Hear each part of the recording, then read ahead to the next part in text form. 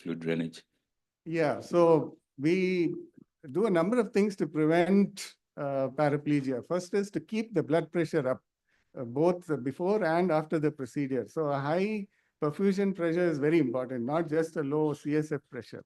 Second is we always preserve the subclavian arteries and the internal iliac arteries. So these are alternate sources of blood supply to the spinal cord. So there are four major sources: the intercostals, the lumbars, the subclavians, and the internal iliac. So here we knocked off the intercostals and the abdominals, lumbars, but we preserved the subclavians and the internal iliacs. And then the other thing is to keep the hematocrit high and watch out for paraplegia. If it starts developing, immediately put in a spinal plate. So we generally do it electively, not electively, but when required. But in this case, we went for elective because the risk was high. How many times you have used this spinal drains? We have used them a fair number of times, maybe 20, 30 times, but they are not benign. So we've had complications related to spinal drains.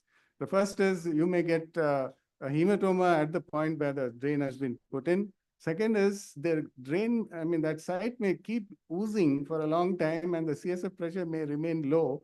And so when you ambulate this patient, say a week later, the brain kind of sinks. Normally it floats in the CSF, but if the CSF pressure is very low, it kind of sinks and the dural veins tear. And one of them developed a subdural hematoma.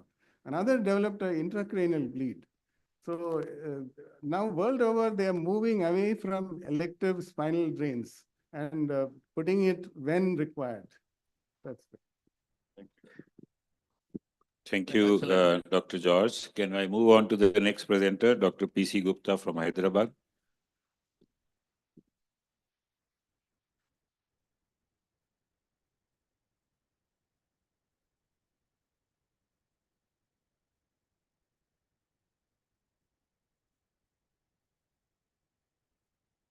Thank you, Dr. Khanna. That definitely was an iron aorta. So I'll speak to you about frozen elephant trunk and TIVAR for incompletely treated type 1 aortic dissection. And the message is that when we see type 1 aortic dissection, it needs more treatment than just what people call a hemi-arch replacement, because these patients come with chronic dissection and definitely more difficult to treat. And these are some of the options that can be used for ascending and aortic arch diseases. So this is a 55-year-old male, hypertensive, had a coronary artery bypass and a Bentall's procedure for type A dissection in 2009, presented with a backache and, of course, a chronic dissection. The procedure we did was a reduced sternotomy, femoral bypass. This was for the extracorporeal circulation, circulatory arrest, and arch replacement, frozen elephant trunk, and TIVAR.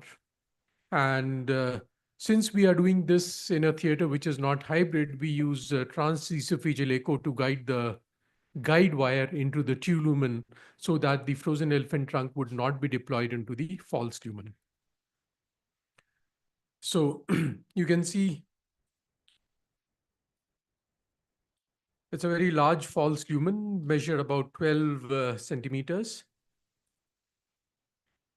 And this, of course, was done by a cardiac surgical lead, Dr. Gopichand, and then Dr. Sai. You can see the aorta is exposed. This we get into the femoral artery, and the T shows us that the guide wire is in the true lumen. I try to follow it in the true lumen right from the level of the diaphragm so that there is no chance of having the stent deployed into the false lumen. The aorta is opened. Antegrade cerebral perfusion is started. And distally, you will see the catheter and the wire that has come out from the true lumen. The end of the aorta is reinforced with Teflon felt so that the false lumen is completely obliterated. If not, then blood will continue to flow into that. And then the frozen elephant trunk device is deployed. This is one of the older ones without the branch.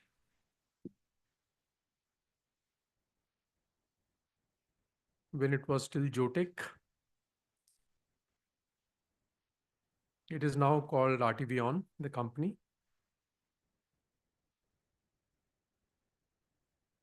And this has a cuff which is sort of then sewn around. Then you make a hole in the graft here. The branches are sewn here. And then anastomose to the ascending, and the procedure is complete.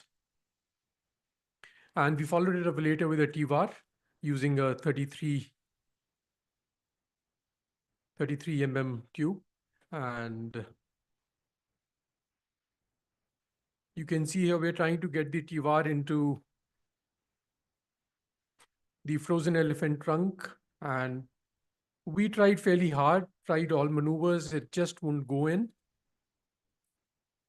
And then we exteriorized the wire through the brachial artery, and then put it under a bit of tension. And because of the changed angle of the wire, the graft slipped up quite easily.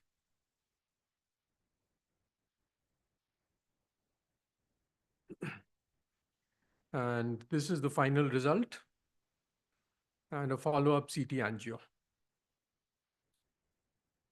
The next case, 52-year-old, again hypertensive, again had a Bentals operation and replacement of aortic arch in 2007. Now, this was almost like a complete replacement of the aortic arch. Came with chest discomfort. Procedure required was again a reduced sternotomy, almost a similar procedure. And here what you see is there is a very tight stenosis just beyond the subclavian artery. And while we were very keen to do an endo, it would be really very difficult to do endo. I think only George Joseph probably could do something about it, but definitely we could not think of anything. You can see it's really very narrow. And we did almost the same procedure as far as the open surgery was concerned. We replaced the entire arch, and the ascending was already replaced.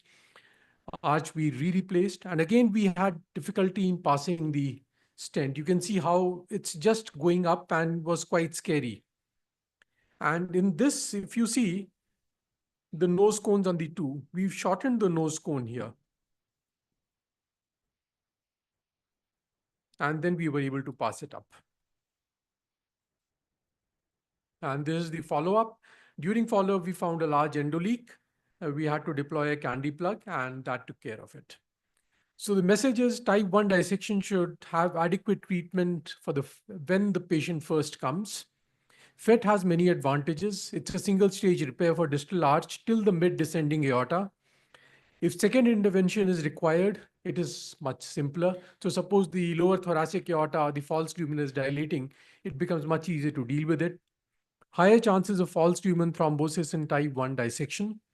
Can be used comfortably with metallic aortic valves. Otherwise, if we replace we do a Bentals and then we try to deploy a stent graft into the ascending graft, it becomes a bit of a challenge because we can't take the wire across the metallic valve, and there's not enough space for the nose cone to go into the ascending aorta. We don't need a cath lab. We can use TE, so no radiation.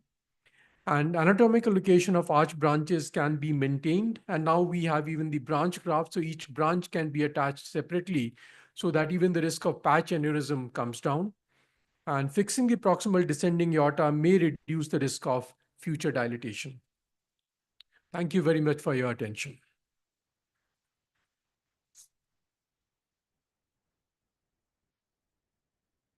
It's an excellent case and very, very difficult cases which you have shown. And they are very, very, I think, innovative way to deal with them. Any comments? So you have had experience of putting stent graft percutaneously also through your surgical, I mean. No, we've not deployed from the surgical side. You reverse the stent graft, and that is something we did, I think, 5 years back as a hybrid That is procedure. another procedure That that is can a be very practiced. simple way to do it if you especially have a stenosis like what you showed in your second case. No, I agree with you. In case we do not have a standard device available, that is one of the procedures that has been used by surgeons. So you deploy a stent graft and then you anastomose the standard Dacron graft to that. So sort of translates into a frozen elephant trunk. True, true. Great cases, sir. So I think the message is open surgery must keep going. And at times we make it hybrid, but open surgery should carry on. Thank you.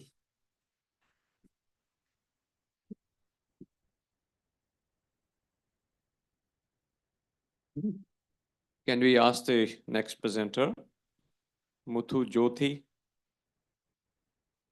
Yes. Thank you. Good afternoon, respected audiences. I'm a senior consultant pediatric cardiac surgeon from Apollo Hospital. Well, mine is a totally different presentation. It's nothing related to the peripheral vessels. This is about an artificial heart and also further transplantation on a very small child.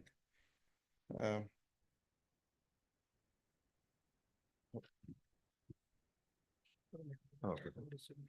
Okay. Now, dilated cardiomyopathy is the most common form of cardiomyopathy and cause of heart transplantation in children. Now, donor scarcity is a big challenge in pediatric population. Berlin heart, which is both for left ventricle, right ventricle, when it's for both, it's BiVAD, is a life-saving innovation that acts as a temporary bridge until kids with LV failure or biventricular failure can get a heart transplantation. Now, it is an external pump that supports cardiac output. It uses polyurethane housing material called carmida as a bioactive surface coated chamber and tubes to connect to the heart and the great vessels, aorta and pulmonary artery. And it's powered by just air from a driving unit. Now, this is how it looks. Obviously, for the right side, we put a cannula in the right atrium, which takes the blood out to this pump, and then it gets pumped back into the pulmonary artery for the right side. And for the left side, we have a pump from the LV apex, which goes to the system and then gets pumped back into the ascending aorta. Now, this is also the same picture. And these are all the driving units where these pipes are connected to a unit with batteries which generate the air to be pushed into the, I'll show you the pictures where it shows the diaphragm of the unit opening and shutting, which is the systole and diastole. Now, basic advantage, it increases the cardiac output. It protects from further organ damage and supports cardiac output till heart is available, or in some kids, viral myocarditis, till the heart functions become normal. Now, we had this kid, which is a 2-year-old, 4-month girl from UAE, known case of dilated cardiomyopathy, referred to us. She was airlifted on a ventilator with multiple inotropes following cardiogenic shock and cardiac arrest. Now, they had resuscitated the kid very well. The child had 2 episodes of cardiac arrest, and one of which happened in the flight during transport. So she came to us in December 2022. We kept her in the ICU, optimized all the inotropes, and we were able to extubate her. And at that time, the echo showed a left ventricle EF of 25% with moderate mitral regurgitation. And she was added on to the Indian transplantation registry. Now, as it happens, when she's on a registry and when organs are available, the first organ is to be given to an Indian patient. And on that particular day, if there was no other Indian patient, then the registry will take on international patients who are waiting for transplant. So we actually got her to even go home. Go home means she was staying in a hotel close to the hospital. And she was there for about 5 months with cardiac medicines. In May 2023, she had 1 episode of gastroenteritis. I saw her in the OPD and we just gave her some medicines. But in the evening at 8:30, the child was brought to us by her parents directly to the ICU, and she had a cardiac arrest.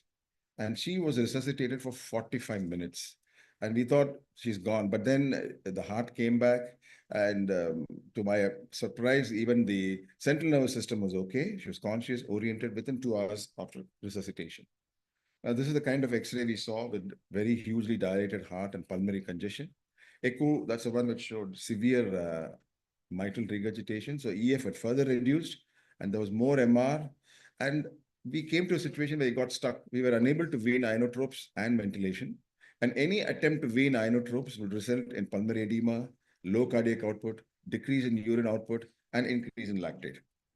And further, this was complicated with all sorts of positive blood cultures, gram variable bacilli, positive candida, and she was on multiple antibiotics.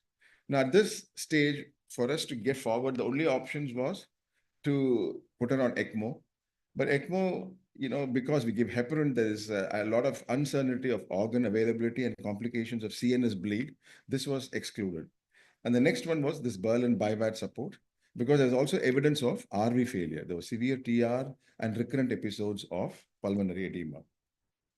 So Berlin Heart Institute was communicated. We had multiple Zoom calls with the Berlin team, and the cost of Berlin BIVAD was itself 500,000 euros. This child was supported by the UAE Health Ministry. Now, in the meantime, the child had poor venous access. All veins were blocked.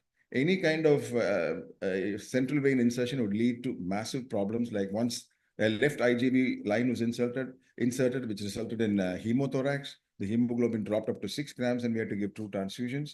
Right subclavian venous access resulted in right pneumothorax. It became loculated, and there were multiple ICDs in situ. So the implantation was done after the Berlin Heart Institute doctors and cardiologists and vet lab people came and saw the child. And because there was no other positive way to move forward, despite positive cultures, which is a contraindication to do this procedure, we went ahead. And so we instituted the Berlin Heart. And to our amazement, we could finish it in 4 hours, and we could wean off all the inotropes on the table. And chest was also successfully closed, all inotropes weaned off.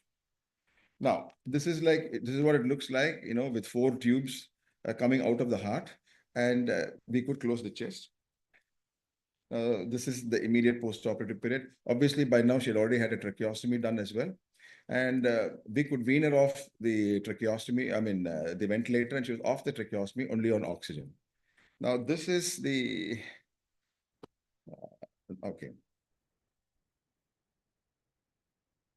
How do I get this to? So, okay. So this is how it is, These 2 pumps are outside the heart, and you can see the diaphragm moving. The way the diaphragm, if it moves fully up and up to the peripheries, that means it's good cardiac output. The right side is the right ventricular device, and the left side is inverted. And so we keep a mirror to see if this diaphragm is moving in and out to identify any problems. Okay.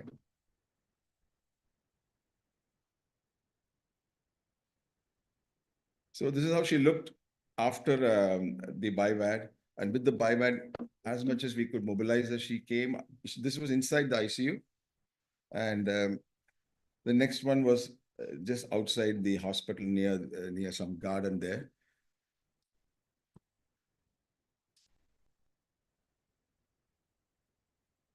Now, in the post-operative period, we had huge problems with this Berlin Heart. We were unable to maintain adequate INR, multiple anticoagulants, 2 episodes of stroke. There were 2 times when heart was available, so anticoagulants were stopped for 6 hours. But as the child was an international patient, both times the heart had to be given to Indian donors. And then so CT scan showed bilateral thalamic stroke, started on neuromedications. With the BIVAD tubes and the ICOR, it was difficult to mobilize the child. And this continued for about 4 months. Now, in December 2023, a 5-year-old donor was allocated to our patient. The donor was from Mumbai. Doctor's kid who fell down from the 1st floor and just had a head injury and pronounced brain dead. So the reopening of the chest was a nightmare because with 4 major tubes right below the sternum. But anyway, it went on well. It was explanted and a successful heart transplantation was done.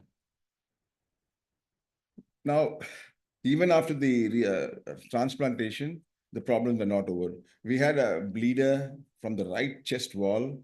I don't know how it happened. And so she was bleeding, and so she had to be re-explored. But anyway, we extubated her on the 2nd post-operative day. Tracheostomy was removed 2 weeks post-op. Now, post-transplant, when she was on anti-rejection medications, just like several episodes of gastroenteritis due to anti-rejection. CNS was very slow recovery. And so she was transported to Great Ormond Street Hospital in UK. And she also had her left diaphragm plicated. Presently, she's at home. This is how she looks. And I think this is with her father somewhere in London. And thank you very much. remarkable journey. Yes. It's a very, very long journey and a tough work you have done. It's an excellent end result, I would say that. It's a great result, sir. So myocarditis, how often you encounter this type of cardiomyopathies, acute viral myocarditis? So, see, So how long you wait, suppose patients go into the cardiomyopathy and See, cardiomyopathy, if it is viral, it's very acute. So they get admitted straight away and they need some kind of a support. And if they recover, then all these things can be removed. But otherwise, most of these cases, the dilated cardiomyopathy are genetically related. And most of the patients from UAE, they also have an extensive investigations on genetic procedures. And then they come with the proper genetic disorder. So these kids are never going to recover. As much as we can keep them close to the hospital, keep them on the cardiac transplantation list. And organs are very difficult to procure in such small age groups. So I would say, sir, most of the dilated cardiomyopathies, more than 50 to 60% of patients, while waiting, they die because eventually they go into cardiac failure. A few of them get heart transplant straight away. This is only a rare situation where this is the only case that we have done in this country.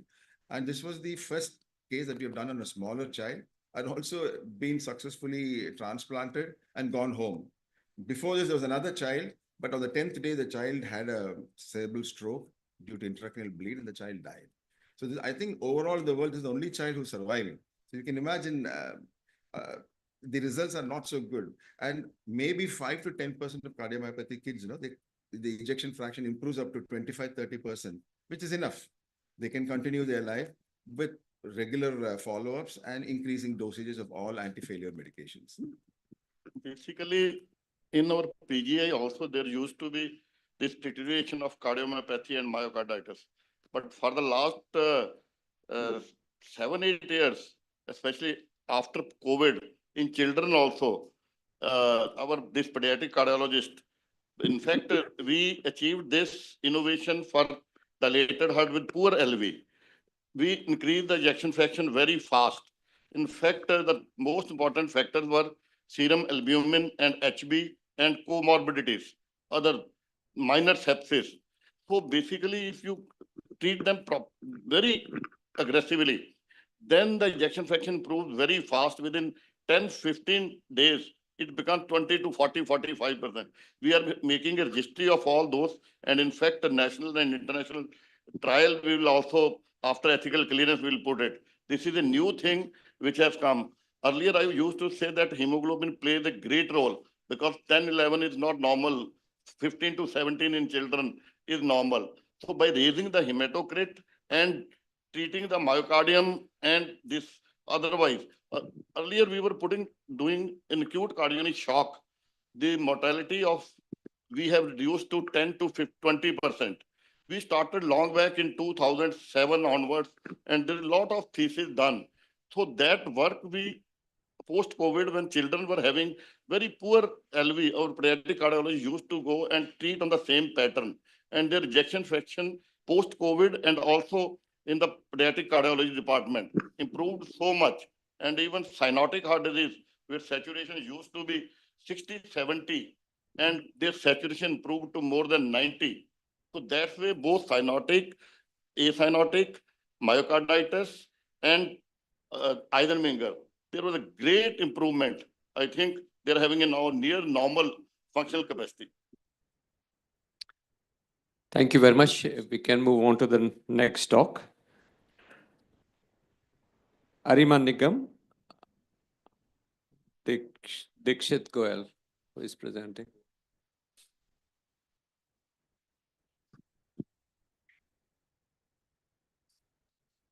A very good afternoon to all present. So I'll be presenting a case where we had this double trouble. So we named it like this because we had this aortic aneurysm and quark together. So this case was actually done in GB Pant.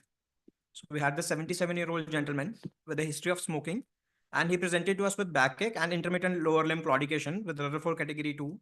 His ECG and echo were normal, and BP in right upper limb was 140 systolic, and in the right lower limb was 98. So there was a discrepancy in BP in upper limb and lower limbs.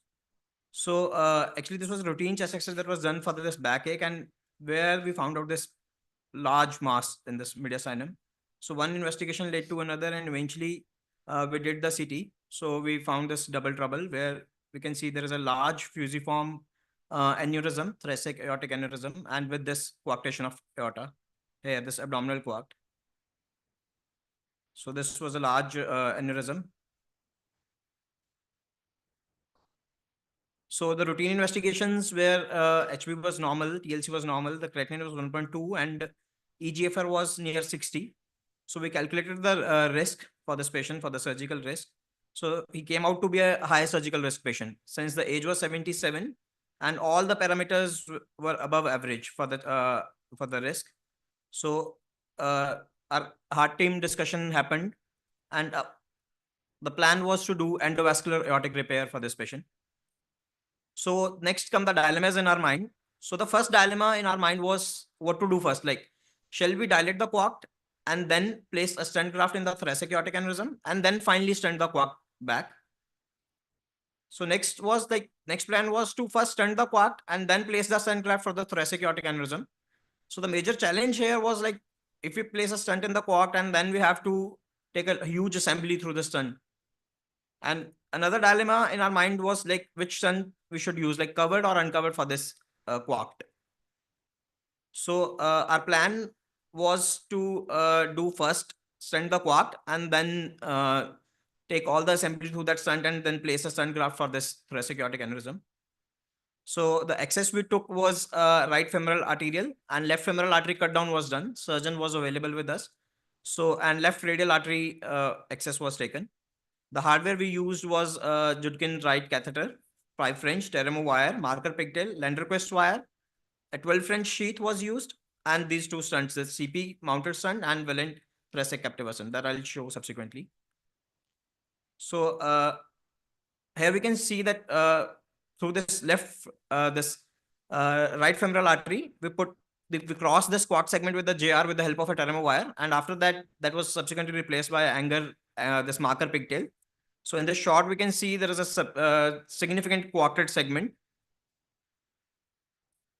And then all the measurements were done on the basis of CT, and we could see that the major challenge here was like we took this 12 French sheath and we recrossed this coarct segment, and then we placed this 12 French mounted covered CP stunt, Cheetham Platinum stunt of 14 into 39 mm. And the major challenge was at this level was that we wanted to place it just below the renal arteries, left renal artery, and there was a penetrating ulcer there. So we just placed it just below the renal, and there was a 1.3 centimeter margin, and then we can see that the stent was dilated. So it was a balloon in balloon stent, bib. So the inner balloon was dilated at 6 atmospheres first. That actually makes the holding of the stent well, and then after this position, the outer balloon was inflated. Again, it was inflated at 6 atmosphere. So we can see here that after the inflation, the stent was actually well opposed. So the pre-stent gradient was like 40 mmHg, and post-stent there was no gradient. And there was no compromise of any branch also, and we could not find any leak or anything, any tear. So over the same wire, we then took this marker pigtail for this thoracic aortic aneurysm repair, and with this pigtail that was placed in the left radial, we took the shot and we actually measured, and this pigtail was taken for the position. So we positioned, and then this Valiant Captiva thoracic stent of 132 into this 32 into 32 into 192 mm was taken, and after positioning it, so the good point in our favor was that there was no significant branch, and we had this landing zone. It was away from subclavian, left subclavian, and the 5% risk of paraplegia was already explained to the patient. So then we just started deploying the stunt, and after opening 2 struts, it was pulled back the way it is done. So then it was rapidly opened, and after which this was the final result, where we can see that the stunt was adequately opposed. There was no endoleaks, and there was no branch compromise. So this was the final shot that was taken for the lower stunt. So this there was no leak and the local site was also healthy. So we choose this basically to go from this left femoral side because the left iliac was slightly bigger than this right one. It was 7 and it was 8 mm. So in post-op recovery, the patient is stable. The peripheral pulses are intact. There is no difference in the BP. HB is stable. But the only issue is that this patient has a little bit rise in the serum creatinine. So we are waiting for a repeat CT to be done. So we are planning the CT after, usually it should be done after 1 month. So we are planning it in next month. So, but I searched the literature for this rare combination, but I couldn't find any case. But this abdominal coact at this age is very rare. The etiologies can be many. So the take-home message is to have this meticulous pre-planning, good imaging, to do this procedure with proper execution and precision, and of course, team efforts and timely follow-ups. And we can conquer this rare anxiety. Thank you. Thank you very much. Very nice case. Just one small question. When you decided to put a aortic abdominal stent, so your thought was also to consider just a balloon dilatation, and Yes, yes. how you decided not to do just a balloon dilatation and then advance the thoracic device and then do it later? So actually we were just afraid, like for the coactations, if we dilate, then we were suspecting like one, there was a penetrating ulcer, and also we were afraid that we might tear it up or we might actually end up that coacted segment can actually recollapse. So that might get us into difficulty to get this whole assembly. And we were quite sure that with stunting, we could get actually that lumen so that we will be able to negotiate this.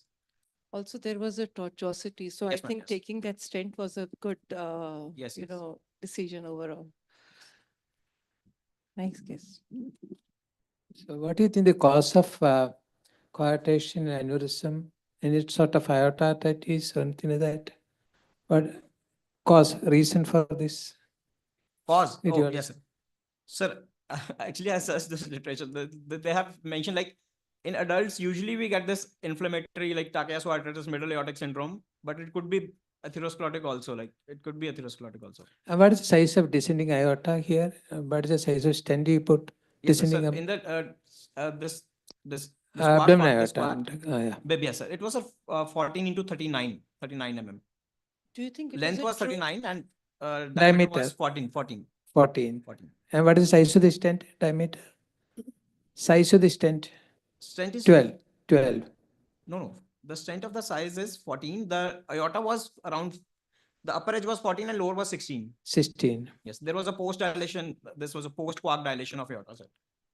Wonderful case regarding this abdominal coact. Although it is rare, but sometime long back, about 2 decades back, we saw one case which presented as cardiomyopathy. And later on, when there was disparity in pulses and there was coarctation, it was opened up and the DCM disappeared. So it's a rare, I think one should always try to find out this abdominal coact also. Atherosclerotic, this Takayasu, other causes, Yes. it should always be looked for. Sir, we were lucky enough. We had the similar case of abdominal coact in this month only, sir. Yeah.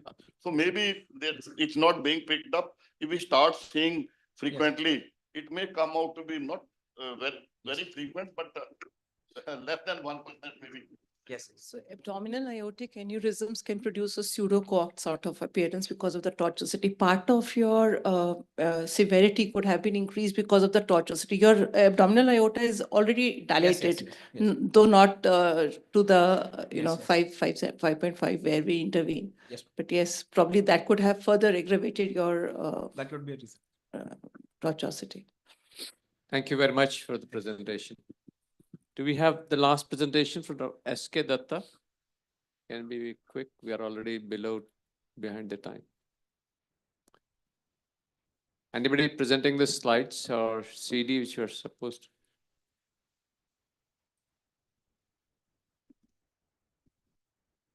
That's what it's.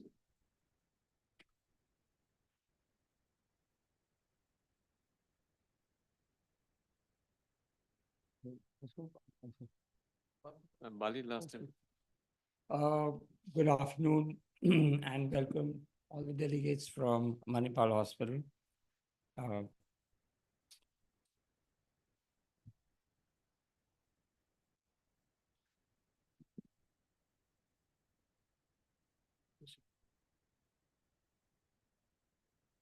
So in this talk, we'll be addressing a calcified CTO of the subclavian in a very unstable patient. And I must thank Dr. Khanna for allowing me to present this case. So this 83-year-old lady actually literally crash landed when she came over to Delhi from London.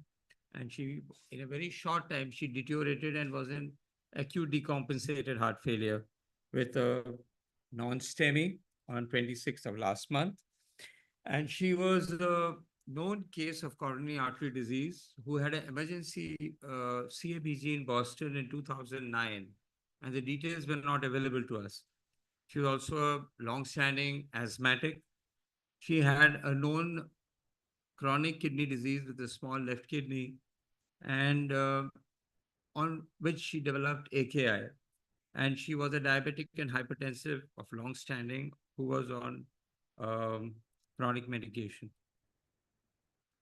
So the initial course in this ICU was not at all stable, though she was in sinus rhythm. She used to have recurrent episodes of paroxysmal AFib with fast ventricular rate, which she didn't tolerate well. She had moderate anemia. She had azotemia, which worsened when we tried to correct her metabolic acidosis and fluid overload with diuresis. And she initially had hypokalemia. Then she, because of the fluid loss, developed hypokalemia, hyponatremia. All the cardiac biomarkers were significantly elevated. The markers of necrosis, like troponin, were elevated more than 400 times.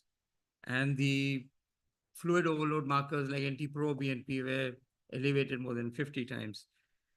And she also had uncontrolled hyperglycemia.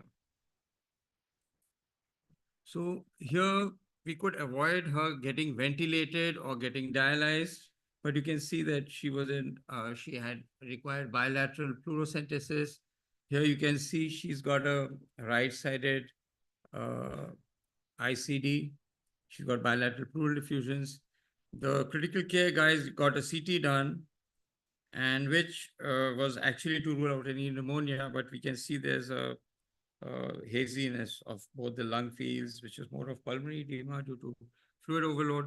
But what I wanted to show was you can see this calcium chunk sitting in the subclavian, which was just a solid blob of calcium, which was showing that her vessels were very severely calcified. And when we had a look at a CT, which was taken by them, you can see that the left subclavian has not only a nodular, but a very long and very diffusely calcified artery. And here you can see the calcium in the vessel. When I just scrolled on the CT image, the echo showed that she had a left atrial and a left ventricular enlargement. The LV was absolutely globular. And on top of that, she had also significant regional wall motion abnormality with hypokinesia severe in the apex, the apical anterior, the inferior posterior, and the septal walls. She had a severe secondary MR, and her ejection fraction was 35. She had a mild TR with moderate pulmonary arterial hypertension. So once we stabilized her, which took about 10 days, the angio shows, you can see that the arteries are completely calcified. The left main is a CTO. None of the dye has gone into the circumflex, just a trickled into the LAD. The RC was keeping her going, but we took very few shots because she was in AKI with a rising creatinine at that stage. But there was a ledge even in this artery in the proximal part. So we were looking for the grafts, and this is what we found. She had a graft into this ramus, and you can see even this is blocked. And this is the one which is flowing into the proximal LAD. And when we looked for the lemur, you can see that in this calcified aortoosteal area, there's a huge nodule in the proximal subclavian. and it's completely obstructing flow. You can't see the vertebral or the lemur. So at this stage, though she was very unstable, we decided to try and go for this, open this subclavian. So here we've tried something like a parallel wire and took 2 wires, and one of these floppy coronary wires we could negotiate into the subclavian artery. And then we did serial balloon dilatation initially with a 2 millimeter coronary balloon. And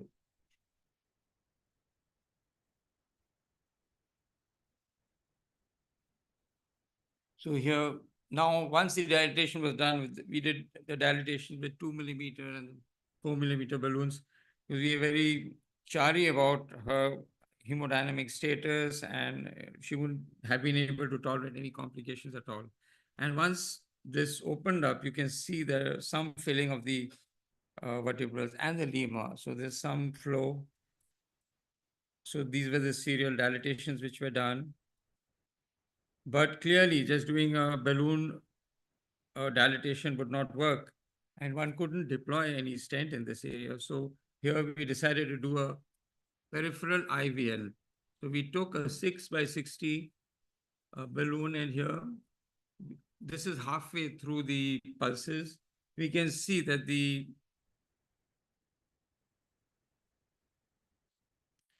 calcium clearly is giving way. It was really amazing to see how the calcium was, we were able to tackle it, and halfway, even when you would dilate from 4 and inflate to 6, the calcium would give way.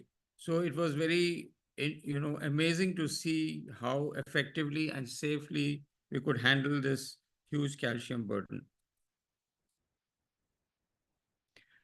So this was a sheathless deployment. We took a balloon after we completed. We couldn't take too many shoots because of her renal status and her decompensated heart failure. But here, this is a sheathless. This is a 6 into 28 millimeter stent. So we could use this calcium actually as landmarks, and this inflation, which is at a very low pressure, confirmed by the dog boning that we had been able to place the stent adequately.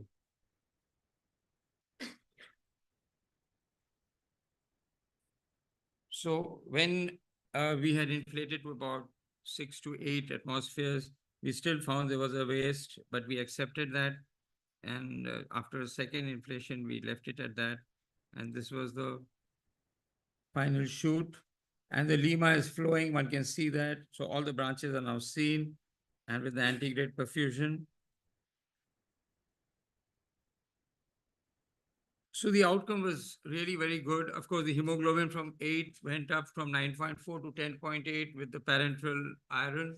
The creatinine fell despite these procedures. From 2.2, it came down to 1.4. The ejection fraction, it went up from 30% to 50%. And this all happened within about a week. And the secondary MR, which was severe, was just reduced to a whiff. It was a mild MR. And our NYHA class from 4 became 1. She became active and ambulant, though she complained of tiredness. So I just want to highlight that we keep talking about peripheral IVL in the iliofemoral areas and a part of the vascular territory, but it clearly has a role even in aortosubclavian lesions. And it has a very safe way of combating calcium when it complicates the course of therapy in these lesions. And whatever be the form of calcium, whether it's intimal, deeper, circumferential, diffuse, one can use intravascular lithotripsy.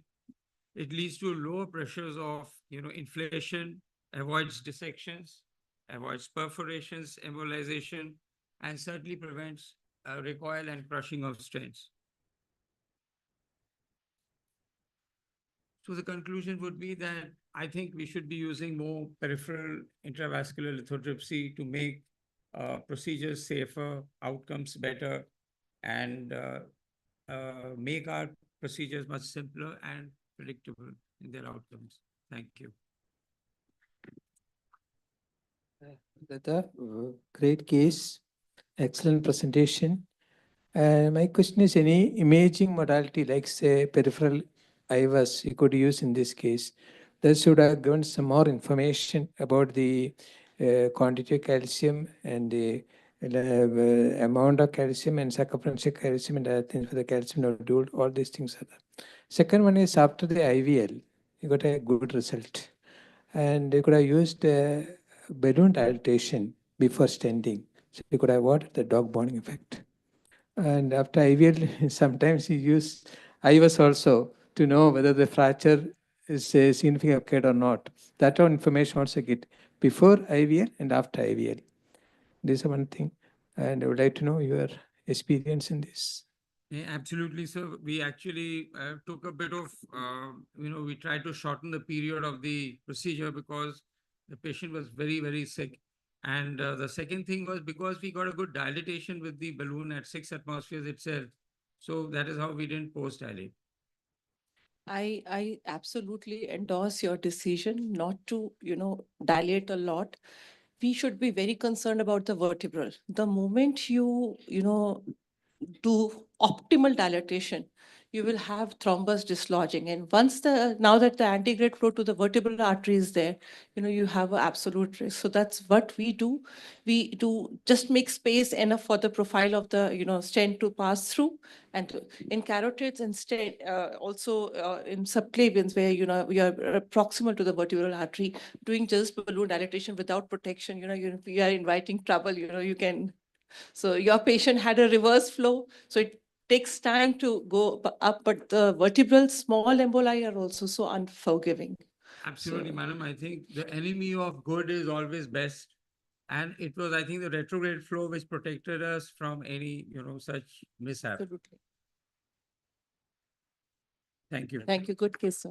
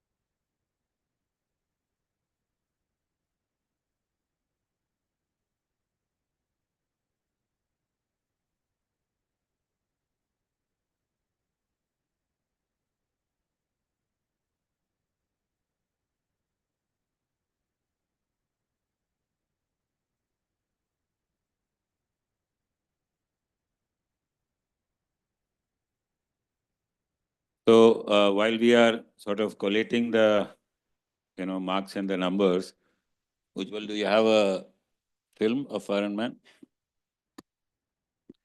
And I would request the ushers to just bring in the certificates of all the contestants, and may I request all the contestants to be here.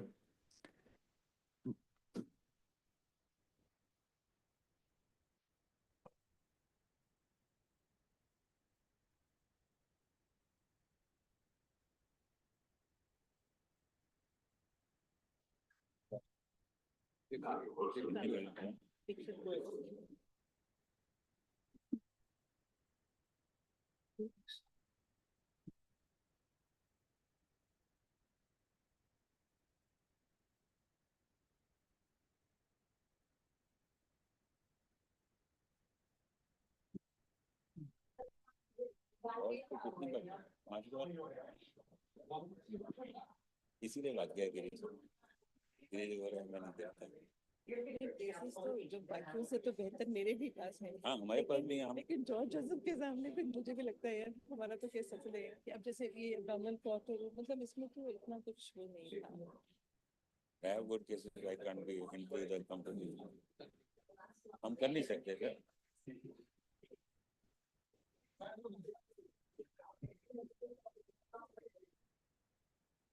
हमारे पास cases हैं but हम present नहीं कर सकते क्योंकि हम organiser हैं। Sir को ना एक एक्स्ट्रा मेडल देके साइड में करके अगले 5 साल के बाद आप नहीं देगा। He told कि मैं ऑप्ट आउट कर जाता हूँ, हम प्रेजेंट नहीं करते। हाँ, नेक्स्ट टाइम मैं यही करूँगा। बोलिए देता हूँ उसका। But he still wants to do it. Wait करने देंगे बट Yes, sir. कंपटीशन में नहीं maybe first one is very good class competition में हाँ, ठीक है। फर्स्ट नॉट ड्राइविंग में अगर ऐसा हो तो अगले साल में केस दिखा दें। So do we announce that? अभी बोले?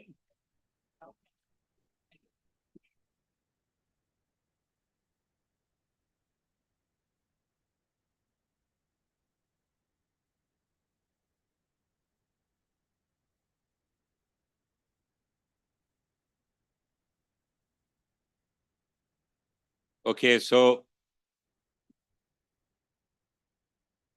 let's, so we have collated the marks and we have the result in front of us. The first runner-up is Dr. Dixit Goel from Safdarjung Hospital. No, from JB Pant Hospital, sorry. Dr. Dixit Goel.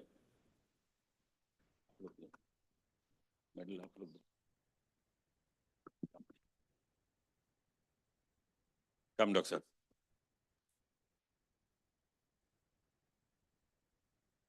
We'll add the name.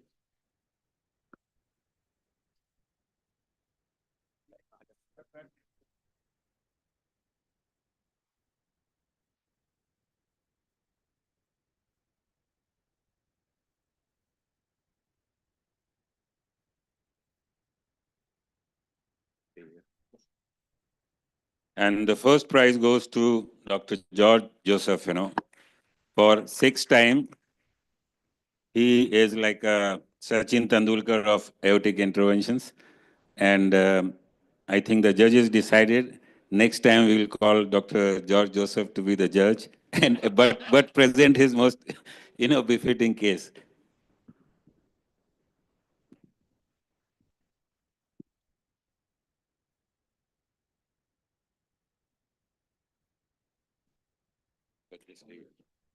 So what I would request is all the, competitors to stay here and the jury members to stay here for a group photograph.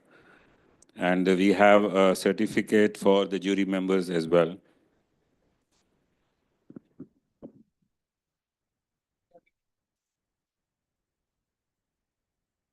Come, Dr. Muthu.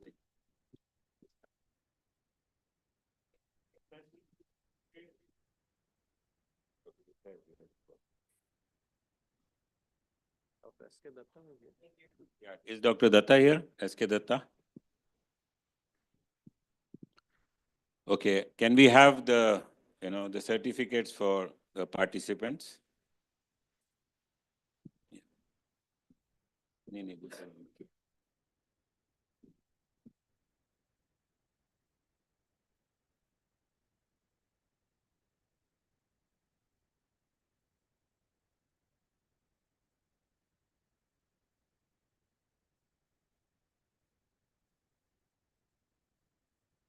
Dr. George Joseph, you have one more. Dr. P.C. Gupta has left for the CDAP meeting, so we'll send it over to him. Dr. Muthu Jyoti.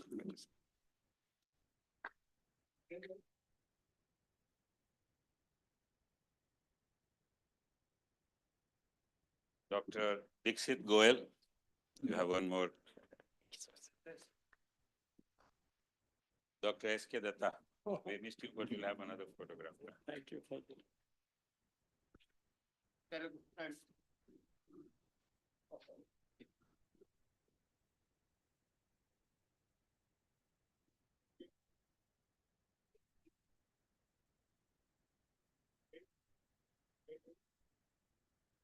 you. Thank you, sir. Thank you.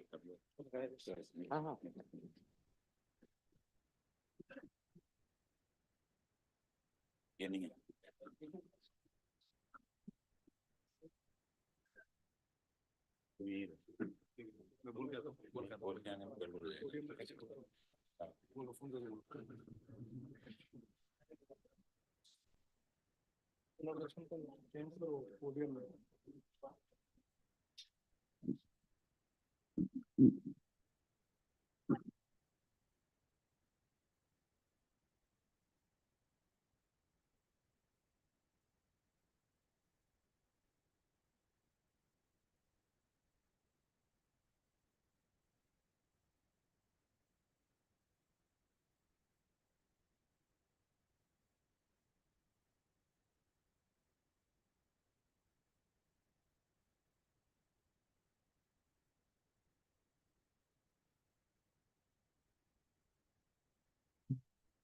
Oh, good, yeah.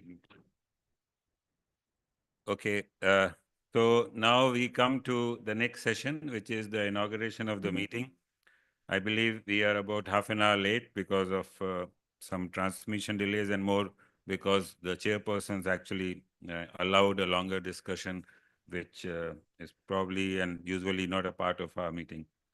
We are very strict about time. So anyway, so let me first, I have the honor and the privilege to invite Dr. Khaliullah to be, who's our chief guest, to come to the dais and have a seat. And I'll ask, please come and welcome Dr. Khaliullah.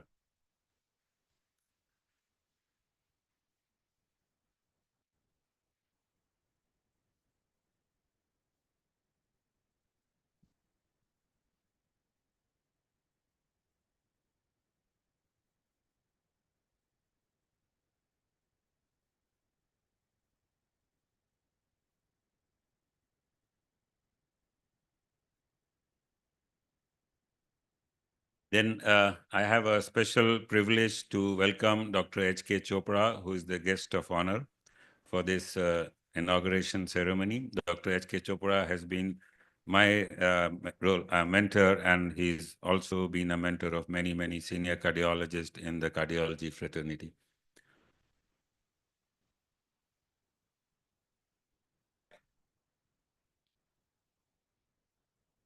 Let me also invite Dr. P.K. Asokan, who is the Vice President of Cardiological Society of India. And he's been a very strong supporter of APVIC meeting. Dr. Asokan, please come on to the dais. And I also invite Dr. Sanjay Tyagi, who would be joining us in a few minutes from now. He's busy in the other meeting, and he will be joining us. So I would request Dr. Khaliullah to please come up and all the dignitaries to come up for the lamp lighting, and then we'll start the inauguration ceremony.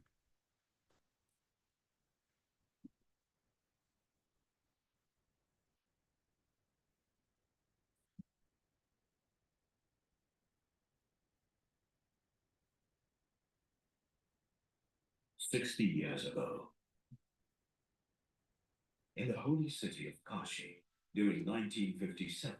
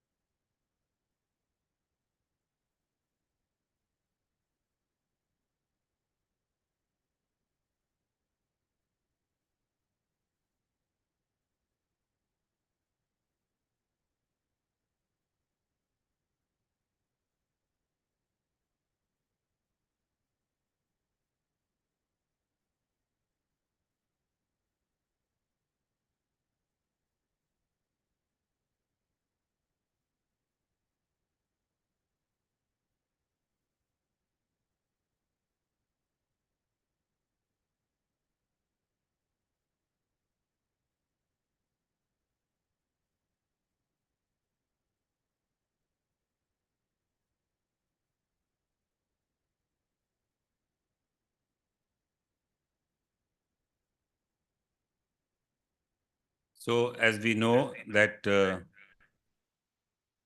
we always did, our meeting is always starts with blessing and dedication to our Guru, Jagat Guru Kripalu Ji Maharaj. We have a small movie to actually, as a token of our respect, to actually show his personality and his blessings for our meeting.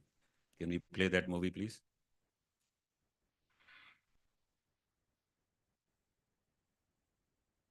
60 years ago,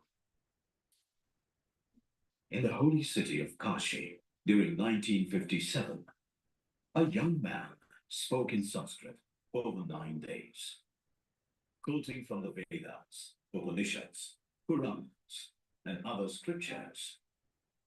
India's esteemed body of 500 Vedic scholars, Kashi Vidvat Parishad, was left spellbound. Amazed by his mastery of all scriptures, they honored him with several titles, including Bhakti Yoga Rasavadana, Dissection of Divine Love and Bliss. He appeared in 1922 on the auspicious night of Sharad Purnima in Bangar, India. Aged just 34, he also received the title of Jagat Guru Dava. Jagat Guru, 1008, Swami Shri Kripaluji Maharaj. Fulfilling his vision for philanthropy that changes lives and enriches rural communities, Karma Yoga is the constant attachment of the mind to God while engaging the physical body in worldly duty. But the one who attaches the mind to the world and physically practices devotion to God is the greatest fool. Thousands of underprivileged people are beneficiaries of needs-based charitable initiatives.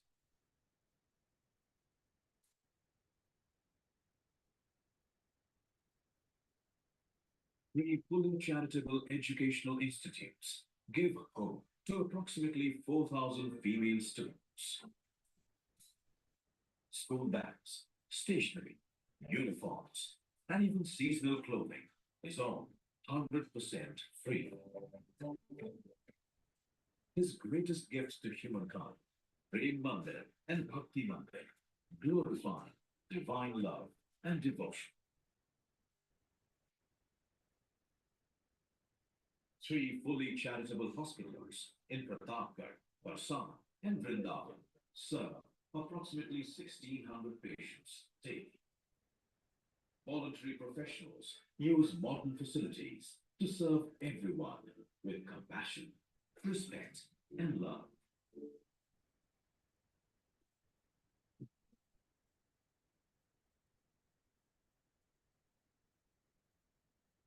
At just 10 years of age, Govind received his life-saving heart surgery absolutely free in 2016.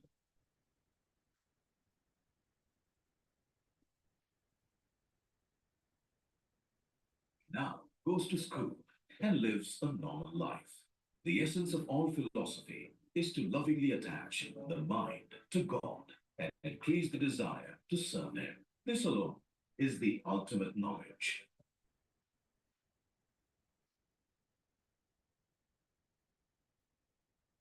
Reverential salutations to the great master who dedicated his entire life to the service of humanity and who blessed Asia Pacific Vascular Society and APVIC.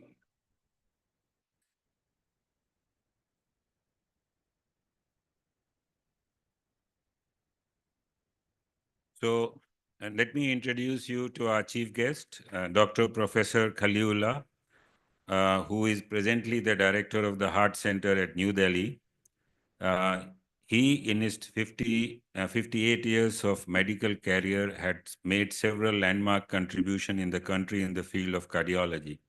He's instrumental in teaching most of the teachers, big cardiologists of this country, who themselves are now big legends. Born at Nagpur, Dr. M. Khaliullah was educated at the Nagpur University, where he obtained his MBBS degree in 1960 and MD Medicine in 1965. He did his DM Cardiology at the All India Institute of Medical Sciences, New Delhi, during which period he developed the India's first indigenous cardiac pacemaker, for which he received 2 national awards from the Honorable President of India. He had 25 years association with GB Pant Hospital, New Delhi, from where he retired as the director of the institute. During this period, several path-breaking new evolutions were seen in the field of cardiology. He initiated the practice of electrophysiology in the country in March 1975 and successfully conducted the first ever catheter ablation in June 1984. In 1985, he introduced the concept of interventional cardiology in India, resulting in non-surgical correction of intra and extracardiac defects and vascular defects. This concept ushered a new era in the field of cardiology, thereby cutting on the cost of treatment and the hospital stay, and more importantly, patient-friendly techniques. Dr. Khaliullah served as the chairman of the Board of Research Studies in Delhi University's Faculty of Medicine. He has also been advisor to several state governments of the country, a teacher par excellence. He was very popular examiner for the postdoctorate DM cardiology and DNB cardiology courses of several universities all over the country. He is the recipient of several prestigious awards, including Padma Shri in 1984, Padma Bhushan in 1990, and Dr. P.C. Roy National Award in 1985, and also Lifetime Achievement Award, Justice Bashir Ahmad Sayed National Award, and many more. He was appointed as Honorary Professor of Cornwall Hospital, London, and has been a visiting professor to several foreign universities and also many Indian universities. He served on numerous committees and study circles. He has delivered several prestigious orations. He was the president of Cardiological Society of India in 1988 and vice president of the Asia Pacific Society of Cardiology. He's been the most successful editor of Indian Heart Journal and has published 4 books and 400 peer-reviewed publications in national and international journals. He has also organized several historic national and international conferences in cardiology and has been a role model of almost every cardiologist in the country. He has also served as honorary physician to the President of India. Since 2000, he's been the director of a busy specialized center, the Heart Center in New Delhi. And even at the age of about 84 years, he maintains a very active clinical practice. And not only as a cardiologist, he inspires us as a human being and also is our fitness guru. So with this introduction, let me welcome Dr. Khaliullah, and I would request Dr. H.K. Chopra to welcome him with a shawl and a citation for him.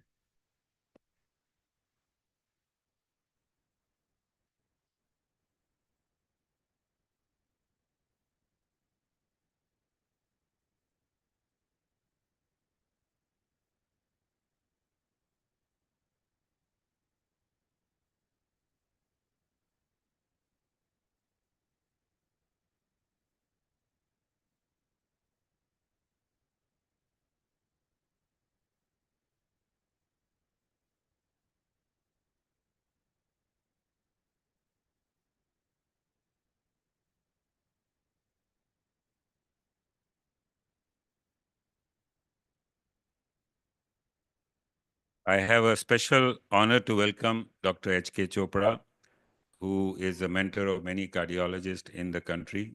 He's been the ex-president of the Cardiological Society of India, and he's also the head and director of cardiology at Moolchand Medicity in New Delhi. He's been a very, very academic person, has published many books, and has also been involved in mentoring many cardiology students across the country, and also personally mentoring many interventional cardiologists and cardiologists to set up their own practice, and not only practice, to have their own standing in both academic and clinical cardiology. Dr. H.K. Chopra is the author of almost 20 books now, which are, which find their place in most of the important libraries of the world. And I have a special honor to welcome him, and I'll request Dr. Sokan, who's the Vice President of Cardiological Society of India, and Dr. Tyagi, we are fortunate he came in time, who's the current President of Cardiological Society of India, to welcome Dr. Chopra and hand him over the plug and honor him with a shawl.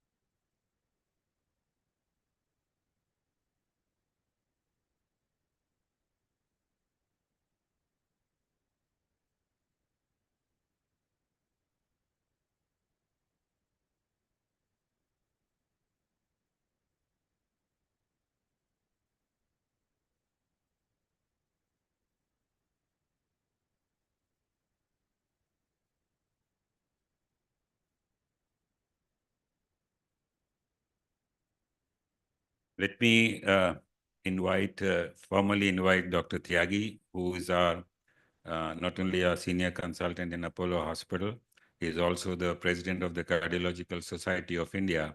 And he's been a very favorite student mentored by Dr. Kaliullah himself in J.V. Pant Hospital. And he retired as the director professor of cardiology in J.B. Pant Hospital, and also as the director of the health services of the country. Dr. Tyagi, again, is a very academic person and an extremely gentle and honest cardiologist. And we are very fortunate that he's there in Apollo with us.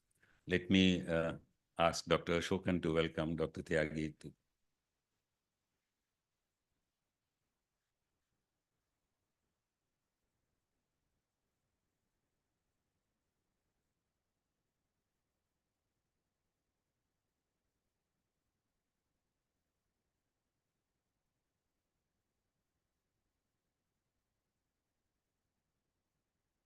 Okay, so after this, we come on to, a lecture by, a sort of a guest lecture or a guest of honor lecture by Dr. Kaliullah and Dr. Chopra. And after this, we have a privilege to honor and give Lifetime Achievement Award to Dr. Visakha Tripathi, and also Academic Excellence Award to Dr. Suri. So Dr. Kaliullah, please, can you come?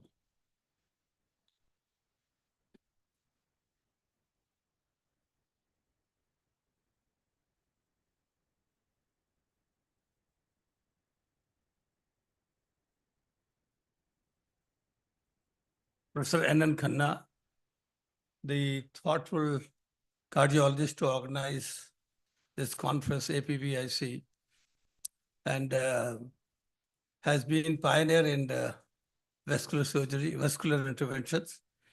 My dear student and President of Cardiological Society of India, Dr. Sanjay Tyagi, who is a matter of great pride for all of us who has taken the mantle of vascular interventions in the country. Dr. H.K. Chopra is the author of a whole library of cardiology and has been a very popular cardiologist throughout the country. Dr. Ashokan is a very aggressive interventional cardiologist, admirable in his work. And a whole host of people I can see here, Dr. George, all these people who are my colleagues, and I should say Dr. Lochan is there. And ladies and gentlemen, it's a great honor and privilege to be invited to attend this conference. I'm very happy to know that the conference was started in, the society was inaugurated about 9 years ago on a very focal point, vascular intervention. We all were involved in interventional cardiology and everywhere, but somebody had to focus itself on vascular interventions. And in 2009, he and Dr. Michel Henry began this whole program. They've been doing it for the last 15 years now. This is the 16th year the conference is being held. And they have organized this workshop also along with this and trained about 240 cardiologists from all over the country and Far East countries. I think Dr. N.N. Khanna, Professor N. Khanna had made this conference specifically end of December to give parting gift to us, academic gift to us before the new year comes in 2025. Give a big hand to him, please. The only thing which I think is a little too much for me is Dr. Khanna makes me stand at the age of 89 before you all people who are so distinguished. And I don't know how to thank him and the whole executive committee of the society. See, all this happened in 1984 when at the first catheter ablation you heard it, and I tasted the romance of intervention. I thought that physicians always keep writing long prescriptions, and all the glory goes to surgeons who do surgery and become very, very prominent and important in the life of a patient. So I said, why should we not do something with the surgeons too? So inspired by this idea, I organized a workshop in fourth week of March 1995, invited Dr. Jim Locke and John Keel from Boston Children's Hospital to start valvular interventions in Jimmy Pant Hospital. First case was pulmonary stenosis on 23rd of March 1985, and then 5 cases of mitral stenosis were handled with the single and double balloon technique. And that became the starting point of interventional cardiology. The term was in fact coined in March 1985. And then we had interventional cardiology, international conference interventional cardiology for 4 days, where the world over people had come. And this became the kind of battle between the blade and the balloon as to how to handle the situations. It was inspired by these initial experiences. I went to vascular interventions like coarctation of aorta, renal artery stenosis, pulmonary angioplasty. Then we had a pioneer work with Dr. Tyagi. I did on aortoarteritis, balloon angioplasty of aortoarteritis. And this was followed by many other things. NDA Glaser was angioplasty started in 1987. I think first and the only one in the country where total occlusion aorta was dilated or opened up in 8 cases in 1987-88. This is the whole thing went on to the stage where we had all stenotic lesions and obstructive lesions were dilated. After this, we started embarking on closing the defects like PDA, HD device. We did much before the Asian device, before the class device came to picture. Cedrus device, it was made in Greece by a Greek cardiologist. We closed about 35 cases of HD with the Cedrus device. This was not the end of the game. We also closed several extraventricular, extracardiac stents like hepatobiliary shunt, as well as the large cholesterol from the aorta, and also aortopulmonary and the pulmonary fistula with plugs. All this became a whole game. And now I see that there are 3 important elements in the doctor's character. One is that he is a talented person. Not only talented, but he has deep dedication to this work. So in his profession of sacrifice. And lastly, the philosophy of patient first. All these 3 ingredients make all of us very good interventional cardiologists. When I see around now, I feel happy that I was born 40 years ahead of you all people. Otherwise, I would have competed with all guys like George and Datta and everybody else, you know. So I think I was lucky to be born earlier and I had the patronage. I was trained by Dr. Roy, Sajor at also medical sciences, and a patron like Dr. Padmavati, who pushed us along to do as much as we can do for the development of cardiology in India. Now, the newer generation of cardiologists are so talented and aggressive, they can replace all the valves they want. They can do mitral clip and mitral regurgitation and all endovascular procedures you see around.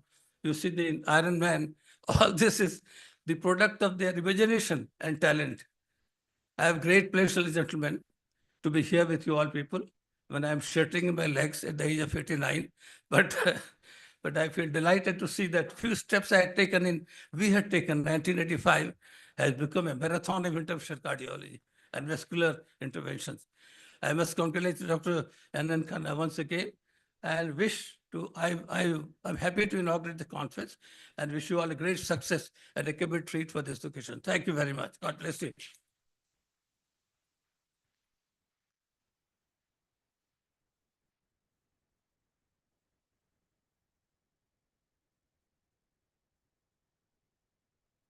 Thank you, Dr. Professor Kaliullah. May I now request Dr. H.K. Chopra, who is our guest of honor, to give us his thoughts and enlighten us.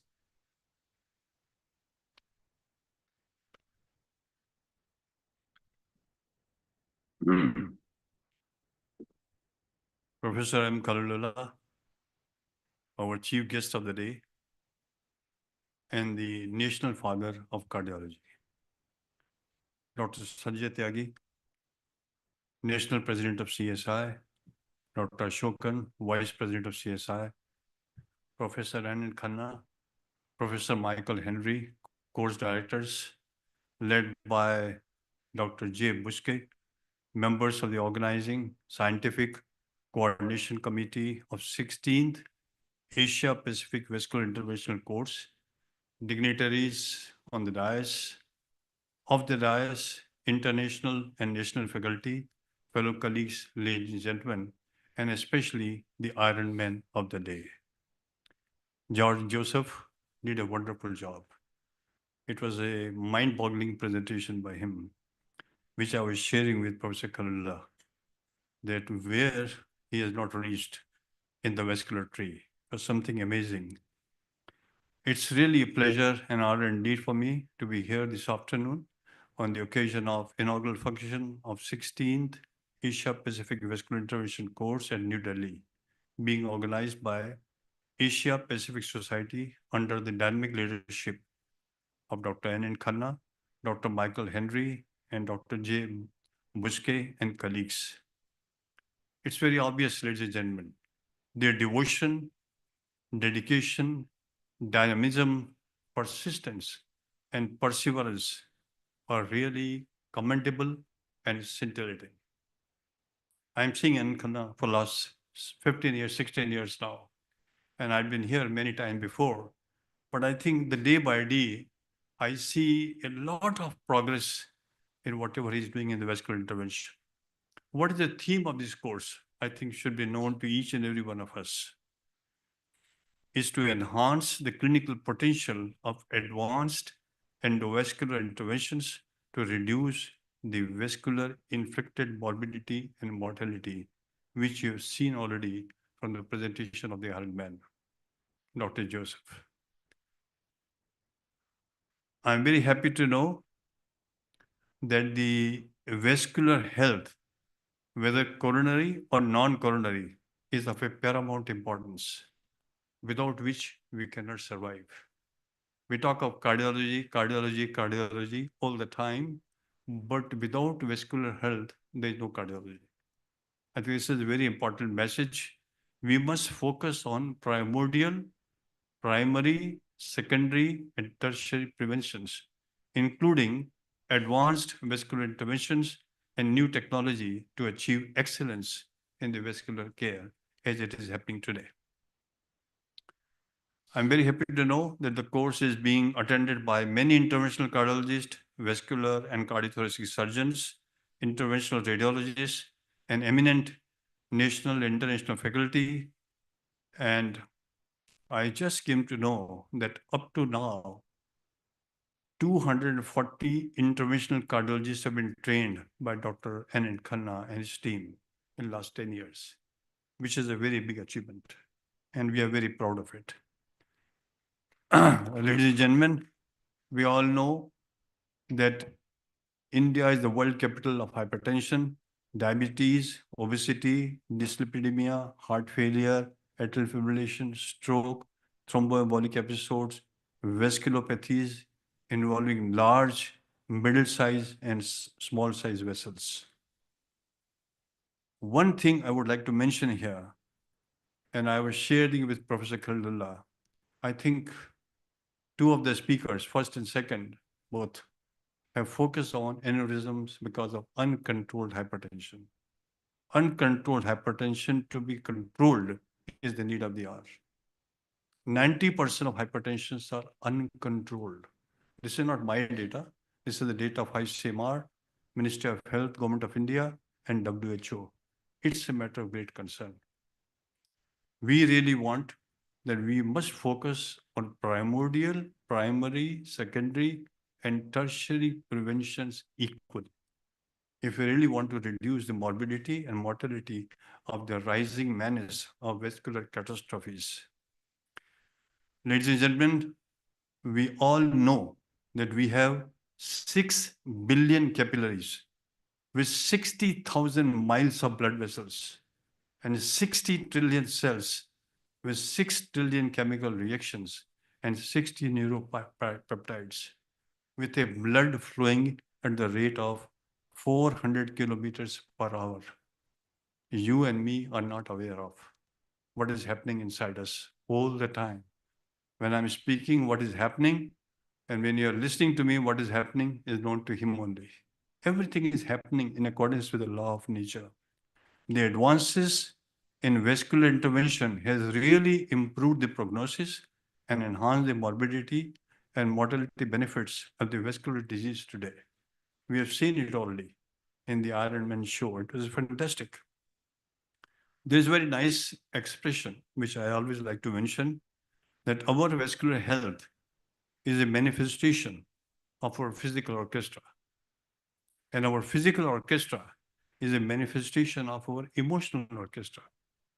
And our emotional orchestra is a manifestation of neurohormonal, cellular, mitochondrial, and biochemical orchestra.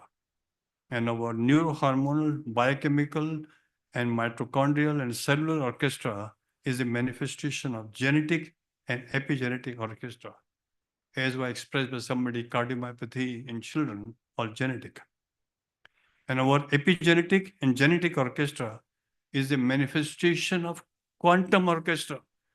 Everything is happening within us at the level of the atoms, at the level of the quarks, at the level of the bosons. And that's how we manifest optimal integration of internal orchestra, internal environment, and external environment with an optimized lifestyle is the need of the hour. And last, to conclude, ladies and gentlemen, I must say one important statement. We all should understand that as is the atom, so is the universe. And as is the microcosm, that is the environment within us, so is the macrocosm. And as is the universal body, so is the cosmic body. And as is the universal mind, so is the cosmic mind. As is the vascular health, so is our life. So much of the importance of the vascular health. We cannot underestimate it. Ladies and gentlemen, in Sanskrit, we call this as Yatha Pinde Tatha Brahmande. In the last, I must congratulate Dr. N. Khanna and Dr. Michael Henry, and especially Professor Khalilullah, the father of cardiology, to be with us to bless the occasion with the president of CSI, Dr. Sanjay Tyagi. I am very happy to know that a lot of extraordinary efforts have been made to make this 16th APVIC a great success. Thank you very much for your kind attention. Thank you very much, Dr. Chopra. And I request Dr. Sanjay Tyagi to say a few words and enlighten us.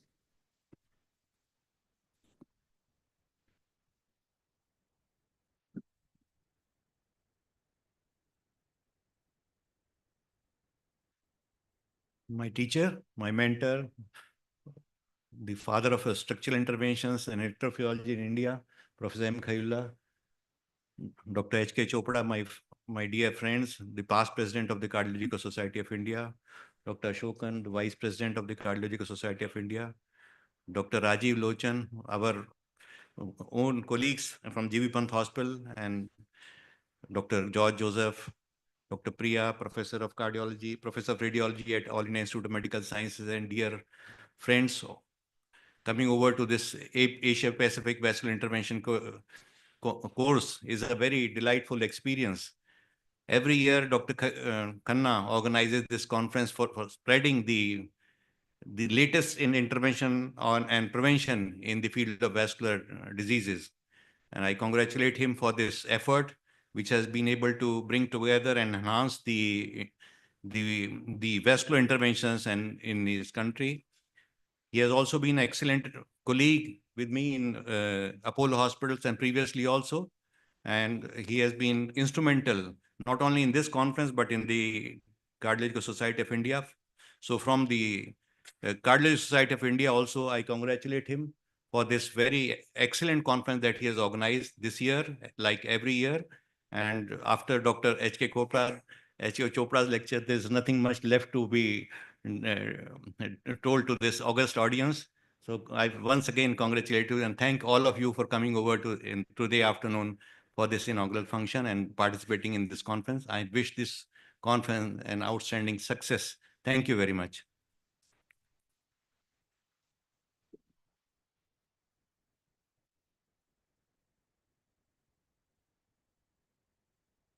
So while we are proceeding through our inaugural ceremony, let me now take you through a very important event and a very emotional event.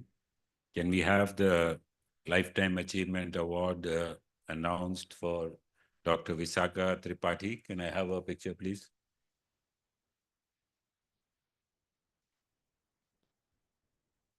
So this year, can you put the picture of the plaque itself?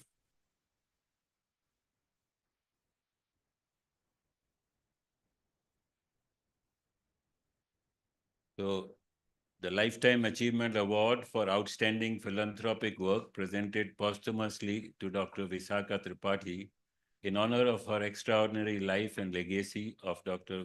Visakha Tripathi. We present this Lifetime Achievement Award for her outstanding and philanthropic work, seva, I would say, posthumously, and awarded this citation. Can I have it here, please? That's fine. So, throughout her life, Dr. Visakha Tripathi dedicated herself to the acts of compassion and selflessness, leading Sri Jagat Guru Kripalu Parishad and tirelessly working to alleviate suffering in some of the most challenging circumstances, instilling love for God and service for mankind. Her extraordinary compassion and deep faith inspired millions around the world to join in her mission of love and service. Her legacy transcends borders and cultures, embodying the spirit of kindness and the belief that every act of love, no matter how small, makes the difference.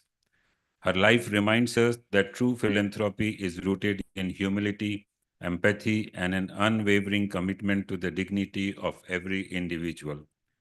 Though she has departed from this world, her spirit continues to guide us, urging us to embrace our responsibility to one another. Today, we honor Dr. Visakha Tripathi not just for her monumental contributions, but also for her enduring inspiration she provided to all who strive to make this world a better place.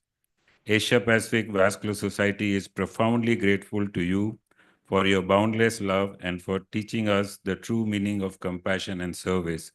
Your legacy will forever shine brightly in the heart of those committed to the pursuit of justice and humanity. On behalf of Asia Pacific Vascular Society, it's an honor to read this citation at New Delhi on this 21st day of December 2024. We have a small, movie on her work and seva which she did, and I would then request Dr. Khaliullah to give the plaque, her plaque, and this Lifetime Achievement Award to be received by Dr. Yogeshwari on her behalf. So can we have the movie?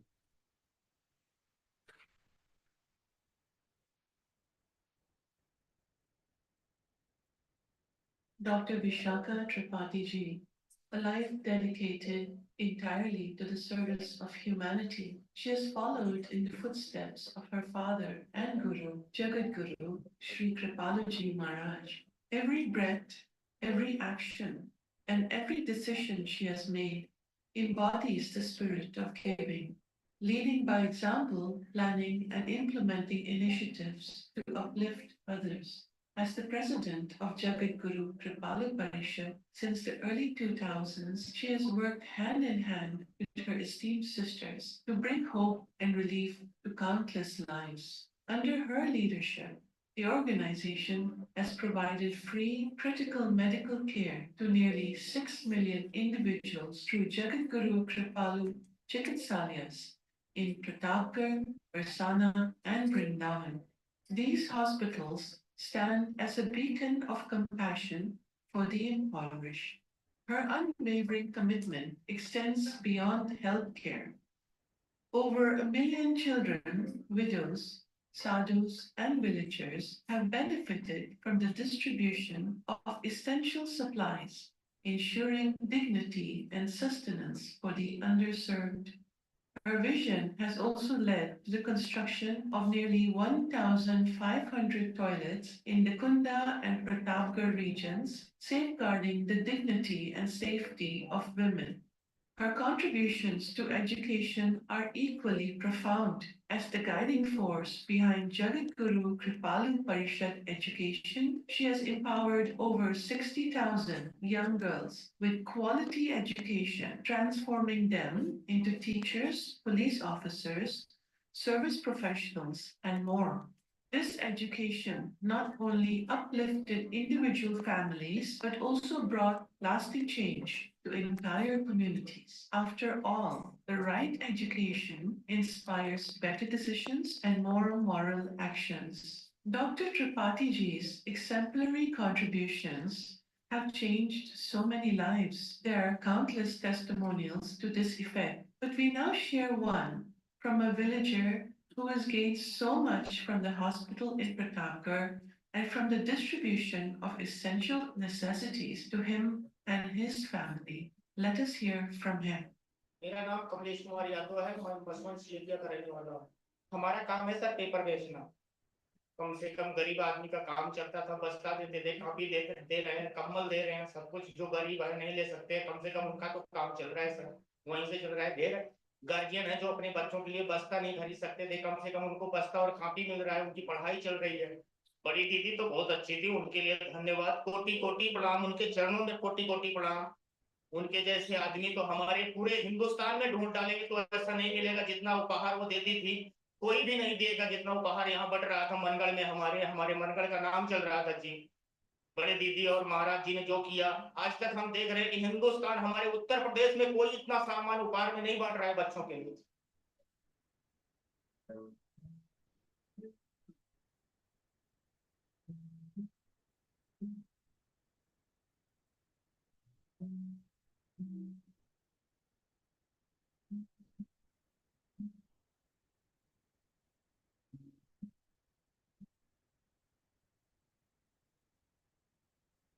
Okay. So I request Dr. Khaliullah to give this Lifetime Achievement Award for Outstanding Philanthropic Work, presented posthumously to Dr. Vishaka Tripathi, and the award would be taken on her behalf by Dr. Yogeshwari.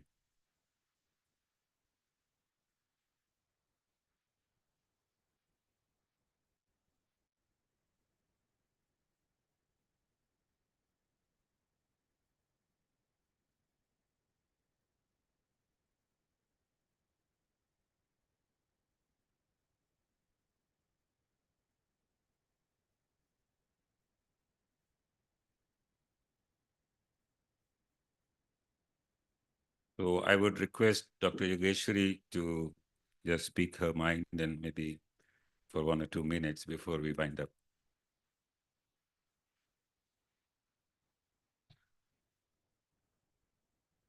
First of all, I would like to say Radhe Radhe to every one of you. Though you must not be familiar with this, and this must be surprising for you, but this is the tradition of Jagadguru Kripalu Parishad and all the saints of Vrindavan. Radhe Radhe includes good morning, good evening, good afternoon, good night, everything. Coincidentally, today it is World Meditation Day. So allow me to offer my countless salutations to Almighty Lord Krishna and my spiritual master, Jagat Guru Sri Kripaluji Maharaj, the descension of divine love and bliss. who illumined the entire world with his Vedic knowledge by revealing it in its true sense and innovative way according to modern time. In addition to this, he initiated many projects for the upliftment of society. H.H. Dr. Vishakha Tripathi, we all devotees lovingly call her Badi Didi. She was the eldest daughter of Jagat Guru Shri Kripaluji Maharaj, and she had been the president of Jagat Guru Kripalu Parishad for the last 22 years. Just like her father, she dedicated her entire life for the well-being of society. She worked day and night, ignoring her own comforts to preserve and to carry forward the legacy of her father. She continued philanthropic activities with great efforts and took them to even greater height.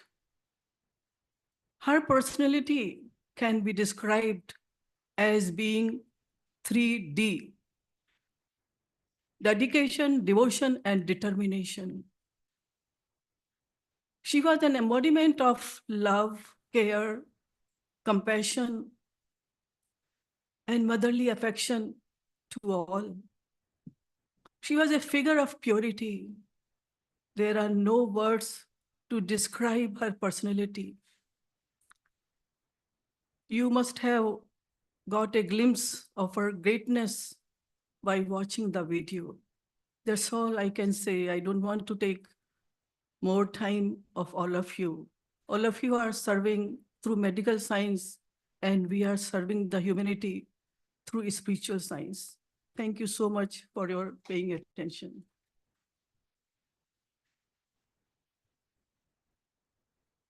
Thank you very much. And now I think we conclude this ceremony. And I have to thank Dr. Professor Khaliullah to spare his time and to come and give his enlightening words at this age and time. Also to Dr. H.K. Chopra, Dr. Sanjay Tyagi, Dr. Asokan, and I thank all of you to attend this inaugural function and to wait for your lunch. Let me just, let us all stand up for national anthem and conclude this inaugural ceremony.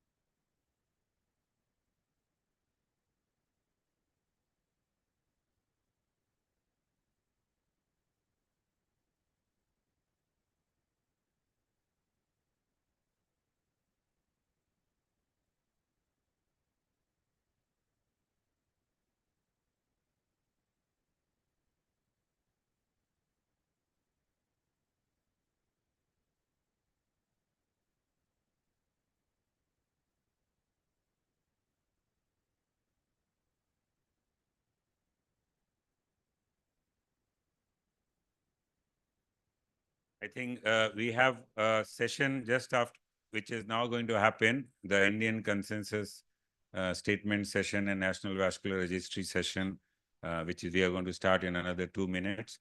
May I request Dr. Rawal Jindal to come up to the stage, Dr. Asokan to come up to the stage, and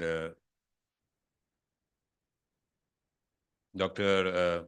Goyal, Mukesh Goyal to come up to the stage, and we'll just wait for 2-3 minutes and for the people to just see Dr. Kaliullah off, and then we'll start it. Dr. Rawal Jindal, you can take over. Sir.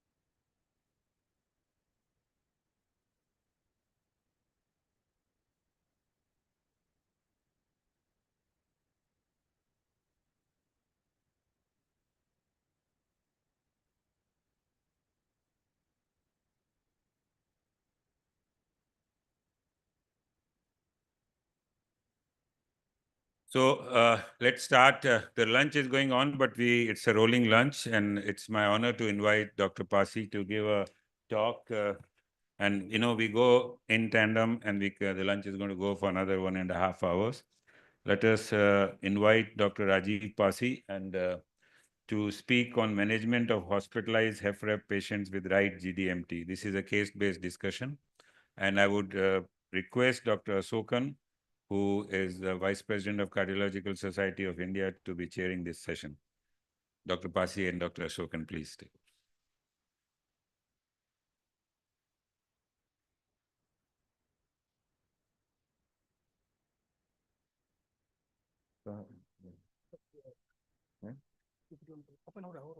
अच्छा तो इसका वो कहाँ है?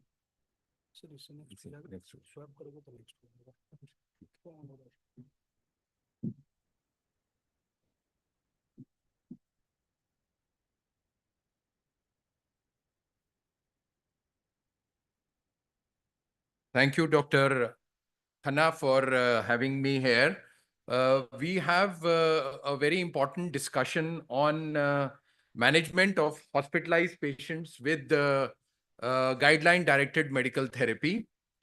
We know that heart failure management has undergone a quantum change over last 15, 20 years. When I was doing DM in 1995 at GB Pant Hospital, there was nothing, the concept of beta blocker had just come. And there was no concept of actual treatment of heart failure. It was all symptomatic treatment. The patients, even till say about 10 years back, the patients had with poor ejection fraction had a very poor prognosis, and the results were disastrous. So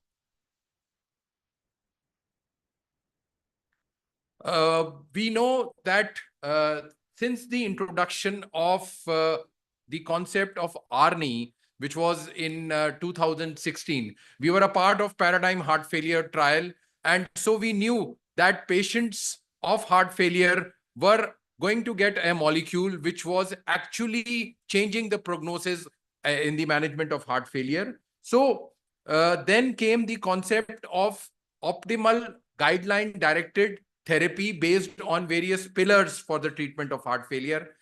The treatment was usually initiated post-discharge, but over the past few years, because of various trials which have shown, the hospitalized management of heart failure has become a reality. I'll start off with a patient who has significant heart failure, LV dysfunction, and presents with generalized features of heart failure. What do we offer to him when he is admitted?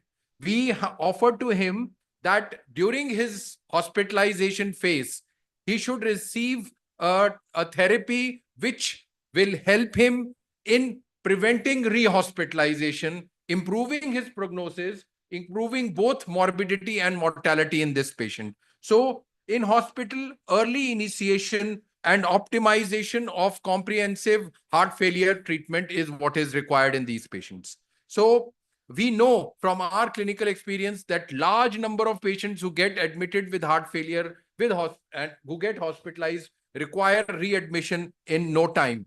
So hospital readmissions at 1 year in heart failure patients, we know, is up to 30%, and it is probably even more in Indian setup. So all the more reason that GDMT should be made available to the patients who come for treatment, who come with severe heart failure. And if GDMT is not initiated, the morbidity and the mortality remains extremely high. Not only the in-hospital, but also the 1 year mortality remains extremely high. So the typical in-hospital course should include that we initiate guideline-directed medical therapy and optimize it by the time the patient is discharged. And subsequently, this can be followed up and the various drugs can be used with the right GDMT.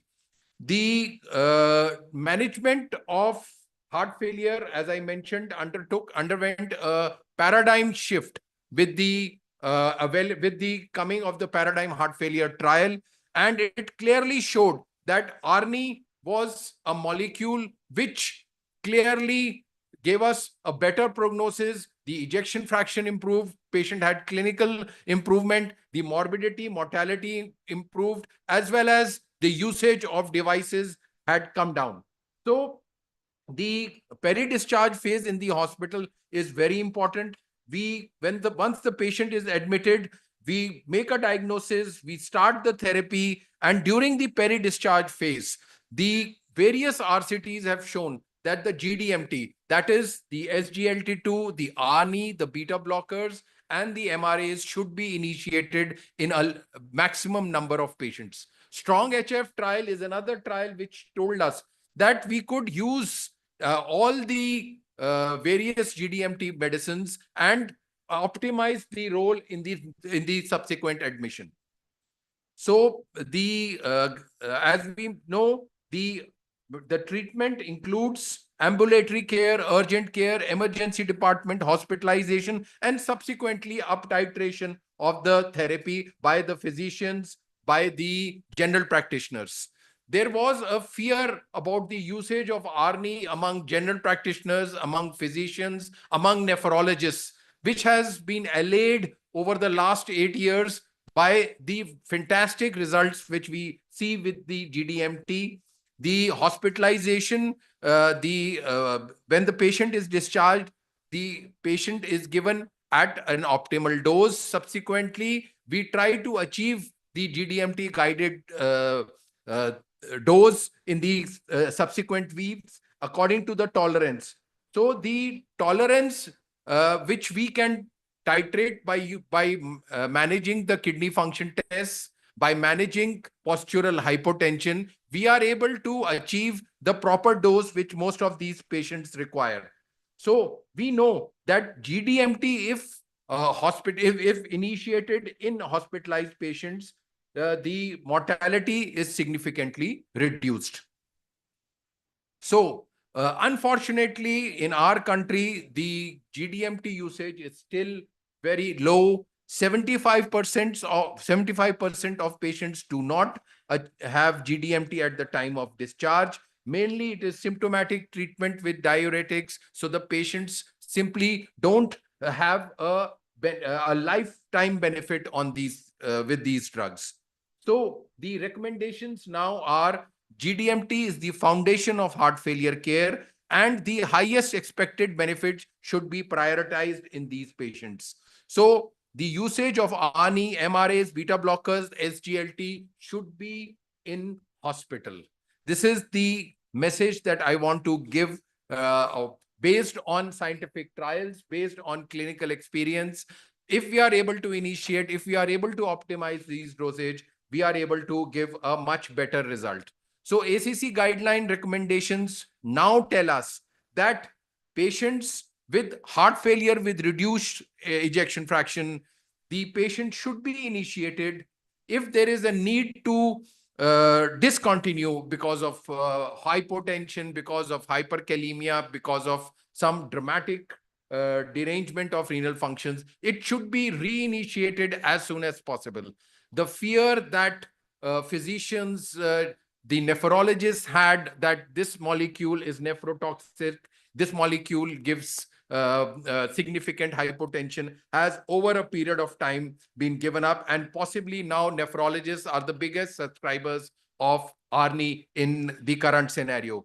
So the ESC guidelines also tell us that an intensive strategy of initiation and rapid up titration of evidence-based treatment, including ARNI before discharge, during frequent and careful follow-up visits in the first 6 weeks following a heart failure hospitalization, is recommended to reduce the risk of heart failure rehospitalization or death. So the benefit is clear. ARNI is the cornerstone of GDMT along with beta blockers, MRAs, and SGLT. And subsequently, the patients need to be followed up. The benefits of these drugs, I don't need to elucidate. We know the in-hospital, the morbidity, the mortality, the symptomatic status of the patients improves significantly with patients who have been given these therapies. So rehospitalization is the biggest culprit as far as heart failure management is concerned. So we are able to reduce rehospitalization by initiating this therapy. So it reduces the risk of CV death, it reduces rehospitalization, it reduces the risk of serious clinical composite endpoints. So we know up titration is required, and if we are careful in our up titration, if the patient compliance is ensured, we are able to achieve the goals. And the up titration of ARNI should not interfere with the up titration of beta blockers and MRAs unless there is significant hyperkalemia and the MRAs need to be stopped. So irrespective of prior ACE and ARB exposure, ARNI is safe and well tolerated. This is also an accepted fact. So there are a few issues which have come up in the past few years. We started off with the innovator brand about 8 years back, and now we have several thousand patients who have benefited, at least in my center at Sir Gangaram Hospital. We feel the patients subsequently, some of the generics which were initiated either by the chemists or by the general physicians because of the availability, because of various other reasons like cost, the effectiveness clearly reduces. And there is a scientific basis for this. The patients who benefited by using the innovator brand and the clinical improvement, the improvement in ejection fraction, subsequently, if we are not able to give the right dosage, the right molecule, we see that there is an increase in adverse events, there is a reduction in effectiveness, and there is an increase in non-adherence because the patient feels that he's not benefiting. So, and this has now been documented by various trials that there is a definite difference when generic molecules are used. And the scientific basis is that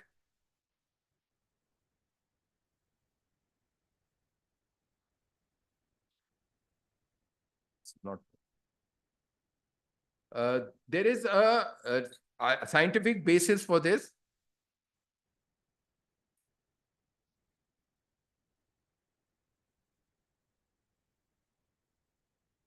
This is that once the ANI was developed, the development of sacubitril/valsartan complex was in a unique salt complex.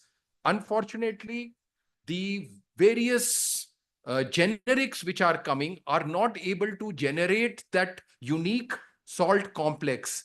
The salt complex is a supramolecular complex with specific chemical and crystal structure. When these two salts, that is neprilysin inhibition and valsartan, are combined, this sacubitril/valsartan are combined as separate molecules, we are not able to achieve what the salt complex is able to achieve. So the net result is that these patients do not have that clinical benefit which can be generated by the original salt. And this was published in the European Journal of Cardiovascular Medicine, which showed that the comparative evaluation of different brands of sacubitril/valsartan showed that the benefits are limited in some of the brands, as well as there is a problem which is quite apparent, that the sodium complex, the sodium content is variable. So ultimately, that also leads to fluid retention and features of heart failure. So all this has clearly shown that we need to possibly we know that acute decompensated heart failure is a life-threatening situation. If we are not able to give the best to the patient, we probably are doing injustice. To give the best to the patient includes giving the best molecules, the best combinations, and early initiation, in hospital initiation is required for these patients. And ultimately, what we were, when I remember 20 years back, 2000, in the early part of 2000s, the primary angioplasties we used to do, the ejection fraction for the next 10 years used to remain at 30%, 35%, 48%. But subsequent to the introduction of the GDMT, especially ARNI, and now SGLT, the ejection fraction has improved. The remodeling of the heart has changed. So usage of these molecules should be encouraged. They should be initiated early, and we should ensure that the patient gets what is best for him so that the morbidity and mortality is reduced in these patients. I thank you all for your kind attention. Dr. Raji, great talk. And as you have mentioned, not even 25% of patients are getting GDMT protocol in heart failure patient. You know, that is newer drugs like say RNA, SGLT2 receptors and MRA and GLP and all reduce the mortality, improve the quality of the life of the patient, reduce the rehospitalization. So because of it's already we are late running short of time, so you would like to say something? Just one question. Some majority of time when we see decompensated or say acute decompensated heart failure patient, they have some amount of say renal involvement, sir. So at that time, it is very difficult to say titrate. No doubt, study shows that there was definitely an improvement in mortality, but say a patient of say 100 systolic blood pressure with creatinine of 1.6. So if you see in chronologically, first is ARNI, then beta blocker, then MRA, and then SGLT2. But with create 1.6, just 100 systolic, it is very difficult. So how you approach or how Actually, you... the approach, sir, is that we try to get the patient off inotropes. Once the patient is off inotropes and we are sure that there is no postural hypotension, then we can initiate. The guideline tells us that we can initiate 50 mg, but we can possibly initiate just 25 mg alternate day. So the possibility, if there is no postural hypotension, there is no hyperkalemia, then the usage should be encouraged. Renal functions deterioration usually is temporary and starts improving as soon as the renal perfusion improves. Okay. Most of the nephrologists now believe that the improvement of ejection fraction will improve the renal functions. The improvement in the cardiac remodeling will improve the renal functions. So there was a period when we had to actually address the Nephrology Society of India. I did it in Calcutta, that this is a wonderful molecule. Whenever a patient was initiated on ARNI, the nephrologist used to say, please wait. Don't give it now, we'll see later. But subsequently, now nephrologists are they understand that the benefits are significant. So it is well accepted. We have to be careful about hypotension and hyperkalemia. If we manage these two things, then the initiation can be very gradual. It can be very gradual, and subsequently we get the benefit. And one other thing that we noted, that paradigm heart failure, the objective was 200 mg twice daily. Yeah. But Indian population benefits just by 50 mg twice daily, even less than that. So, and the improvement in Indian patients is more dramatic than what was seen outside. So I think we should initiate, and the benefit should not be denied to as many patients as possible. Yeah. Thank you. So thank you, Dr. Rajiv. Excellent session. So we'll move to the next message.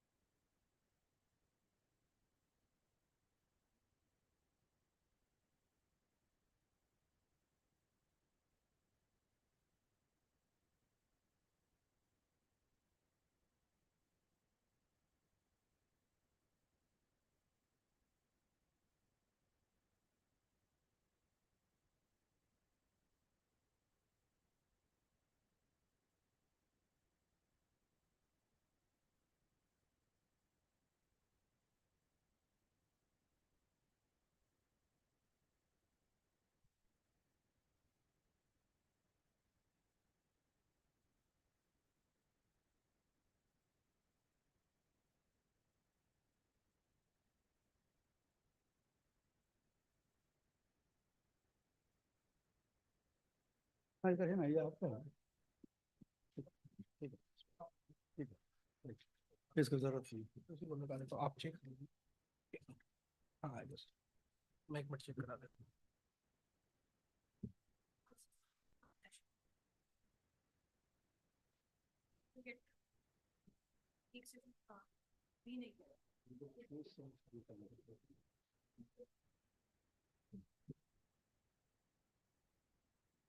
किसमें sound है sir, कौन से वाले में?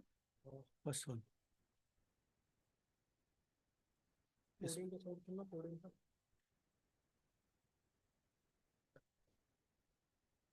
सुनना,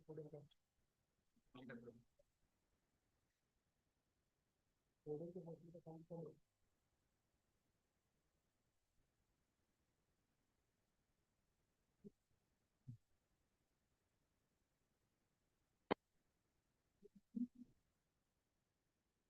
बहुत धन्यवाद। बाद में होगा। अभी कौन सा होगा सर?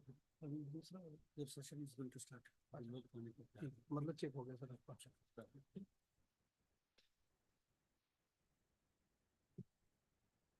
हाँ ये आपको एक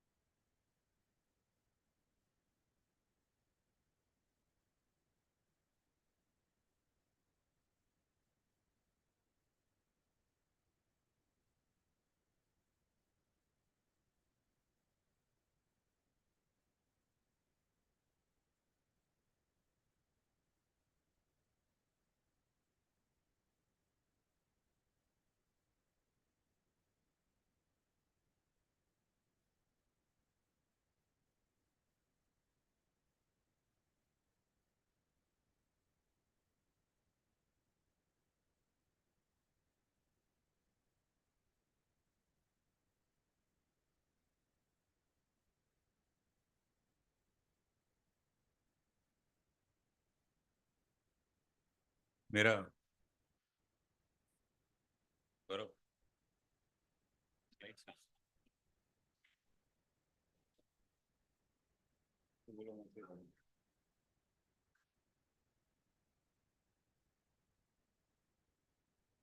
So let's, there are a lot of people having their lunch, but we'll sort of start this session because we need to be catching up with time. We have live talks and orations coming from abroad. We are going to be assembling now for the Indian consensus statement for the management of lower extremity peripheral arterial disease. This is a panel discussion and it's a question and answer format. And may I request Dr. Rawal Jindal, Dr. Priya Jagia, Dr. P.K. Asokan, Dr. Rajiv Lochan, Dr. Rini from Indonesia, Dr. Yashpal Sharma, and Dr. Vimal Mehta to actually, and Dr. Sanjay Tyagi to come up to the stage and actually take this panel discussion forward. So the way it's going to be going is I'm going to be just giving you the consensus and some, gist of what the statement had. And then there will be questions which I will throw to the panel. And we will then discuss each and every part of that question and different opinions for management of lower limb peripheral arterial disease.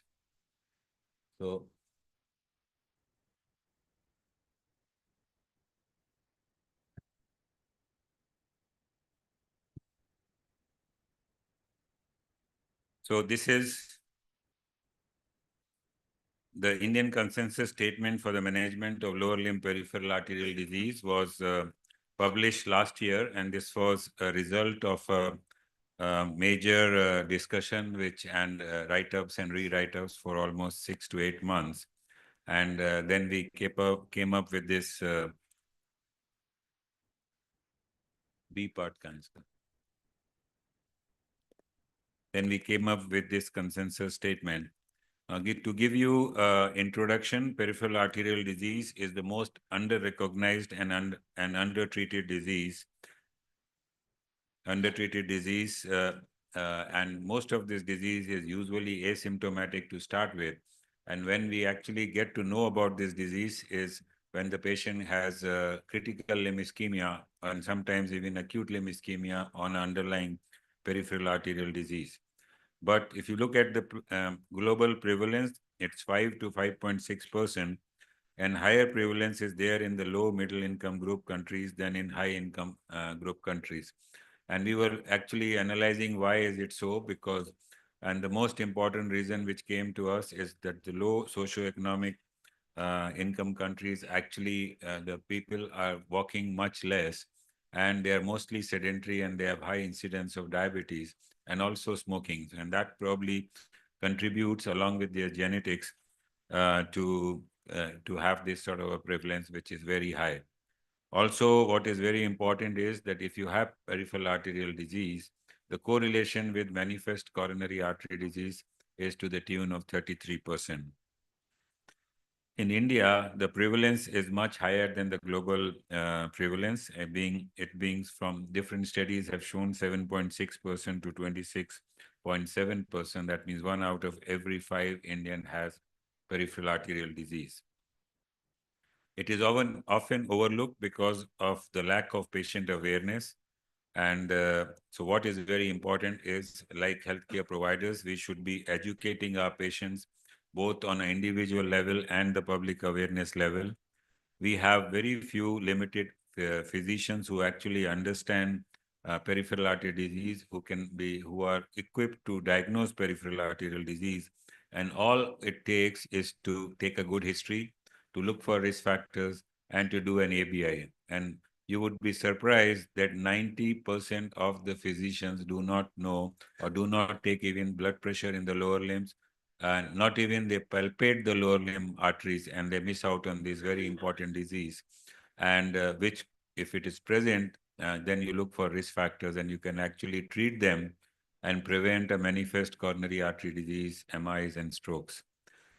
Then there is a limited physician intervention. There was no guidelines. We were happy to now make a consensus statement, and the authors of this consensus statement were from different specialities, from interventional cardiology to general cardiology, and radiologist and endocrinologists, cardiac surgeons, vascular surgeon, imaging guys, and also the guys from genetics and artificial intelligence and podiatry. So we had a big writing group, and we actually deliberated over a long period of time and came out with this consensus statement.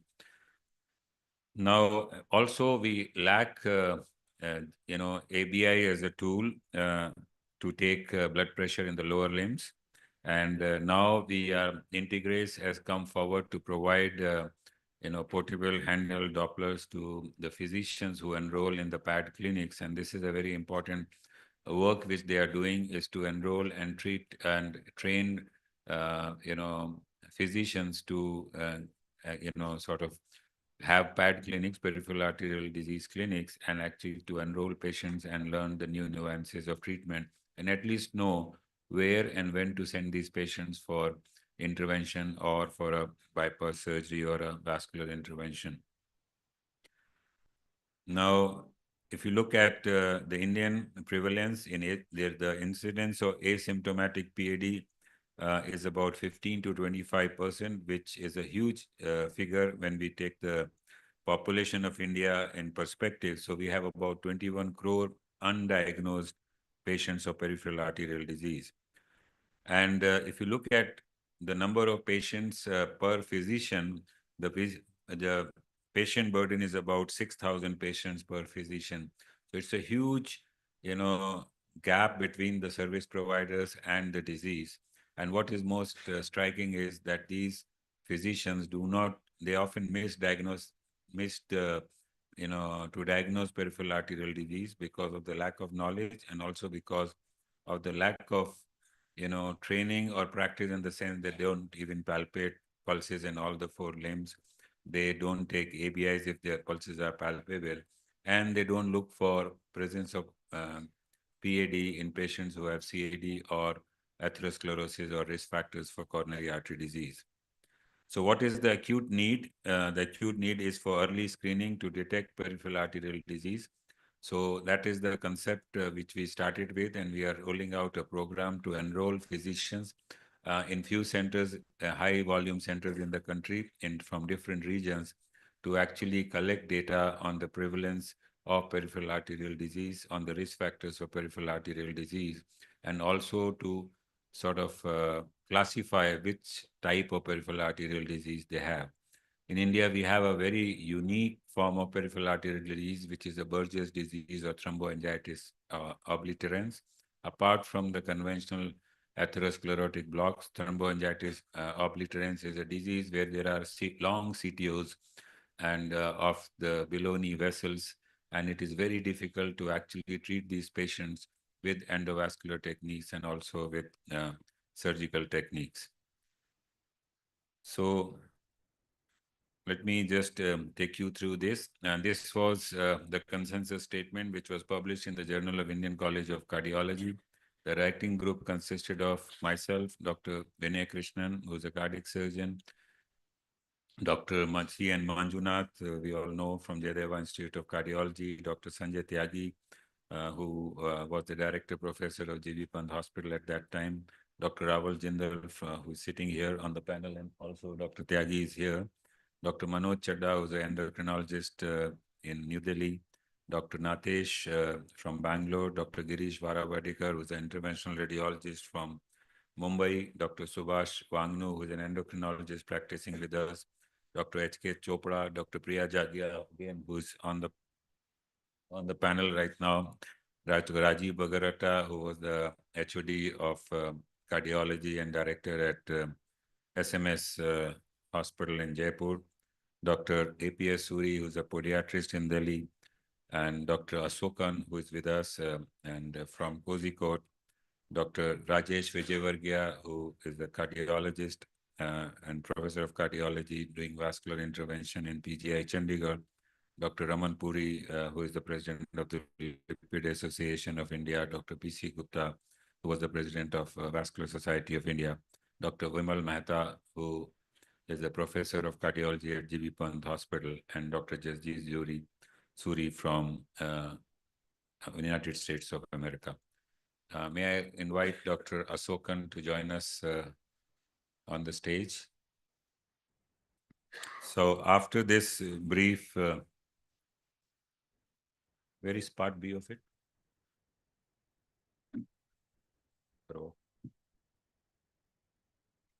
So after this brief introduction, let me just throw up some questions for the panel discussion, and I'll be inviting our experts to be discussing on this.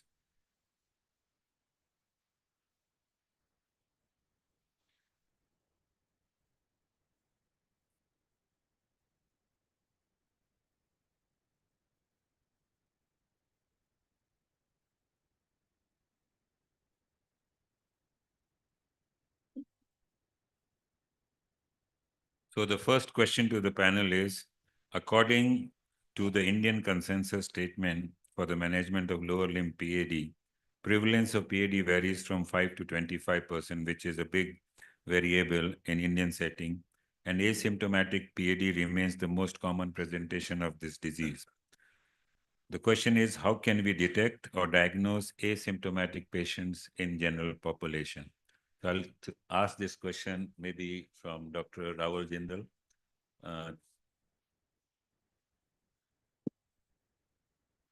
I think the easiest and the best way, because India is a huge country, and I think education of the public and education of the physicians, the local physicians, will be the easiest way to diagnose early peripheral arterial disease. Because if you look into the US data 35 years back, so there was a surveillance which they did, and they found that more than 98% of the general public did not knew what is PAD.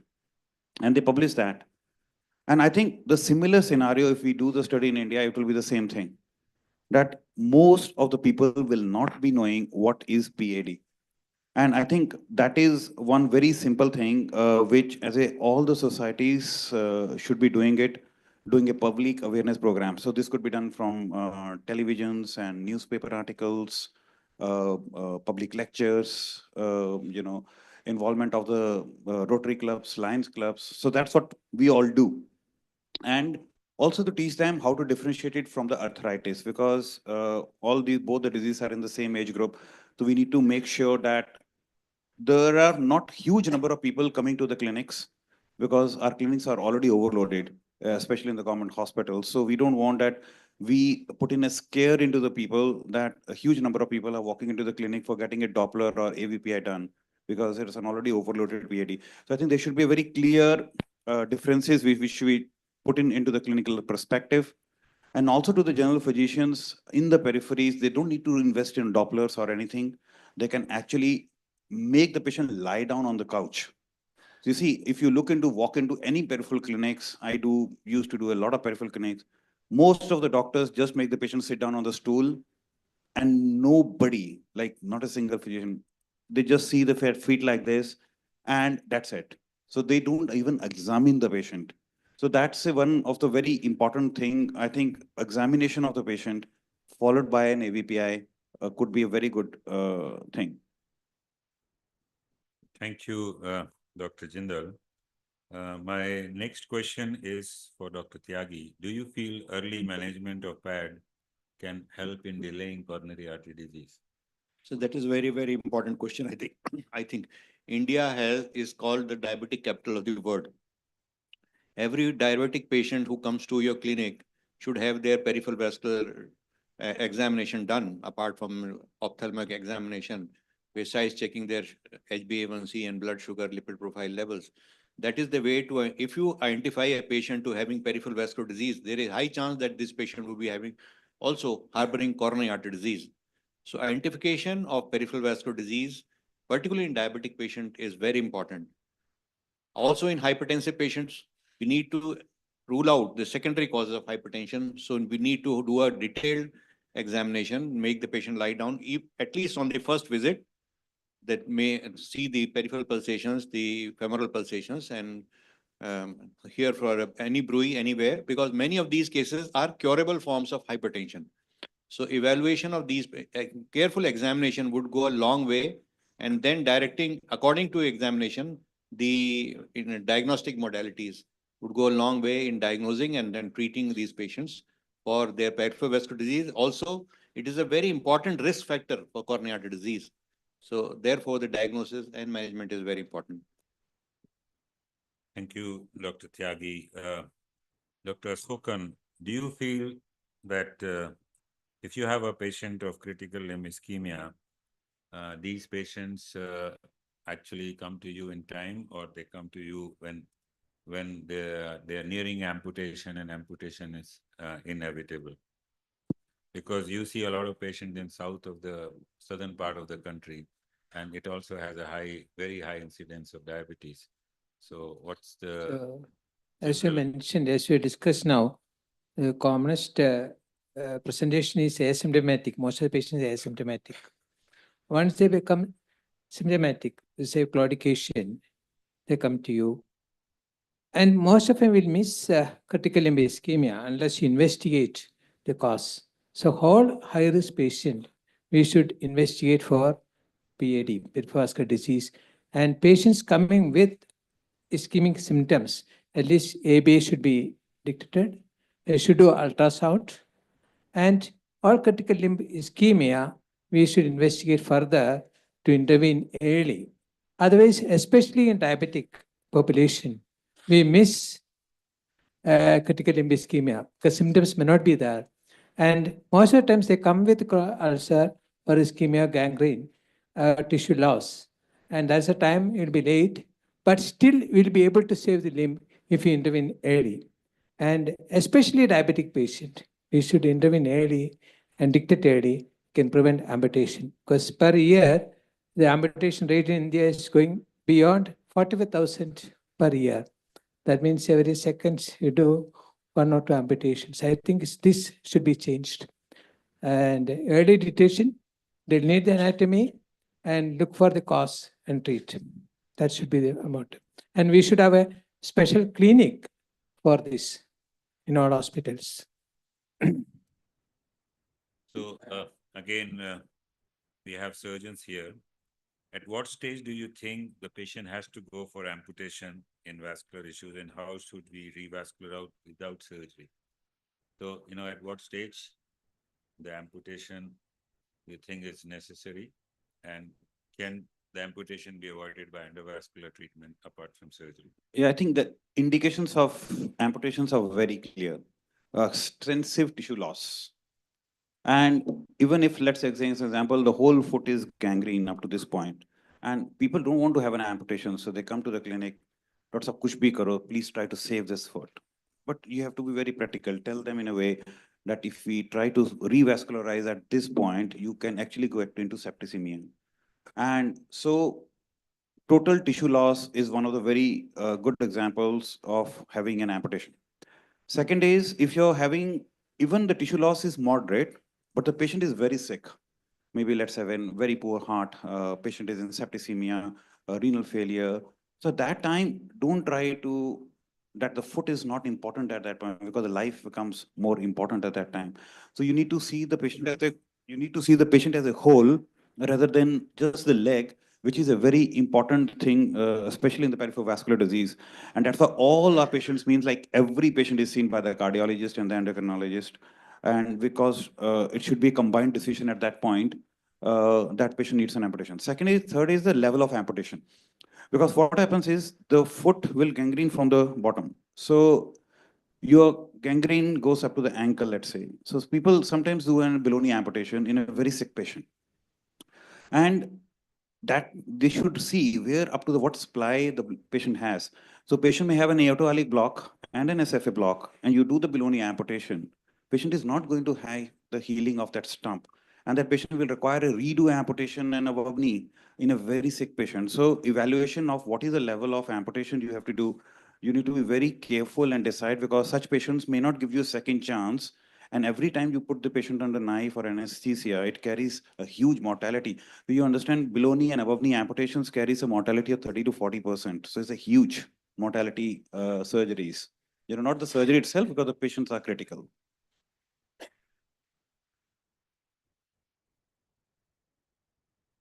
Yeah, Dr. Rini, in your country, in Indonesia, out of the 10 patients you see for cardiovascular disease, how many of them do you think would have associated peripheral vascular disease?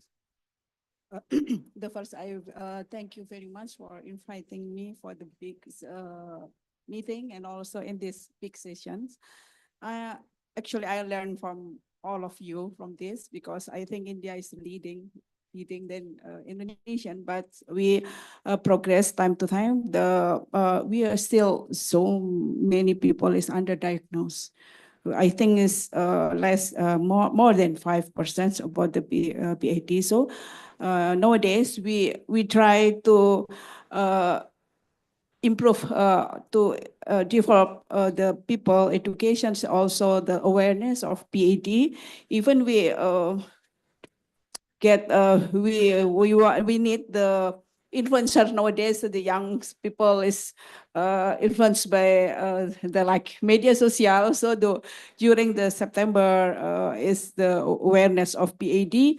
We invite the influencer. Even once of our so many of us young cardiologists is also influencer there. So we try to improve the awareness of the people. But also this is still the problem, especially for the diabetes persons with below the ankle or also below the knee, who is very difficult to overcome. And especially for the middle low, even with the insurance, still that the vascular case is very expensive for the majority people of Indonesia. This is my experience, especially for myself. I, as a part of the ad hoc in our collegium and also our council, this is a very, very good opportunity for us, for me, to improve or to learning from India from this guideline. Thank you. Thank you, Dr. Rini. I mean, these are the questions which we invited from the audience, and we have written most of them. One of the question was, is there a correlation between peripheral arterial disease and erectile dysfunction? And let me answer this because I do a lot of internal pudendal artery stenting in patients with complex erectile dysfunction. And there have been studies, both Panoply study and earlier studies, where if you look at these patients who have erectile dysfunction, you will see that erectile dysfunction will precede manifest coronary artery disease by 5 years. That means if the patient has a complex erectile dysfunction, he is having a high risk of developing manifest coronary artery disease and MACE in future. And it is very wise at this stage to look for coronary artery disease and to look for risk factors and actually try to minimize the progression of this atherosclerotic coronary artery disease. And the second thing is, the second study is the Panoply study, where they where they looked at this problem in a different way. They started doing pudendal artery angiography, or the inflow angiography to the penile and pudendal artery in all the patients who were having coronary artery disease and undergoing coronary angiography.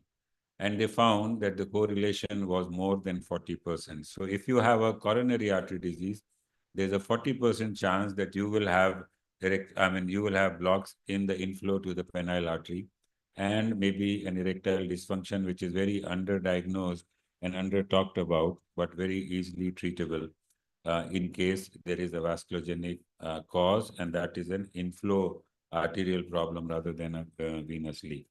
So if there is a strong correlation, if patient comes to you with an erectile dysfunction, start looking for coronary artery disease and the risk factors. And if the patient has coronary artery disease, do ask whether the patient has erectile dysfunction. You should avoid beta blockers in this patient, and also advise if they are on nitrates, that they should not be taking drugs like Viagra and sildenafil. So, let me put this question to Dr. Priya.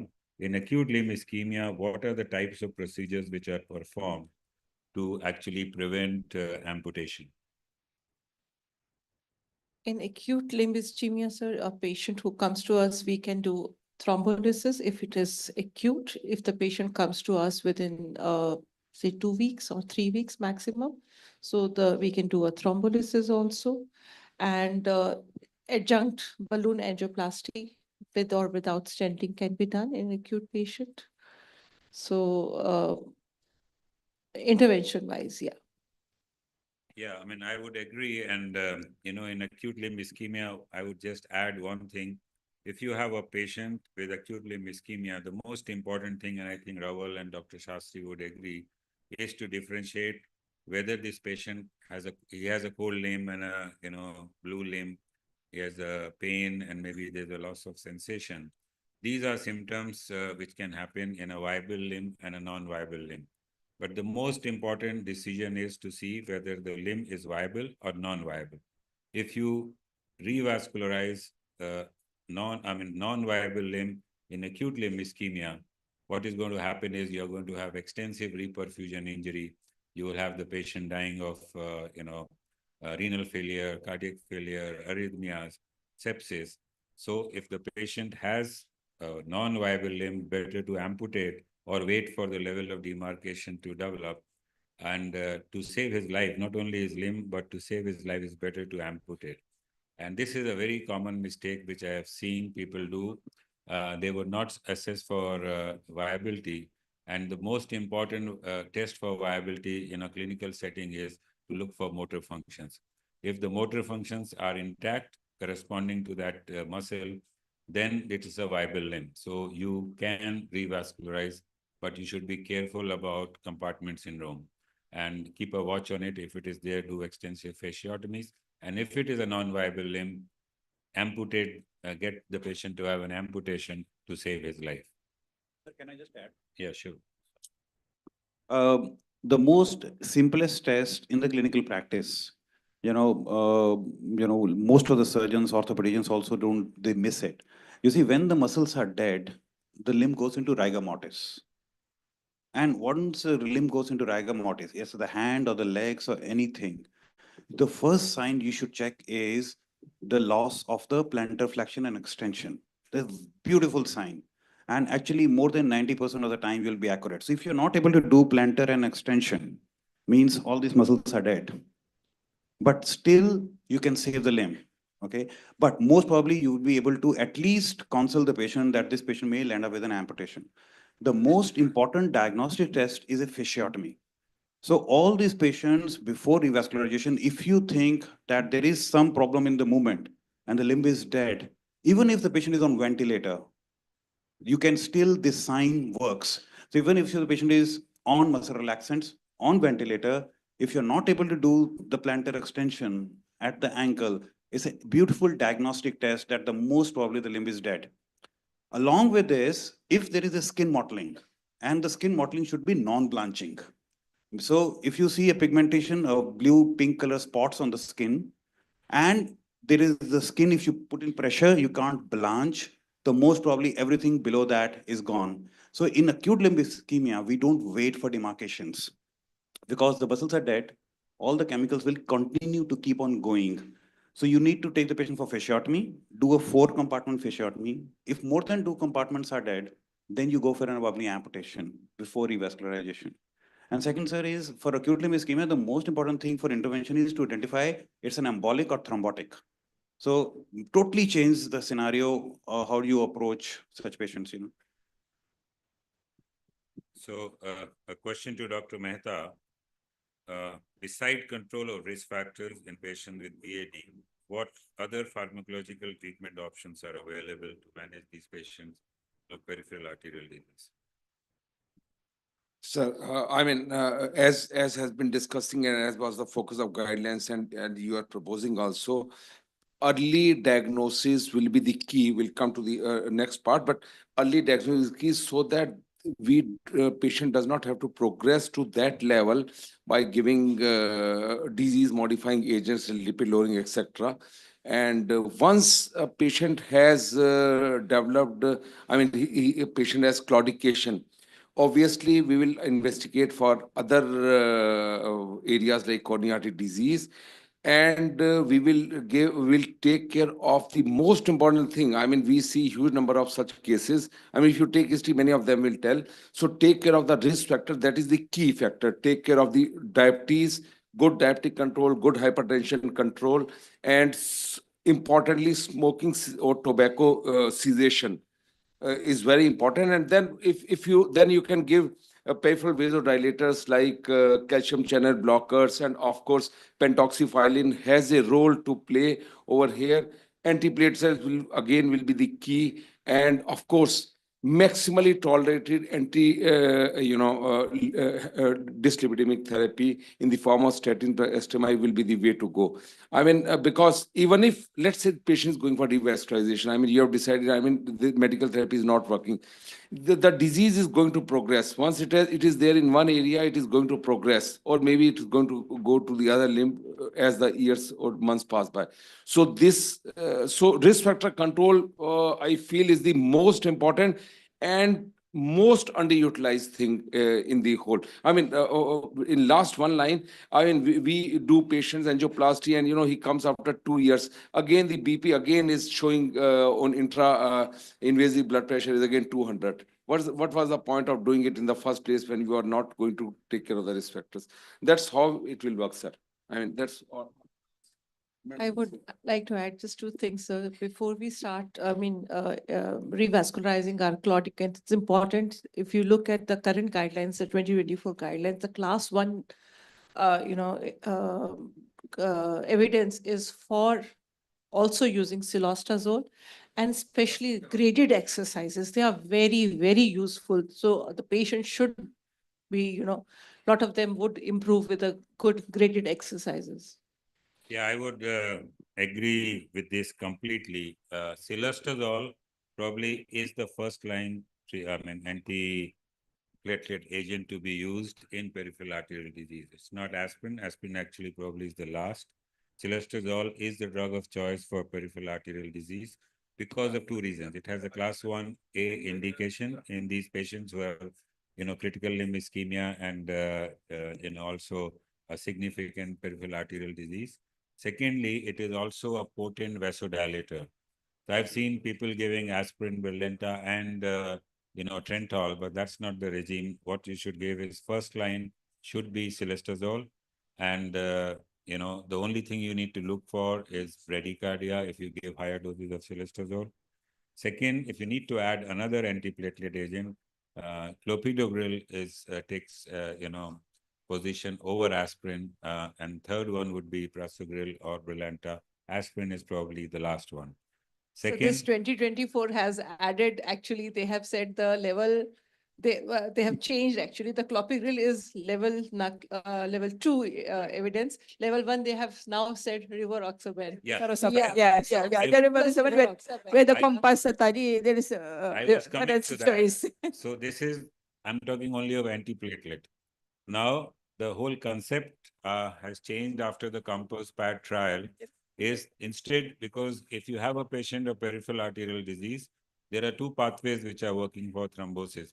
One is the pathway of platelet aggregation, and the second pathway is coagulation. So you need to actually move from dual antiplatelet therapy to a dual pathway inhibition.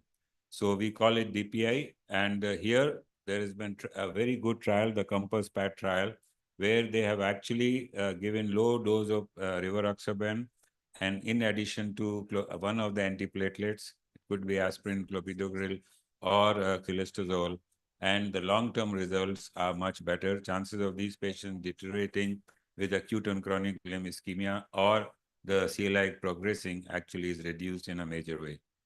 So maybe I would probably have the last question from Dr. Shastri is, if you have a patient coming to you and, you have a, reference given to you from the orthopedic surgeons, yeah, it is what exactly is orthopedic guys looking in terms of, in terms of their treatment when the patient has peripheral arterial disease? It's a very common issue because when they take patients for, orthopedic procedures, they either miss arterial or venous disease of the lower limb. And sometimes if they find, they don't know how to treat, which one to treat first, whether to treat medically, whether to revascularize before or after their orthopedic surgery. And these sort of referrals we get very often. So, Dr. Shastri, your comment on what you this? said. If the limb is living there, it's first to find out there and do a Doppler, find out whether there's sensation you had to see, a muscle activity you had to see. All these things are absent. It looks like limb is dead and there's no point in continuing further. No, the question is that you have a severe peripheral arterial disease, the patient has a fracture, and they want to fix the fracture. The patient had a CLI earlier. So the question they would ask is whether you want to revascularize first, or let us do the surgery and then you fix the arterial problem in a patient with CLI. And many a times, we tell them that fix the arterial problem first and then do this. But they probably are worried about the dual antiplatelet therapy. Absolutely, you're correct. First, you have to see the vascularization before you do, especially the orthopedic procedure. Because by the time you delay the things, muscles will be dead and there's no point in further continuing anything. Okay, so I think with this, let us Sir, conclude. can I just, sorry, the last sure. comment, sorry. I certainly agree to disagree with that comment. We're talking about chronic limb ischemia, right? So, yes, critical limb. critical limb Not ischemia. chronic, Critical but limb critical ischemia. limb. So it's not an acute limb. So Yeah, I mean, so, I'm talking of patients with breast pain, yeah, healing ulcer. critical limb, not an acute limb. So in critical limb, sir, depends upon what sort of fracture the patient has, what level the fracture is, and what are the peak systolic velocities on Doppler, and what are the, because you need to see the pros and cons of interventions. Because any interventions you do, if you're not going to continue the antiplatelets and anticoagulations, so they are all going to block. So if we normally, if depending on the age also of the patient, and because if the AVPIs are less than 0.5, then only we think of doing the arterial interventions first as compared to an orthopedic. And also it depends upon what sort of arterial blockages patient has, what level the blocks are.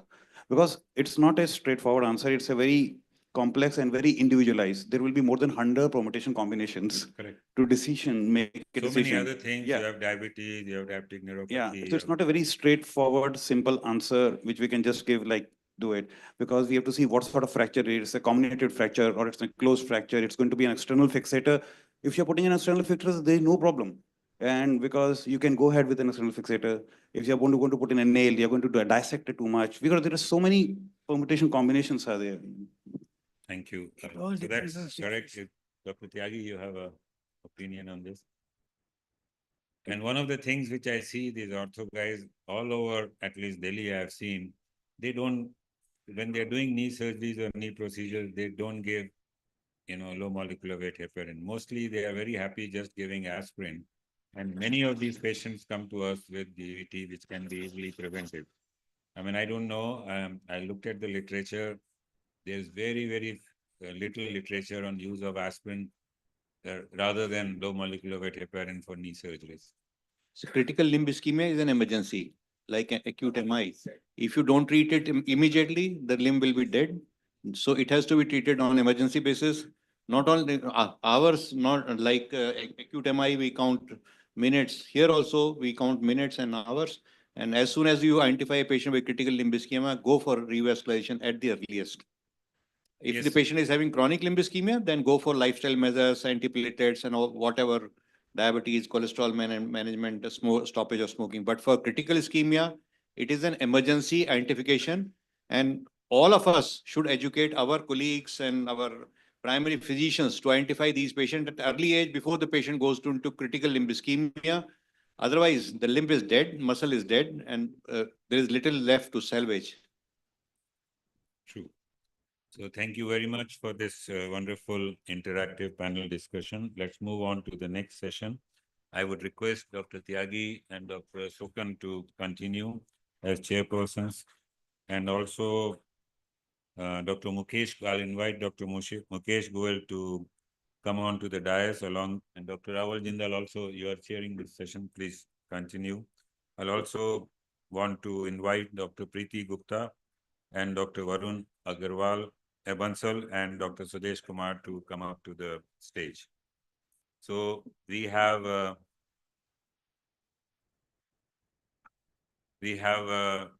four presentations here, and the presentation would be by Dr. Rohit Modi and Dr. Sanjay Tyagi, Dr. Sridhar Kasturi, whose case is being presented by Dr. Rajaram, and Dr. Puneet Gupta and Dr. Mukesh Goel.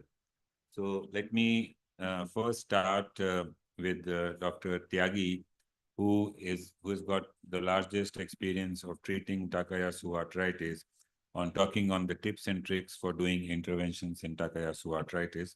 And then I will leave it to the chairpersons to take it forward.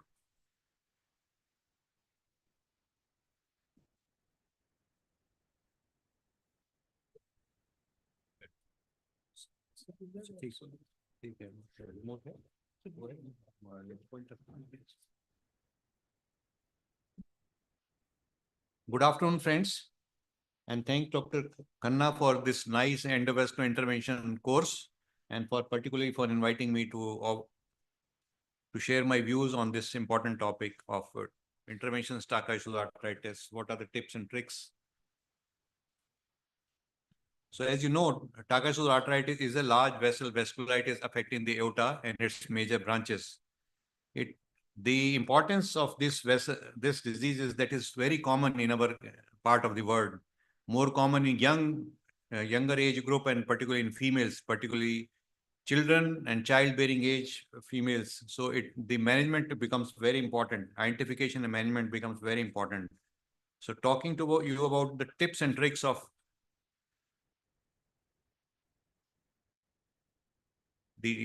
Dr. Khanna has asked me to talk about the tips and tricks of interventions in Takayasu arthritis, but most importantly, I would like to first present this case which came to me in Apollo Hospital just a few months back. She was a 23-year-old female who came with severe headache and vomiting to our emergency of Apollo Hospital. Blood pressure recorded was 220 by 130 millimeters of mercury. MRI brain showed that right Sylvian Fisher had subarachnoid hemorrhage, and cerebral angio showed a right MCA bifurcation aneurysm. So my surgeon colleague did the coiling under GA, and the patient showed recovery. But most importantly, what should be the further management of this patient? More importantly, in this patient, it is do a careful general physical examination, particular examination of the lower limbs, and identification of cause of severe hypertension if this is a young female. And for this, if there is a patient with severe hypertension, uncontrolled severe hypertension, commonly a secondary cause is often identified.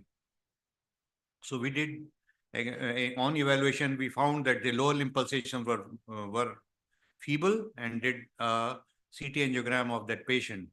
So just to emphasize the role of CT angiography in the management of Takayasu arthritis, whether the MR angiography may be used in those patients who are having renal failure, but CT angiography is very useful in identification of the site and severity of stenosis, the vessels that are involved, and then what should be the line of management, what armamentarium should you have in your cath lab when you are taking up the patient for intervention. The pre-planning is very helpful, particularly not only to optimize the result, but to be prepared for any complication that develops. Like in coronary heart interventions, we do angioplasty and patient develop perforation. Similarly, here also, one patient can, because I shall let you know that these patients require high pressure dilatation as compared to the dilatation that we use in other atherosclerotic territories. These patients require high pressure dilatation. Why they require high pressure dilatation? Because there is transmural fibrosis in these patients. Their intima, media, and adventitia are all fibrosed. There is no thing like atheroma which can be compressed by your balloon. So that is very important to identify these patients and be prepared for interventions. What are the armamentarium that you need? often you need to have the high pressure balloons, peripheral high pressure balloons that I'm saying in your armamentarium, because you may have to reach the pressure of about 20 atmospheric pressure. So also one needs to be prepared for any dissection that happens, because dissections in Takash's arteritis are quite common. In fact, that is the mechanism of angioplasty in Takash's arteritis. The tearing of intima is all seen in almost all these patients with after balloon dilatation in these patients. And if there is obstructive dissection, then one may have to resort to stent implantation in these patients. Also, what type of patient can be taken up for intervention? That is also important. Patient with long segment stenosis, like this patient. This patient had, you can see here, the whole of the thoracoabdominal aorta and the abdominal aorta is severely stenosed. So your results of angioplasty would not be great. So these patients should not be taken up for angioplasty of the thoracic aorta. Maybe the surgical treatment may be of a better help. To go back. The best results are seen in short segment stenosis. We started our interventions at GB Pant Hospital for the first time in country. Dr. Lochan was also there, along with Professor Khairullah, and we identified that those patients who have short segment stenosis had the best results in interventions of Takash's arteritis. The result, relief of stenosis and relief of gradient is remarkable in those patients who are having short segment stenosis. Often balloon dilatation alone may be effective in these patients. But however, we need to be prepared for stents. Large diameter arteries need large diameter stents. So we need to have large diameter stent in your cardiac cath lab, maybe a self-expandable stent or a balloon expandable stent, to patch up these dissections, which may be flow limiting. Often these patients like this patient, you can see here that this patient had stenosis of the thoracic aorta. After balloon dilatation, you can see a dissection in the thoracic aorta, so there was no reduction in gradient after balloon dilatation. But after implantation of a large diameter stent, you can see the aorta is completely normalized. There is no gradient, and on follow-up also, the patient continued to do well. Another territory apart from aorta in Takash's arteritis is renal artery stenosis, which is commonly involved, particularly our part of the world. The Asians have commonly involvement of the renal artery stenosis, and often the renal artery stenosis is at the proximal level. Osteostenosis is there. And often bilateral renal artery stenosis there. This is very common in children. These patients often present with severe hypertension. Often you will come across patient with hypertension and heart failure. There is no abdominal bruit. And on evaluation, doing a renal Doppler or a CT angiogram, in 90% of these patients, you identify severe renal artery stenosis. And relief of these renal artery stenosis by intervention balloon angioplasty not only relieves their severe hypertension, but severe heart failure that is present there also gets markedly relieved in these patients. These patients of severe hypertension with severe renal artery stenosis not only have a threat of stroke, but congestive heart failure and progressive renal ischemia can lead into renal failure. So revascularization in these patients is mandatory in these children. Also, it is important to remember that in our part of the world, the Indian subcontinent, the renovascular hypertension is most commonly caused by Takash's arteritis, as compared to fibromuscular dysplasia, which is the common cause of renovascular hypertension in the western part of the world, and angioplasty improves hypertension. Often there may be restenosis, but which can be easily redilated. On long-term follow-up also, these patients, some of these patients, about 20 to 25% of the patients develop restenosis, but large number of these patients continue to do well after balloon angioplasty. But one needs to be vigilant of development of redevelopment of hypertension, because that is a marker that this patient would be having restenosis. If a patient gets relieved after balloon angioplasty and develops hypertension again, then always suspect of restenosis and take up the patient for evaluation by Doppler evaluation, the CT angiography, and then renal angioplasty that is often required. Another territory that is commonly involved in Takash's arteritis, as we call aortic arch syndrome, is the arch arteries. Arch arteries are commonly involved in Takash's arteritis, particularly in the Japanese type of Takash's arteritis. In Indians, we often have involvement of the arch arteries as well as the abdominal aorta branches. The renal arteries, the superior and inferior mesenteric artery and celiac artery are commonly involved. and the inferior mesenteric artery is often commonly spared. Like this patient is a young female who presented to us with severe arch vessel involvement. All the other arch vessels were severely stenosed. So how should we manage with this patient? That is the important question. And the technique of this management is that you take a 7 French guiding catheter into the ostium of this innominate artery, and using the coronary balloon armamentarium, the coronary wire and coronary balloon, do a dilatation, and after dilatation, if angioplasty is flow limiting, then stent implantation may be done in these patients with good relief of their stenosis. Like this patient did after balloon angioplasty, we did angioplasty of the common carotid artery as well as the subclavian artery and relieve the stenosis. This patient was done long time back of renal arch vessel interventions. You can see here the ostium of the common carotid artery severely stenosed. After balloon angioplasty and stent implantation, this showed marked improvement. On follow-up, this showed some intimal hyperplasia, but there was no restenosis. But after 14 years, this patient started developing restenosis. So one needs to be vigilant in these patients for development of restenosis, and reintervention is always helpful in these patients. This is another example from a young female, 40-year-old female who presented to us with recurrent syncope and seizures. Patient had stenosis and occlusion of almost all the arch vessels. You can see here, the left subclavian artery is totally occluded, the left common carotid artery is occluded, and the innominate artery itself has more than 90% stenosis. So patient was just living on this 1% cerebral blood flow. We did balloon angioplasty followed by stent implantation, which was safe and very effective in relieving the symptoms. This is another example of a patient with severe arch vessel involvement, which is very common in Takashura arthritis. All the arch vessels, this left subclavian artery, left common carotid artery, innominate common carotid and vertebral artery, all are severely stenosed, and patient was having severe cerebrovascular insufficiency with marked symptoms.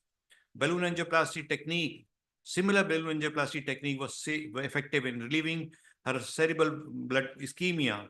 This is an example from a young lady who presented to us with blindness. Patient used to get blind when she used to sit up. When she was lying, then she could see some vision. You can see here all the arch vessels are totally occluded. The left common carotid innominate artery, left common carotid artery is occluded, as well as 99% stenosis of the subclavian artery into the vertebral artery segment. We did balloon angioplasty followed by stent implantation. This patient relieving her cerebral ischemia. But these patients need careful follow-up. This patient got improvement of her vision after balloon angioplasty. But on follow-up after 6 months, she presented again with diminution of vision, and re-examination showed that patient had developed restenosis, and we had to do a cutting balloon angioplasty in this patient to again relieve her vision. So careful, vigilant follow-up is very important in these patients. Often these patients, along with the arch vessel involvement, other vessel involvement, have involvement of the coronary artery. This patient presented to us at GB Pant Hospital with severe left ventricular failure, aortic regurgitation, and severe angina. We not only relieved her in the arch vessel intervention, did cutting the angioplasty of the left main coronary artery was done, and the left main coronary artery was relieved. But this patient also on follow-up developed recurrence of angina, and after we found that the left main coronary artery itself has stenosed. So we again did her cutting balloon angioplasty of this left main coronary artery, and did a balloon drug-eluting stent implantation, apart from treatment of her the activity of this disease, which was always continued. All these patients need aggressive treatment of their disease activity and this follow-up. If you can summarize, please, sir. Yes, just to conclude, my dear friends, not only these patients often have restenosis, but stenotic lesions, but aneurysms are also common, and interventions are helpful in these patients with Takashura for treatment of aortic aneurysms, artery aneurysms in these patients, and management of these patients, along with immunosuppressive therapy, is very helpful. In refractory cases, we often use biological agents. Revascularization is used for critical ischemia, but some patients require surgical approach if they have large, long segment stenosis, aneurysms, or these patients would require surgery for long. Thank you very much for your patience. Thank you, sir. Thank you, sir, for a very nice lecture. Please have a seat. I think we are going to have the questions at the end because we are running really short of time. And so we are not going to have 2 lectures out of these sessions. A lecture by Dr. N. Khanna and Dr. Vivek Kumar. And we are going to invite the next speaker, Dr. Rohit Modi, please. Is he here? Dr. Rohit Modi? Yeah, thank you. He's going to speak on EVAR in infrarenal aortic aneurysms in highly calcified aortic iliac arteries. Dr. Rohit, please request you to stick on the time because we are really very late. Thank you. Yeah, thank you very much for my kind introduction, and thank you for inviting me here for, I have 2 cases. We'll try to finish. If the time constraint, then I'll only do 1 case. This is the first case, 86 years old female, breathless, came with breathless and hypertensive. Patient had severe airway dysfunction, a dyslipidemic. Also, the patient was post PCI, creatinine normal, and aneurysm detected during PCI. This was the anatomical representation. You can see the right and left renal artery origin. Left renal artery is slightly lower. So this was the key observation: 7.5 centimeter large abdominal aneurysm, and the iliacs also tortuous but good sized. We took the images up to femoral arteries. Then this is the aortogram, showing the abdominal aortic aneurysm and the severely calcified and tortuous iliacs. The procedure was approached through right brachial cut down and both femoral artery cannulations with 20F arterial sheaths. The renal artery was also ectatic, and we protected it by a buddy wire during the graft deployment. You can see this is the buddy wire we have put in the renal artery to protect it. Then the stent graft was positioned. We thought of chimney procedure, but we thought we could put the end of the stent graft just at the margin, but we protected it with the buddy wire. Then the descending aortic stent graft was deployed with arm in the right iliac, and separate stent graft was deployed in the left iliac artery. The abdominal aortic aneurysm covered using the Endurant 2, and then left iliac artery with 16/16 Endurant 2 stent graft system. The check angio revealed an endoleak there. You can see the endoleak there. And then hence we post-dilated the stent graft with the Reliant balloon at 6 atmosphere. And this was the final result. We could see that the renal artery is still flowing and both the iliacs are covered. And this was the final result. So this was our planning. You could see the stent graft just below the renal arteries. We protected it with the buddy wire and then the iliacs. Our study demonstrates that descending aorta along with the iliacs can be treated with stent grafts. The chimney technique can be used if renal arteries are covered advently. Our technique with straightening of the tortuosity with 3 extra stiff linked wires from both femoral arteries and 1 brachial artery. We oversized the stent graft by 20% so as to decrease the incidence of endoleak. Another patient, 75 years old, strategy to avoid retrograde flow to the internal artery. We first coil block that. Both common femoral arteries were approached from femoral root, and both arteries were crossed with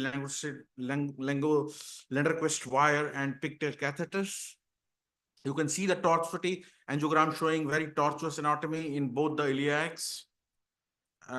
Then the coil was deployed in right iliac artery to block the retrograde flow. Then the Endurant graft was deployed from left common femoral artery over the Lenderquist wire with ipsilated deployment in the left common iliac artery.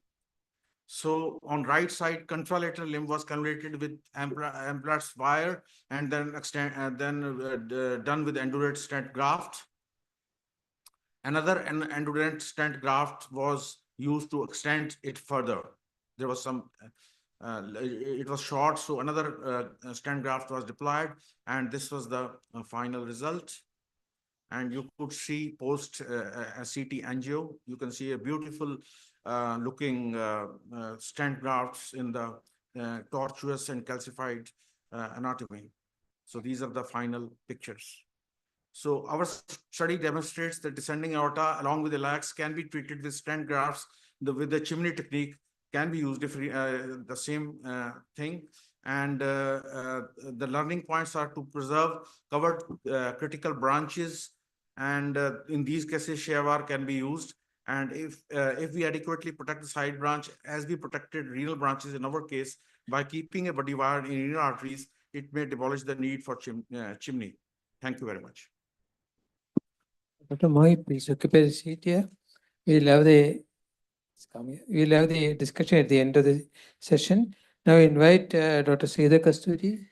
Dr. Rajaram is here. Yeah.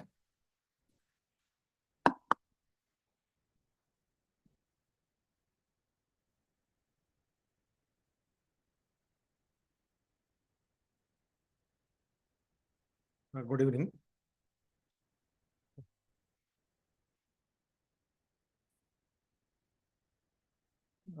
Our case is he is a 24-year-old male patient. He is a non-smoker. He is a known case of Takayasu arthritis type 4, diagnosed to be as a type 4 Takayasu arthritis with hypertensive retinopathy. He was fully worked up with a MRI and FDG PET scan. At that time, it was found to have two complete aortic occlusion at that time only. And patient is on medical management with the antihypertensive treatment. Almost he is receiving 5 tablets. And 1 month ago, before our presentation, he is having some abdominal pain and vomitings for which he was taking treatment. And he developed pedal edema since 2 weeks. At the time of admission, he developed a sudden onset of shortness. He presented with a sudden onset of shortness of breath, cough, blood tincture sputum since 1 hour. There is no history of any palpitations or valvular heart disease or IHD. There is no history of diabetes or CVA hypercoagulable disorders. On examination, patient was severely tachypneic. His pulse rate was 134 per minute. Lower limb pulses were not felt. His SpO2 was 85%. S3 was hard. Lungs having bilateral post-crepitations. Diagnosed to have hypertensive emergency. Acute decongestive heart failure with moderate to severe LV systolic dysfunction with RV dysfunction with the background of Takayasu arthritis. So serology, not much specific. It is total leukocyte count was elevated and NT-proBNP was also elevated. Patient was initially stabilized with the mechanical ventilator support, decongestive therapy and antihypertensive therapy. But we were not able to wean off from the ventilator. So that is the main issue. So, patient was developing renal failure because of severe decongestive therapy and diuretics. So heart team was approached. So it is a surgically turned down case in view of the high risk case. So this is the ECG. And these are the 2D images showing a global hypokinesia of LV with severe LV dysfunction. Incidentally, patient is also having bicuspid aortic valve with mild MR, AR, and then RV dysfunction. CT, we did the CT. It was showing complete thrombosis of the abdominal aorta. 2 scripted lesions was there. One is above the suprarenal segment and another one is at the bifurcation lesion. You can see complete thrombotic occlusion around that is above the suprarenal segment. We have taken the length and the width of the lesion and at the bifurcation also. Then it was decided that we have to go for the stenting or endovascular therapy of this patient to relieve of the obstruction. Otherwise, there is no way to relieve his congestion, as well as there is no way to relieve his hypertension or hypertensive heart disease. So we have approached this with the right femoral artery access. So initially we have tried with the termo, so we could able to pass the termo wire from the right common iliac artery lesion was crossed and lower segment abdominal aortic lesion was also crossed, but it was stopping at the suprarenal segment level. So over the termo wire, we were able to pass this JR 3.5. Then we did the renal angiogram showing right renal artery osteal stenosis and left renal artery is normal. Over that, we have passed the pigtail and we took the pigtail injection showing the bifurcation level complete occlusion. Then we have dilated this common iliac artery lesion and abdominal aortic lesion with the 7 into 40 mm Armada 35 PTA balloon at 6 atmosphere with 4 inflations. And later suprarenal lesion was also tried to cross retrogradely with the various wires. We have initially tried with the Termo, Gaia 2, Gaia 3 and Conquest Pro wires also tried, but we could not pass from the retrograde. At that juncture, we have decided to cross from antigradely. So we took the right brachial axis. So these are all the images where we are trying for retrograde axis. So through right brachial axis, we have passed the multipurpose catheter, 5-inch multipurpose catheter. Then we took the aortogram, showed there is a complete occlusion of the aorta just proximal to the celiac tract. So again, we have attempted with the multiple wires, but finally we could able to cross the lesion with the 035 Teflon wire. So over that, again, we have passed this PTA balloon. So these are all that is the Teflon wire passing easily. So again, while crossing, we have to check these important messages. We have to check whether we are in the intralumen or not. In various positions, you have to check, and sometimes you have to confirm your positions by iotogram or some other methods. So we could able to dilate that with the Armada 7 into 40 mm PTA balloon through brachial artery approach. We have dilated the suprarenal segment also with the PTA balloon. Now the suprarenal aortic lesion was easily crossed retrogradely with the Termo. After that, we took an aortogram with the pigtail.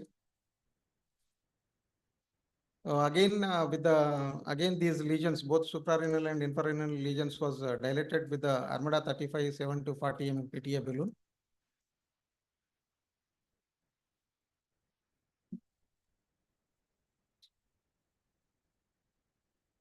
After that, we have deployed a stent in the suprarenal segment.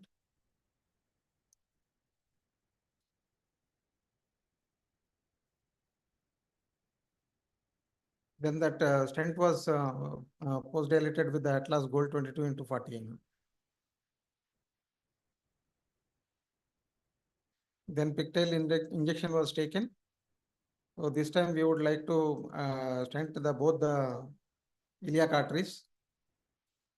So left femoral axis was taken and with the Termo we could able to cross that lesion. Armada 35 PTA balloon was inflated at that site. And then we took Omnilink Elite 18 to 59 mm placed in the left common iliac artery and Omnilink Elite 9 into 59 mm stent placed in the right common iliac artery after the bifurcation.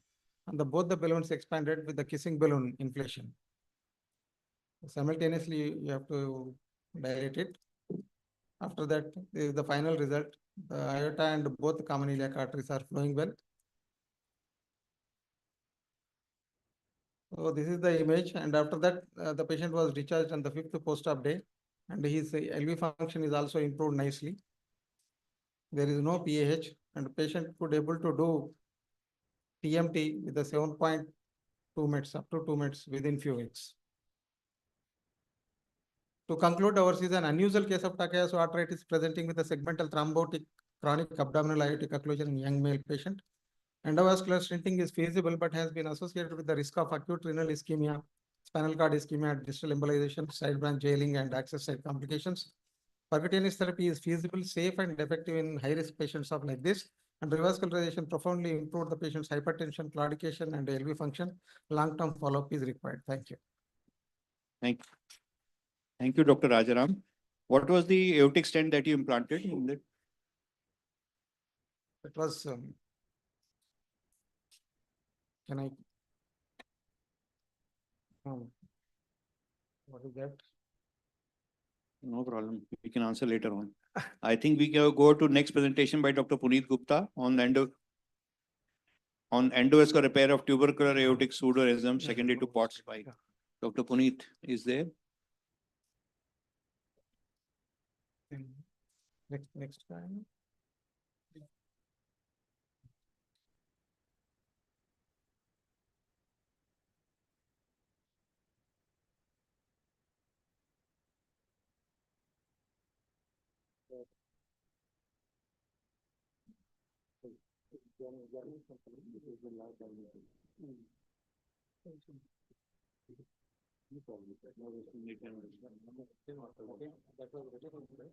Morning, we were discussing with the. Yes, please present your case. Good afternoon. I'll be presenting my case of endovascular repair of tubercular aortic pseudoaneurysm, secondary to port spine. I'll be presenting on behalf of Dr. Puneet Gupta. I'm Dr. Somil Verma, a senior resident in Department of Cardiology in Safdarjung Hospital. So my case is a case of a 26-year-old male non-smoker presented with insidious onset, gradually progressive low back pain, sorry, for 3-4 months. No history of fever or night sweats in this current presentation. However, significant weight loss was reported. There was a history of a sputum positive pulmonary COX 2 years ago, for which he completed the ATT course, and there was no focal neurological deficit in this current setting. On examination, there was tenderness in the abdomen and pain was radiating to the back and the flanks on the both sides.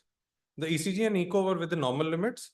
He was anemic with a hemoglobin of 9.9, raised TLC of 12,000, and raised hematocrit and ESR.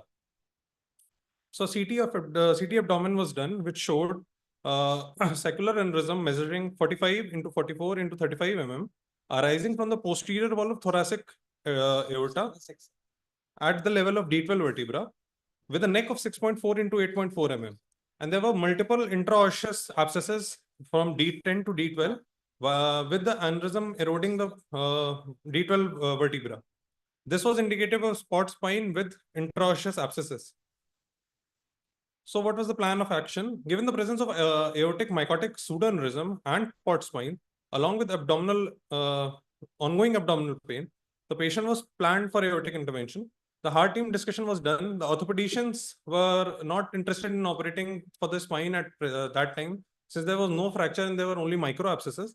While the CTVS surgeons also were not willing to operate since they wanted the orthopedicians to go for the surgery first. Hence, after a detailed discussion with the patient and the heart team, it was decided to go for AVAR, seeing the focal and favorable location of the aneurysm. So, a DT and the patient's right femoral axis was taken and a DT angiogram was taken, which localized the aneurysm 2 centimeters above the celiac trunk. A self-expanding stent graft 22 into 80 mm was placed in the DTA, and the position was confirmed in the both views.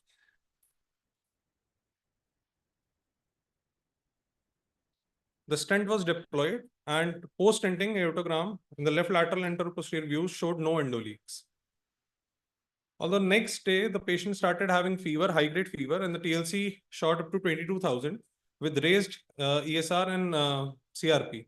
Although the fever profile with calcitonin was negative, all the fever workup came out to be negative, and diagnosis of post-implantation syndrome was made.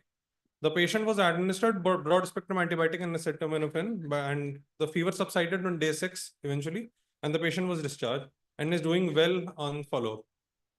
So the learning point compared to the previous cases that was discussed anatomically or procedure-wise is not a very complex case that I'm discussing. But what is important here is to understand that tubercular aortic aneurysm and tubercular spondylitis is a rare yet a life-threatening complication, as even a 1 centimeter aneurysm is having a high potential of rupture and death. Hence, a high index of suspicion is required to diagnose, especially in patients who had pulmonary TB and now are presenting with persistent chest or abdominal pain and thoracoabdominal paraspinal pulsatile masses. Prioritizing treatment of the pseudoaneurysm to prevent aneurysm rupture should precede vertebral TB surgery. For patients with high risk of surgical complication, AVAR is a safe and effective management approach for mycotic aneurysm. Thank you. Thank you. Now, may I request Dr. Mukesh Goyal, my colleague in Apollo Hospital, to present a case of important case, frozen elephant trunk. So it's a unique case where the patient had involvement of the distal ascending aorta, mid ascending aorta, along with dilated arch and some ulcer in the proximal descending aorta. So Dr. Harsh will be presenting this case, where we used a hybrid thoraflex graft for surgically treating this.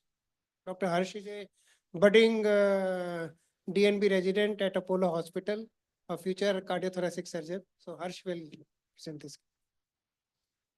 Good afternoon, everyone. Myself, Dr. Harsh Srivastav, and I will be discussing this case. So this patient was a 54-year-old gentleman presented to us with chief complaints of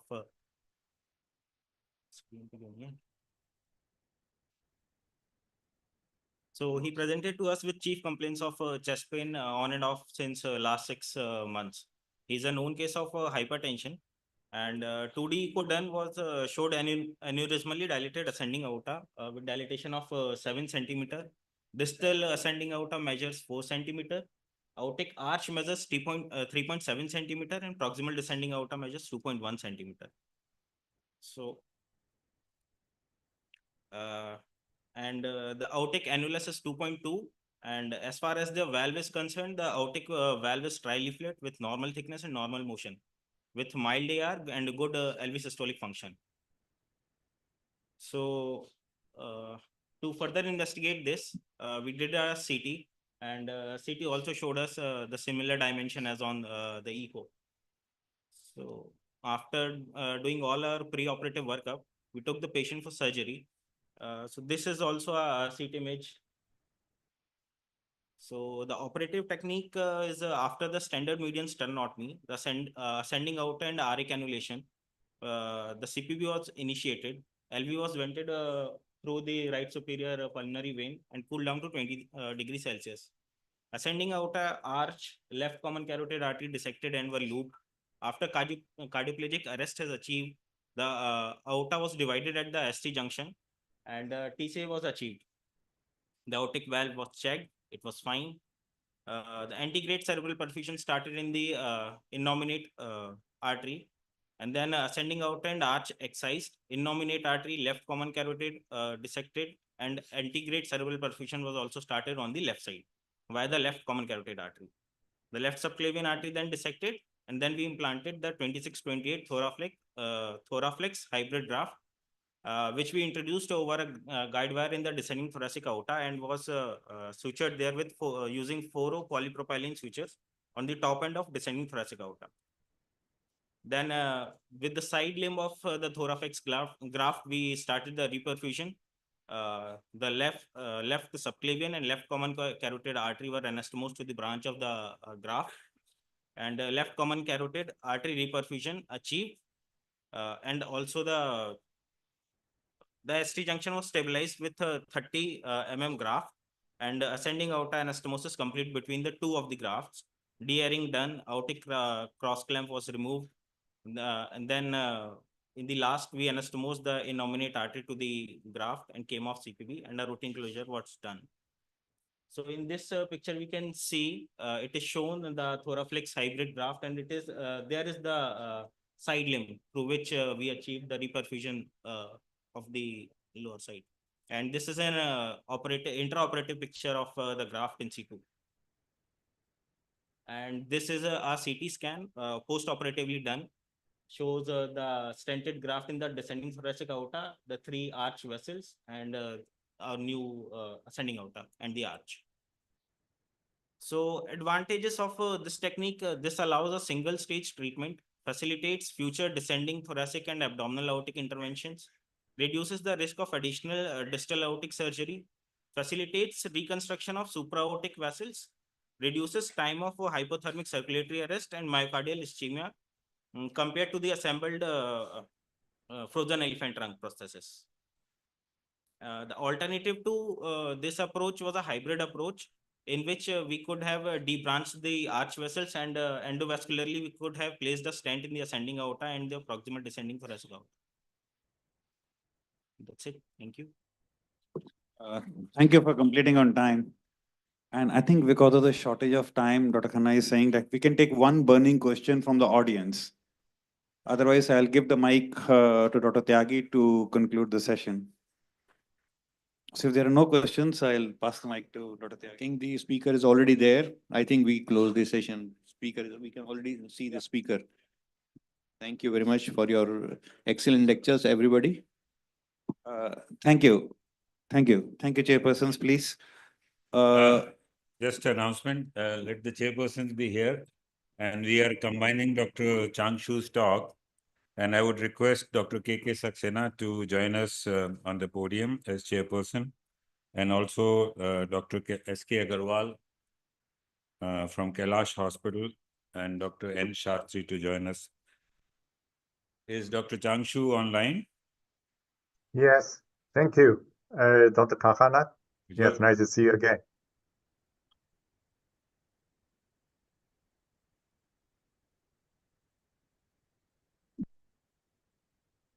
Yes.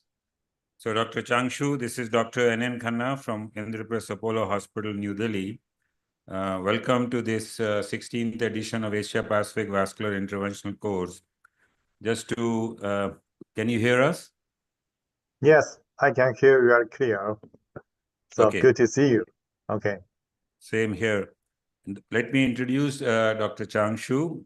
He is a professor of surgery at Fuwai Hospital and the second Zhangil Hospital. He is the chief of Cardiovascular Center, Central South University at Beijing. And he is one of the world pioneer in endovascular total arch reconstruction and also in situ fenestration. And the way he does it, nobody else does in the world. So I had the privilege to meet him in Indonesia at Dr. Rini's conference. And then we requested him to give the oration in this conference. And I hope we will be having a long and virtually quite a long association. We really wanted to learn these techniques from him and invite him physically for the next edition of Asia Pacific Vascular Interventional course.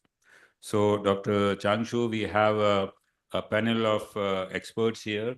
Dr. Modi, Dr. Asokan, Dr. Rawal Jindal, Dr. Sanjay Tyagi. We have Dr. S.K. Agarwal and Dr. K.K. Saxena. So it's a mix of interventional cardiologists and vascular surgeons, cardiothoracic surgeons, and also interventional radiologists. So with this, I would give the podium to you, and we will be very happy to listen your experience on total arch reconstruction. Okay. Thank you very much, Dr. Kahana. Shall I begin my lecture?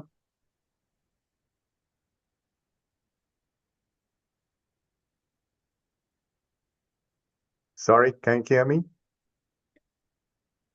We can hear you very well. Please continue with your lecture. Thank you. So let me show my slides to you.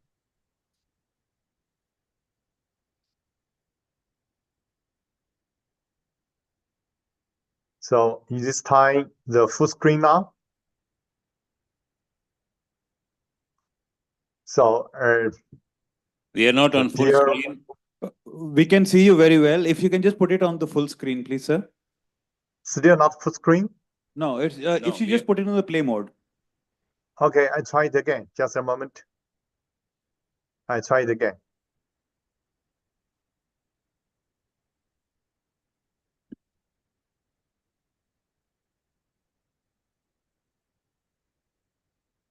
So now it's a full screen now? No, no. Still If you not yet? can, no. If you just go on the bottom button, just near where the volume button is, if you can just press that, click that button next to the volume button. Okay. Okay, just a moment. I try it again. I'm sorry. Now I suppose this time it should be full screen now. This one. This one full screen now? Just wait. Just wait. Yeah, It's full screen now. Great. Okay. Thank you so much. So it's my great pleasure to attend this important meeting. So Dr. Kahana and other special doctors. As I'm Dr. Shu from Fuwai Hospital. So let me share the experience and talk about the fenestration technique in our experience. So let's take a look at the data from Fuwai Hospital. So when we find it, in Fuwai Hospital, every year there's a lot of aortic cases. So the data from Fuwai Hospital, so when we find it, the aortic arch occupies nearly 13% of all the endo procedures. So last year, in fact, we have nearly 200 aortic arch, including the bronch stent graft filtration and sometimes maybe chimney. So we know the filtration, the first one to do it is by Park in 1996. But nowadays in China, we have different kind of filtration technique. We do believe that as we talk about filtration, we should emphasize it should be included in feature and in situ. So we already published a paper very early, talk about the in situ filtration in China. We also emphasize how to select the right device is very important. We emphasize the self-image marks guiding physically modified self-filtration is very important. It will be very quickly for you to do it. Also, the special design for this device, including the supporting bar on the big cave and the 8-shaped mark on the big cave. Also, we have the 0, the shaped mark on the small cave. So all these marks can memory in your head, then you can make penetration so easy on table to treat the patient, and you need only about 5 minutes to make the penetration and reassembling device, then you can deploy inside to the aortic arch. So every time we try this penetration technique in different hospital and in different congress, we transfer our live kits to different countries. Every one branch vessel penetration means only half an hour. So for example, this one, we can do penetration for left carotid and also LSA. It's very simple and easy for you to do it.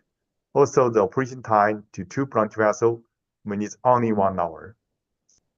So to some special case, including already done TIVA before, you want to do to treat the type of embolic, we can also treat it by on-table penetration, especially if we want to preserve the vertebral arteries separate from the aortic arch. It's a very good method for you to do it. I suppose this one may be the only method to preserve the vertebral artery. So we have done lots of such kind of cases, not only for 1 branch vessel, but also for 3 branch vessel. We already done it in 2008. We also published a paper talking about this technique. So this technique, we need only 1 exercise from the femoral artery, then you can cannulate with a well and a caster into the filtration area to the branch vessel. Then you can use a balloon to balloon it. Then you deploy the bronch stent graft to the branch vessels.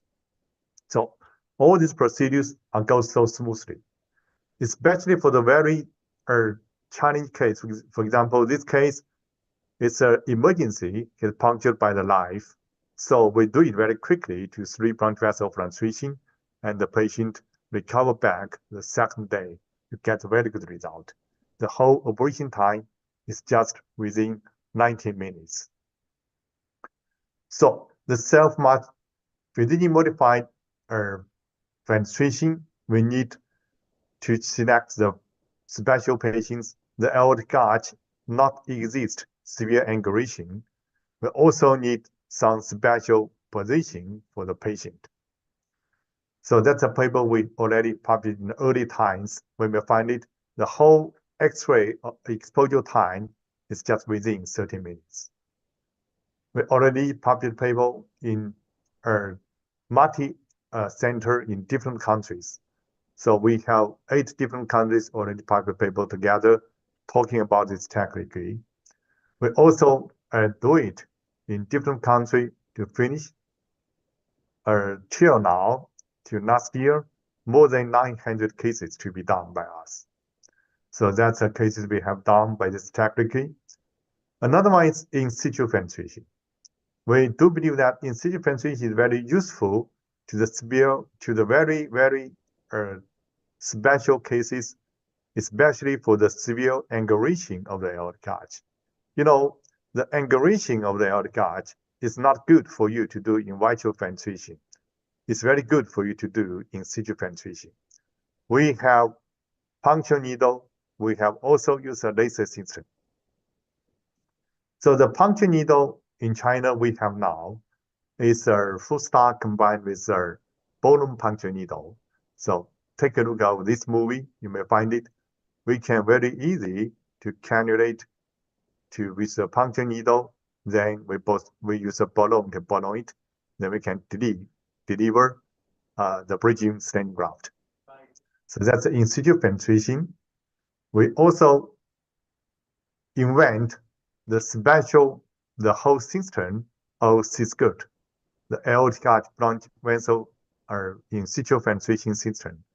This one you may find in the big stent graft, most graft in the big cave, less stent in the big cave, and more stent in the small cave, plus the skirt, the branch stent graft.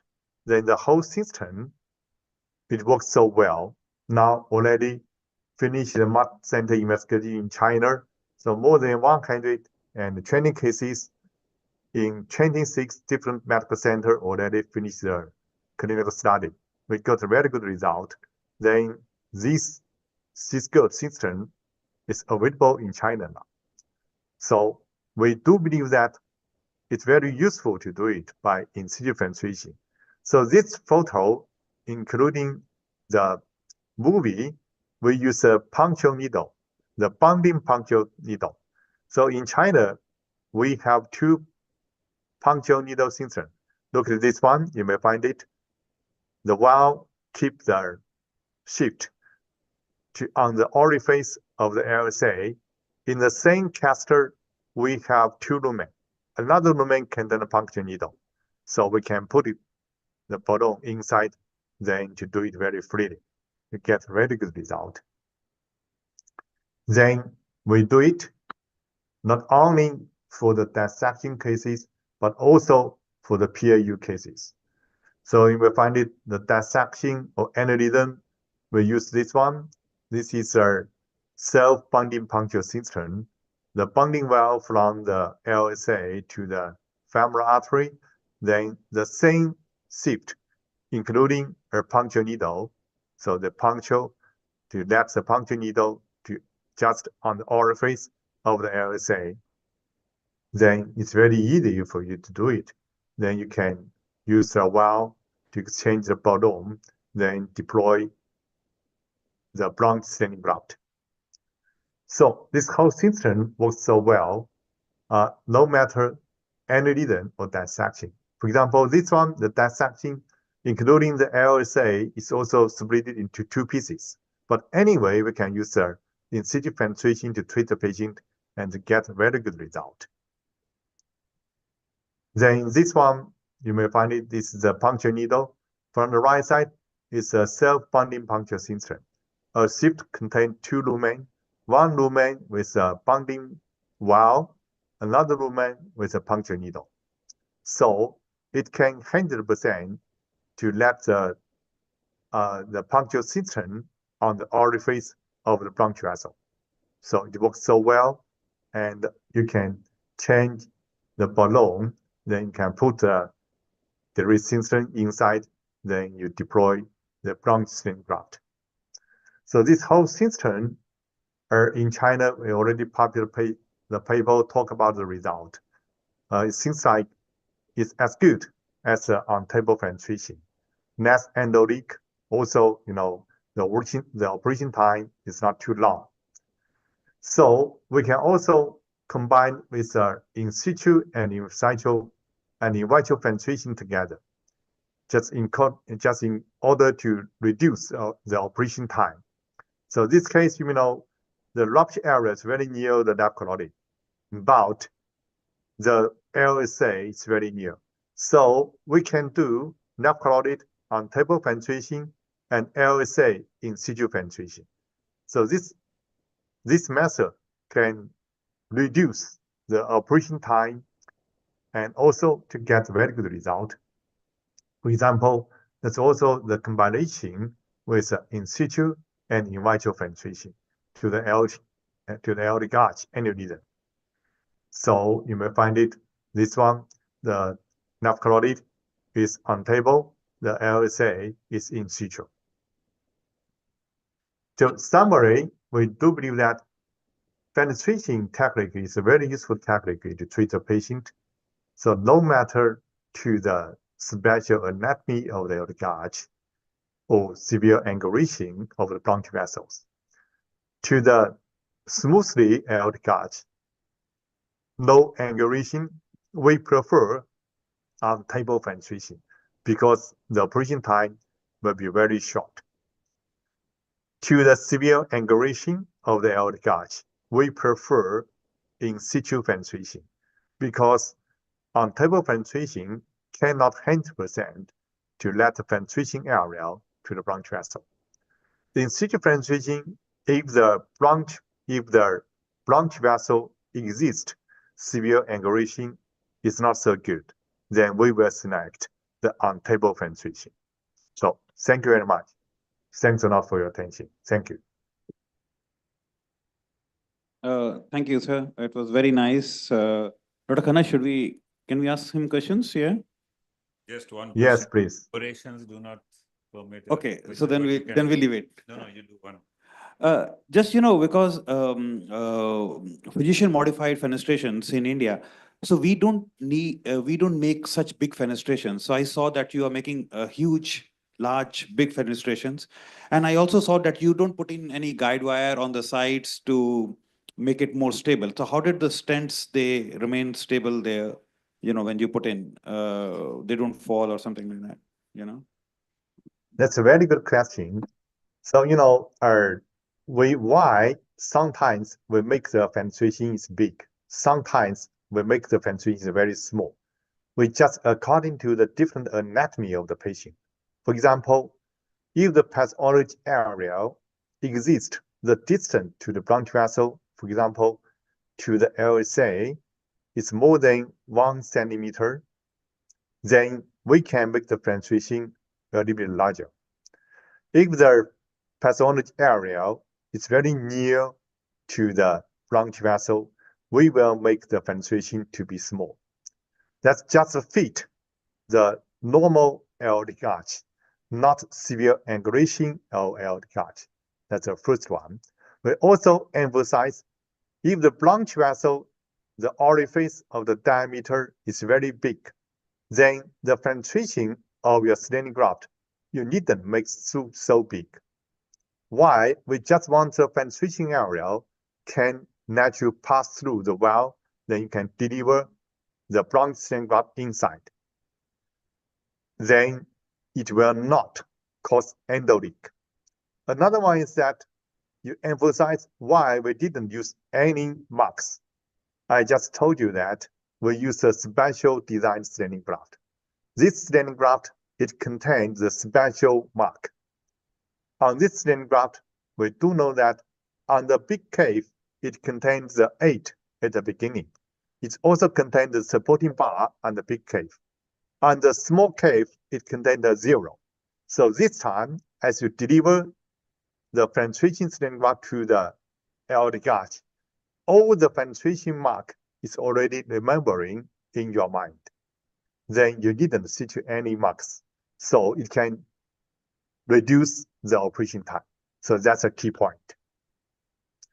To the pathology area, it's very near to the bronchial vessel, for example, less than 0.5 centimeter. This time, we do believe that in situ fenestration is much better as compared with on-table fenestration. The on-table fenestration, no matter the fenestration, the size is not just the size to the bronchial vessel. We just want to prevent no endoleak and 100% to let the bronchial graft can put inside to the bronchial vessel. So that's a key point. Thank you very much. Thank you very much, Dr. Changshu. And that is a very novel method to do in vitro, in situ fenestrations. It's a very fast technique, and I'm really impressed the way you do it and the hardware you have actually made to do these procedures in a very simple way. And I'm sure one day I will come to your lab and learn this, how to do it. So this was a part of your oration. Let me just read out the citation and we will be sending you the plug by FedEx. So it says, APVIC 16, 2024, Dr. M.N. Khanna oration for the year 2024 has been conferred to Professor Dr. Chang Shu from China, Huai Hospital in China, for the topic in situ fenestration for reconstruction of aortic arch in complex aortic aneurysms and dissections at the 16th Asia Pacific Vascular Interventional Course held at New Delhi, India from 21st to 22nd December 2024. For his distinguished contribution to the field, Asia Pacific Vascular Society wishes him many more years of good health, academic excellence, dated this 21st day of December 2024. So we virtually give this oration plaque to you, but we will be sending it physically by FedEx in a short time. And thank you once again. Thank you very much. Thank you. Thank you very much. Thank you. So now we move on. I request all the chairpersons to be here. There is we are combining one session. Mr. Subramaniam LM, he's going to be giving his talk because he's a flight to catch back to Mumbai. He will be talking about exploring the latest in echocardiography. And then we also have this latest machine from Siemens to be launched. May I request the chairpersons to remain here and also request Dr. Subhash Chandra to come and Dr. Rajiv Lochan to come and chair and come on the dais. So, Mr. Subramaniam, can you come over the dais, please?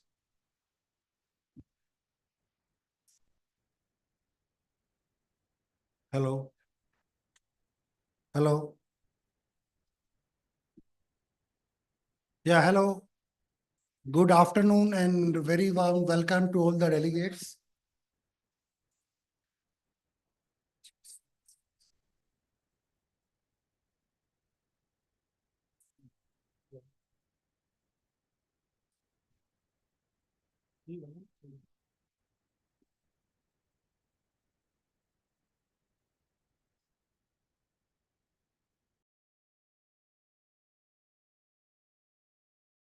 Very warm welcome to all the delegates.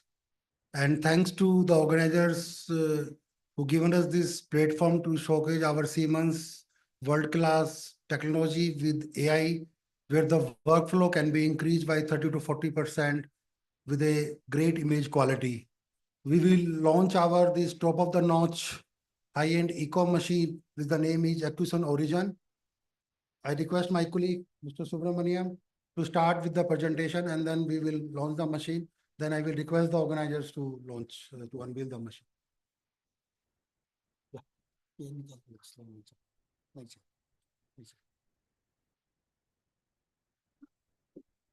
Good evening to everyone. So let us take a small break from the hectic clinical topics from the morning what we had. We'll look at a little bit on the technical, what is the other side of the our industry, what is happening. So I'm proud to introduce my new ultrasound equipment from Siemens.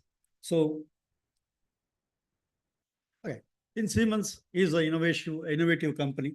We invented a lot of new things in the echocardiography, right from the first ultrasound equipment for the medical purposes, right from there. Then we looked at a lot of new features, including the ice probes or the portable equipment or some of the valves for the structural heart disease. So modeling of the valves and other things, which was a lot of innovative with the AI features. Now, you all agree with me that disease also, all the diseases also on the rise. So you have a lot of challenges we are facing day to day in our echo lab, mainly because of the patients, number of patients or number of diseases are going up. Then, of course, we do have other challenges in terms of the staff, medical staff who can support us in terms of doing the diagnosis. And we are also looking at the end users, the echo technicians or the sonographers having a lot of injuries because of the lot of cases are waiting. And also there is a lack of standardization of the echo procedures, what we do, because each hospital practice differently and they put those information differently. So there is a confusion in terms of the interpreting those information. Most of the time we get into the eyeballing because of we want to make the echo quick. There are some errors can occur with that. Of course, there are some echoes you have to repetitive because of those eyeballing or those end result which is coming from the machine, depending on the different users using it. And also we can see that there are some injuries to the technicians or the sonographers. And of course, we all know that because of the disease is on the higher, so the more patients are coming to the hospital, the weighing team is also going up. So to result of those problems, we want to find a solution. So what is that we can do? We bought a new equipment, which is called Akizon Origin. Now, what is the difference here? It is based on the AI. That means everybody's talking about the artificial intelligence today. So we talk about the AI in this. So this equipment comes with the 3 big pillars. We call this a smart, clear, and so this is what we are talking about, the AI leadership here. So basically, we are training the machine to understand what we are doing in echo lab. So when you look at when you keep the probe on the patient chest, system understands and start interpreting those images and gives you a much better and reproducible information. To do these things, you need a huge number of data. We have almost around 2 billion information, which is combined from the different the sources. So these are the sources we partnered with. We take those information from them. We have a large experience, almost around 20 years of experience with the AI features, what we used it in our equipment. If you look at the Siemens is the one which has got the large number of FDA cleared AI features in the medical diagnostic equipment. So this is basically helps us to make a diagnosis much faster, much more easier. Siemens is also having a largest the supercomputer which can process the data much more easier. As I told, we have almost around 2 billion of information collected, and we are processing almost around 1,400 images every year, every day on the algorithm. We create an algorithm to understand those images and train that. So as a result of that, this is the first equipment, comes with an AI button. When you look at that, there is an AI button on the system. That means we are approved to say that we have an AI features or the artificial intelligence features, which will really make our life much more easier. Quickly see it, what it is can do, or how it is helpful to us. Basically, when you look at this, your exams become much more faster. Your workflow is very, very improved. And also the reproducibility is very high. So you can see that some of those AI features, what it can do, it can get those information just by touching on a knob on the keyboard. So it reduces your time, reduces your movement, hand movement on the system. So when we talk about the AI features, this is what difference it makes. Now, when I am taking this image, system understand what view I am doing. The moment I kept the probe on the patient chest, the system understand what view I am doing. The moment we switch on the color, system will automatically place these color boxes for you. So you are looking at the mitral, or you're looking at the tricuspid, or you wanted to look at the pulmonary veins. System will automatically, just by touching an AI button, system will place these color boxes for you. So you not to reach the trackball to adjust those color boxes, color box sizes, or shifting the color box up and down. Those things are really not required.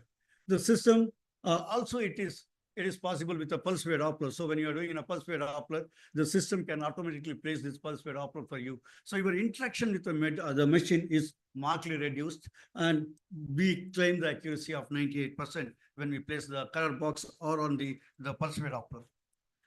Of course, once you have the 3 views, the strain rate is the one which is people are talking more nowadays to look at the viability of the tissues. So you have an automated strain rate. Moment you take 3 views, system can give you the ejection fraction, volumes, as well as the strain rate.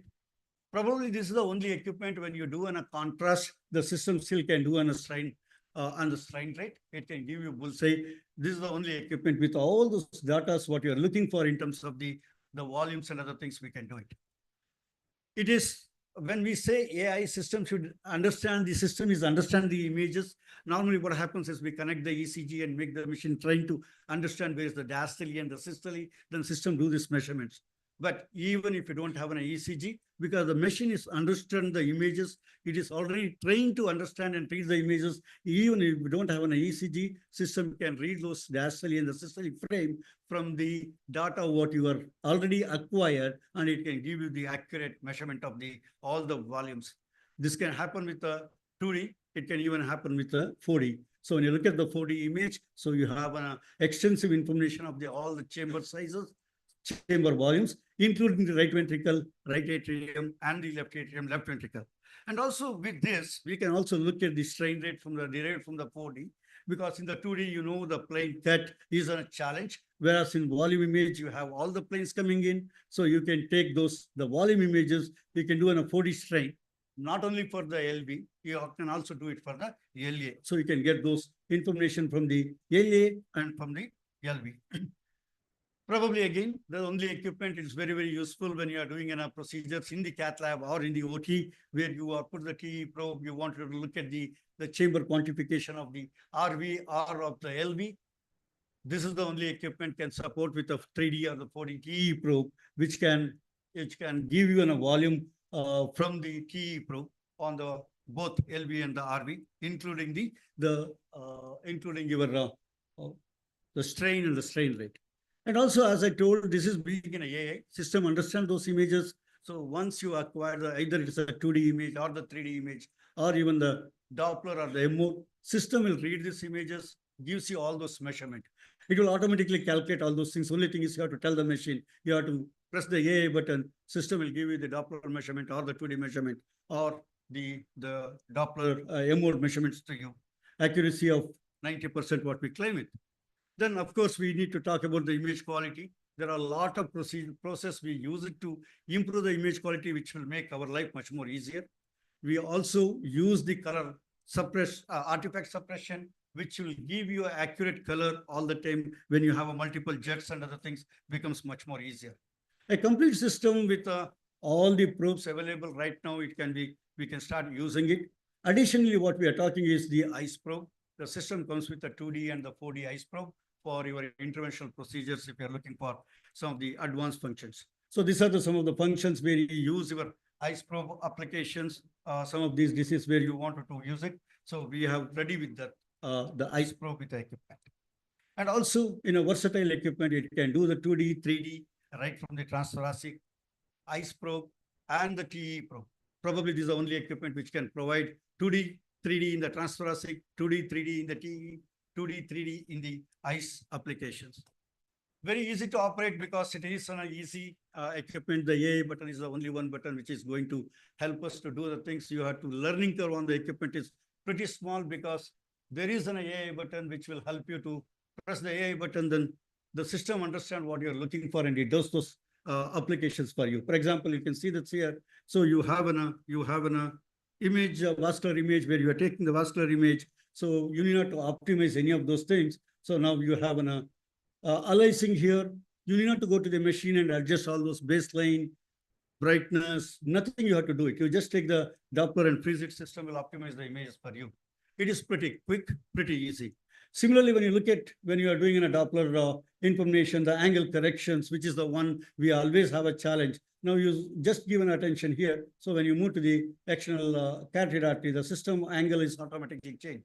That means system understand what you're looking for, how to optimize, it will optimize it. So when you start scanning it, it is pretty easy. It will take you through the whole procedure with automated buttons. So we need not to look at the keyboard, operate, optimize. Those things are not really required.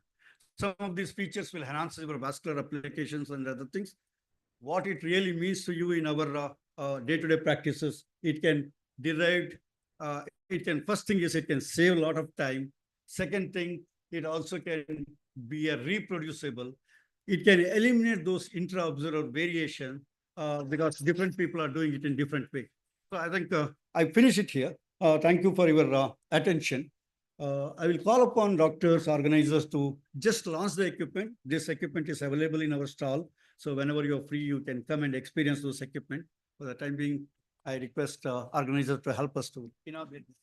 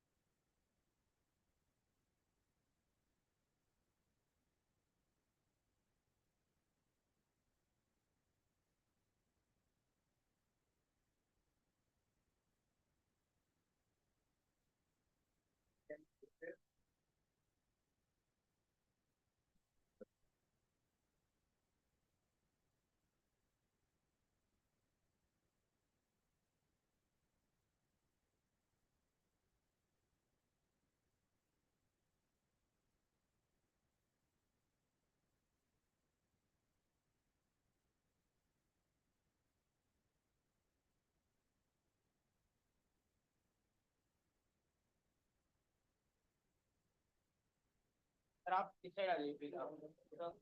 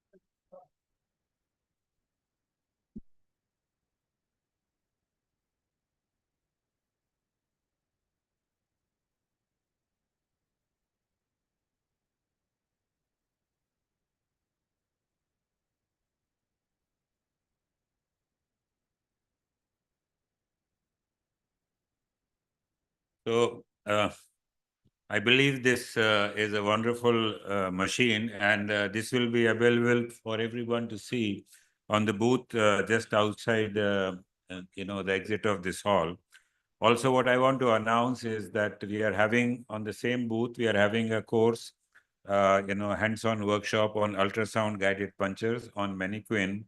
Dr. Ujjwal Agarwal, who used to be my registrar, now is a consultant in one of the hospitals in Gurgaon, is going to be the main person teaching you how to do ultrasound guided punctures on mannequin. And also you can have a look at this machine.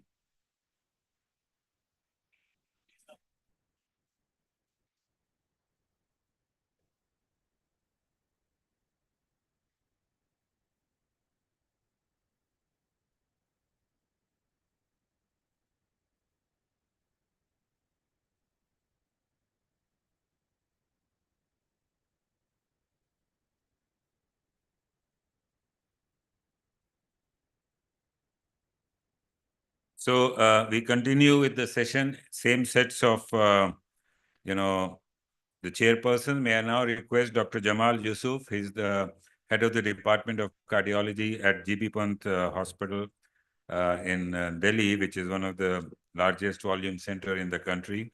Dr. Rajiv Lochan from Dubai to come on the stage. Dr. P.K. Asokan from Calicut. And also Dr. Preeti Gupta from Safdarjung Hospital, New Delhi, Dr. Samanjay Mukherjee, Dr. Rawal Jindal, and Dr. L.K. Jha, if he's available here. And also I'd like to request Dr. Grewal, if he's there, to come on to the stage, and we continue with the sessions. Dr. Subhash Chandra would be the first speaker, who would be speaking on metal-less PCI. And these are sessions on innovation in the last 2 years. I would probably will skip my talk or do it in a delayed mode because we need to catch up with the time, and we have another very important talk coming from Mount Sinai Hospital in United States. In fact, 2 talks by Raman Sharma and Prakash Krishnan from Mount Sinai Hospital in United States. So, and following Subhash Chandra would be Dr. Rajiv Lochan, who has a very unique idea of soft balloon imaging to avoid cardiorenal insult from iodine contrast. So this is a very unique idea and a very innovative idea to do angiography without contrast. And not only that, it gives you a degree of stenosis. Probably as the way goes forward, we may have more uses of this soft balloon angiography, even for stent extraction, as he was telling. And we have been fortunate to actually work with him and do some of his cases in our hospital in New Delhi.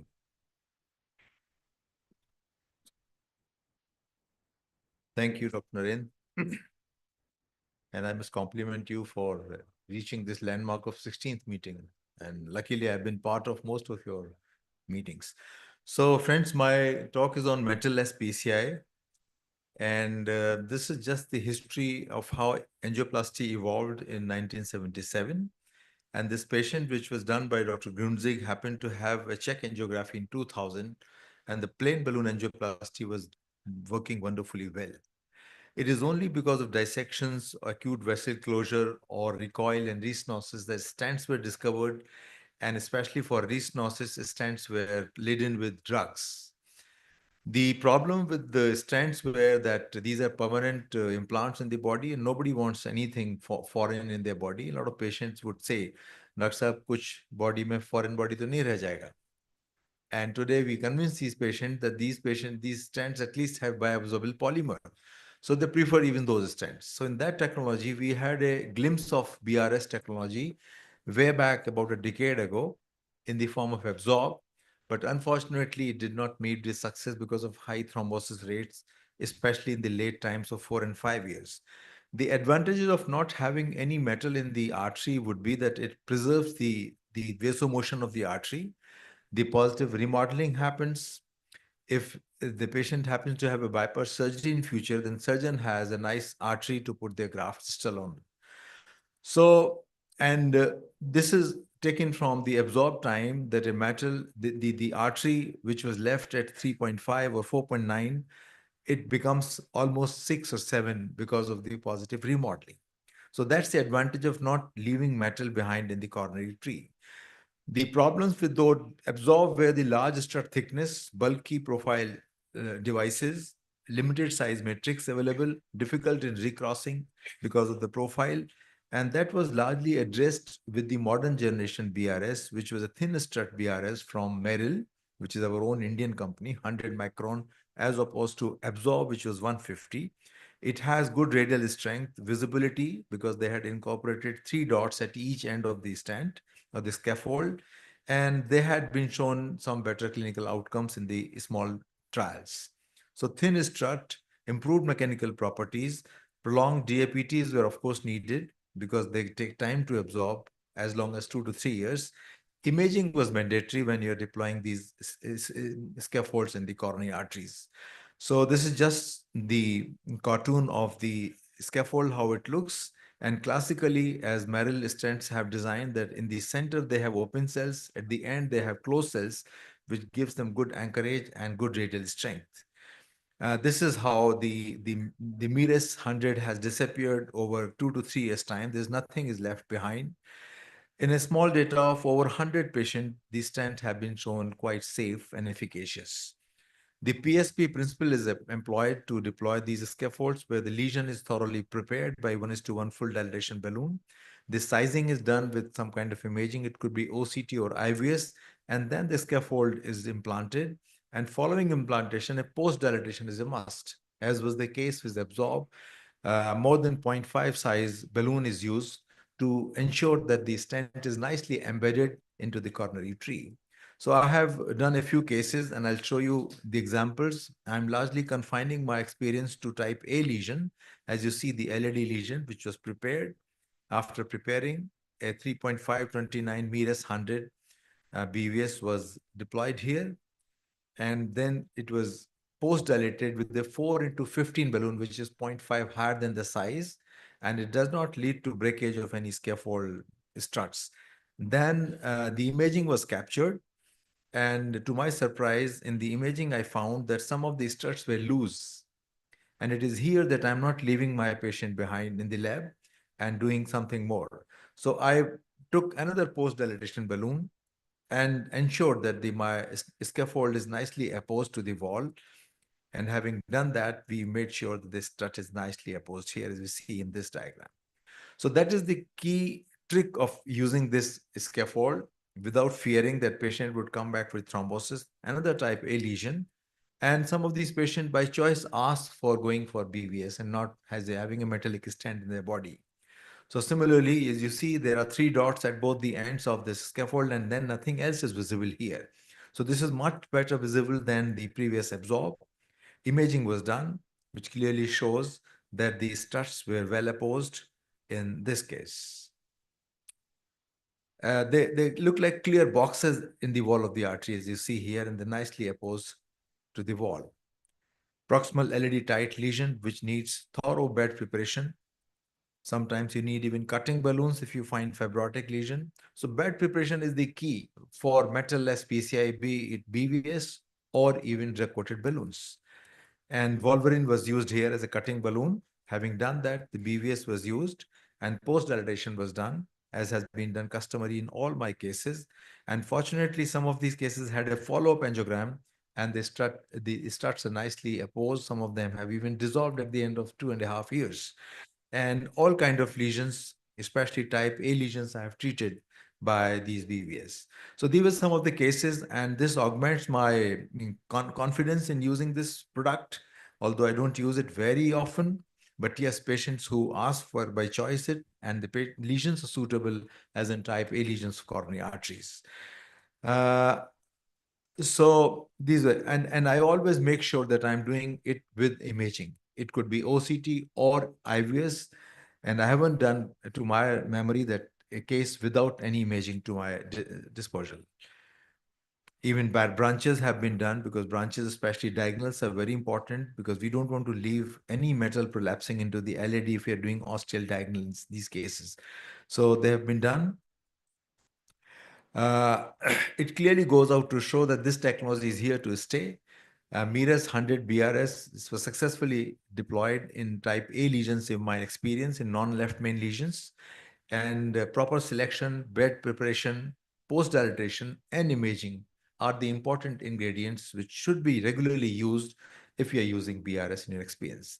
Lastly, the technology which is very rapidly proliferating, it has an advantage because the whole idea of doing angioplasty is to prevent restenosis or proliferation of cells, which can be achieved by simply ensuring that you deploy some kind of drug at the local site, either as a carrier being the stent or the carrier being a very robust balloon, which can ensure that you are embedding enough drug into the bed and therefore preventing the long-term restenosis. It is there that you could even reduce the DAPT duration.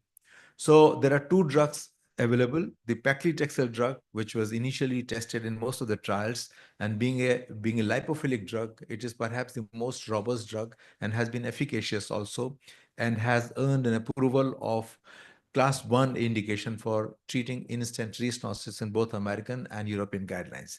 The other drug, which is sirolimus, is a hydrophilic drug, and could be washed off if you're not careful, but the drug has been incorporated with good excipients or nanotechnology, and to make sure that the drug is nicely embedded into the coronary wall, and therefore it is efficacious. So this is a balloon mosaic sirolimus eluting balloon, which has been coated to the drug coated to the balloon in the concentration of 3 microgram per millimeter square, and it stays in the wall. But the only caveat is that you have to prepare the wall very well. To the extent that you may even cause a type 1 dissection in the wall, and then make sure by prolonged application of balloon to the wall that the drug is embedded into the wall, and therefore it works. It prevents restenosis. So with that theme, I have used it in some of my cases of instant restenosis. As you see here, there's a case where the circumflex stent has got restenosed. With great difficulty, we could cross this lesion, taking special guiding catheters and treating it with the cutting balloons and different kind of balloons. And eventually, we treated it with the mosaic drug-coated balloon. And another case where instant restenosis, so this is the case, the instant restenosis of LAD was treated by the drug-coated balloon. But the bottom line is that you have to prepare your bed very well by 1:1 balloon, do some kind of imaging so that the recoil is less than 80% and less than 20%. And in case there's a need for major dissection, you could use a stent as a bailout, even in these cases which you're intending to treat by the drug-coated balloon. So that's my last slide, that drug-coated balloon technology is emerging as a solution to various angiographic and clinical scenarios, especially instant restenosis. But now it is being tried and tested in various large variety of lesions like bifurcation, small vessels, diffuse CAD, diabetics, high bleeding risk patients, even in de novo lesions. One has to wait for a few more years until the trial results are in the domain, and then only we can embrace this technology for a regular use. Thank you so much. Thank you, sir. Excellent talk. So what is your experience of hybrid approach using PRS and? Yeah, so Dr. Jamal, that's a very good question. So we often use hybrid approach, especially if you're treating bifurcation lesions and we are leaving behind the side branch, major side branch, and we don't want to put 2 stents because the results of 2 stents in bifurcation are not good. So therefore, we will treat the side branch with a drug-coated balloon and the main vessel by a stent. So we often use hybrid approach also, as much as the cost permits. Can I have a question, sir? Excuse me. Can I have a question, sir? So what is your experience of using MIRAS in the left-hand bifurcation? Because there may be an issue of side branch discrepancy.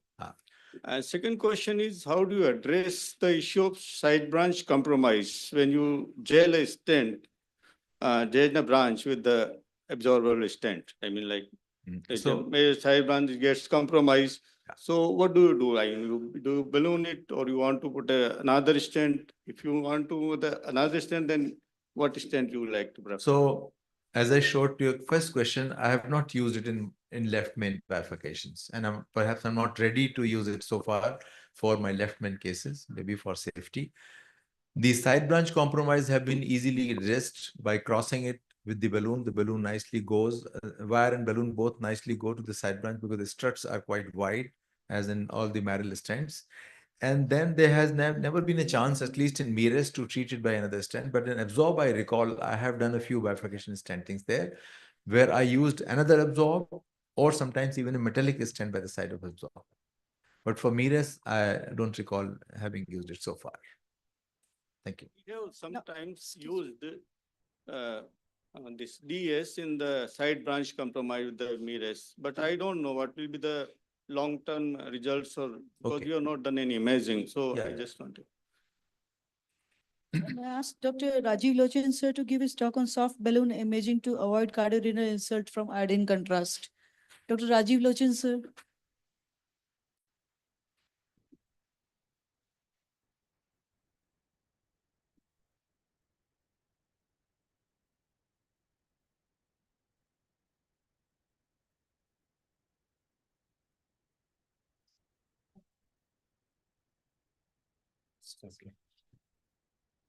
Thank you very much, chairpersons. Thanks, Dr. Khanna, for excellent introduction about myself. So let's talk something different. Soft balloon imaging to avoid cardiorenal insult. So what is the soft balloon angiography? Angiography, you all know for 6 decades, and the whole purpose of this, it is to diagnose coronary artery and peripheral artery disease, and in interventions, it can be used. Post-standard angiography, many patients develop renal impairments, many dialysis, and may have a serious patient with severe disease, aged patient, they might have hypertension, shock requiring some extra support. So angiography intervention increases the morbidity, and all preparations are done. Still, there is a need of some better technology, which is safer. So bench test for the balloon angiography was done. Here we made a poly tube, plastic tube of 3 to 5 or 4 millimeter diameter.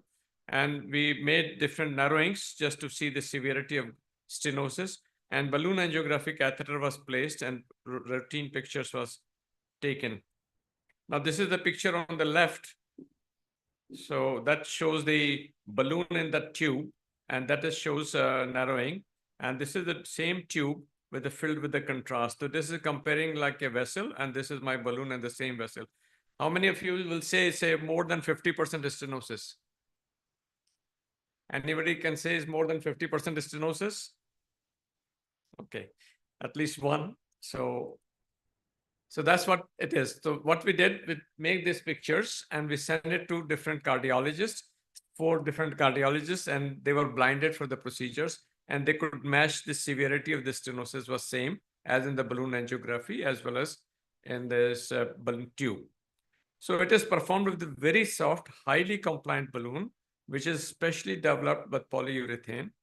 In appearance, it looks like a angioplasty balloon. The balloon is advanced over a coronary wire, like in a guide wire, just like your routine angioplasty. And after, in the balloon, we inject the dye, pictures are recorded. After recording, we aspirate total dye. There's nothing is left in the system. So as such, there is no load on the hemodynamics or on the kidneys after we finish the procedure. On the diagram on the left, cartoon shows the control angiography picture. And the bottom one, my balloon is capped in the same narrowing. So here you can see the similar narrowing in both the areas. However, in this one, you don't see the side branches because balloon has got this limitation. On the right picture controls, this is the soft angiography balloon, atheroma, and your stent is capped. So you can judge whether your stent is or balloon, PCI, POVA balloon is in the right place. But when you inflate this, you don't have to inject dye in the system. And after you've aspirated, you can perform the angioplasty. This is some more pictures of different degree of stenosis. It's so soft, if you leave it straight, it just coils. If you inflate it, it doesn't have any strength. And on the right, there are tandem stenosis, which can be seen as well. Now, this is a picture which I have taken of the balloon, and it is rotated. Whole purpose is if there is an eccentric narrowing, you may be fooled by one particular view. So you have to take multiple views, and this can be compared, and that helps to diagnose the eccentric lesions.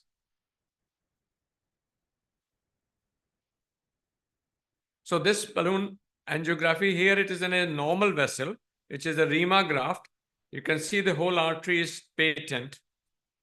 Same as a conventional angiogram. So both pictures have a similarity. So as such, you have same information which you get from this balloon. Even the aneurysmal dilatation, you can see it. The balloon is so soft, it takes the shape of the area or vessel where it has been kept. In this patient, you can see the tight narrowing across the balloon, the soft balloon, which is a significant narrowing in two views.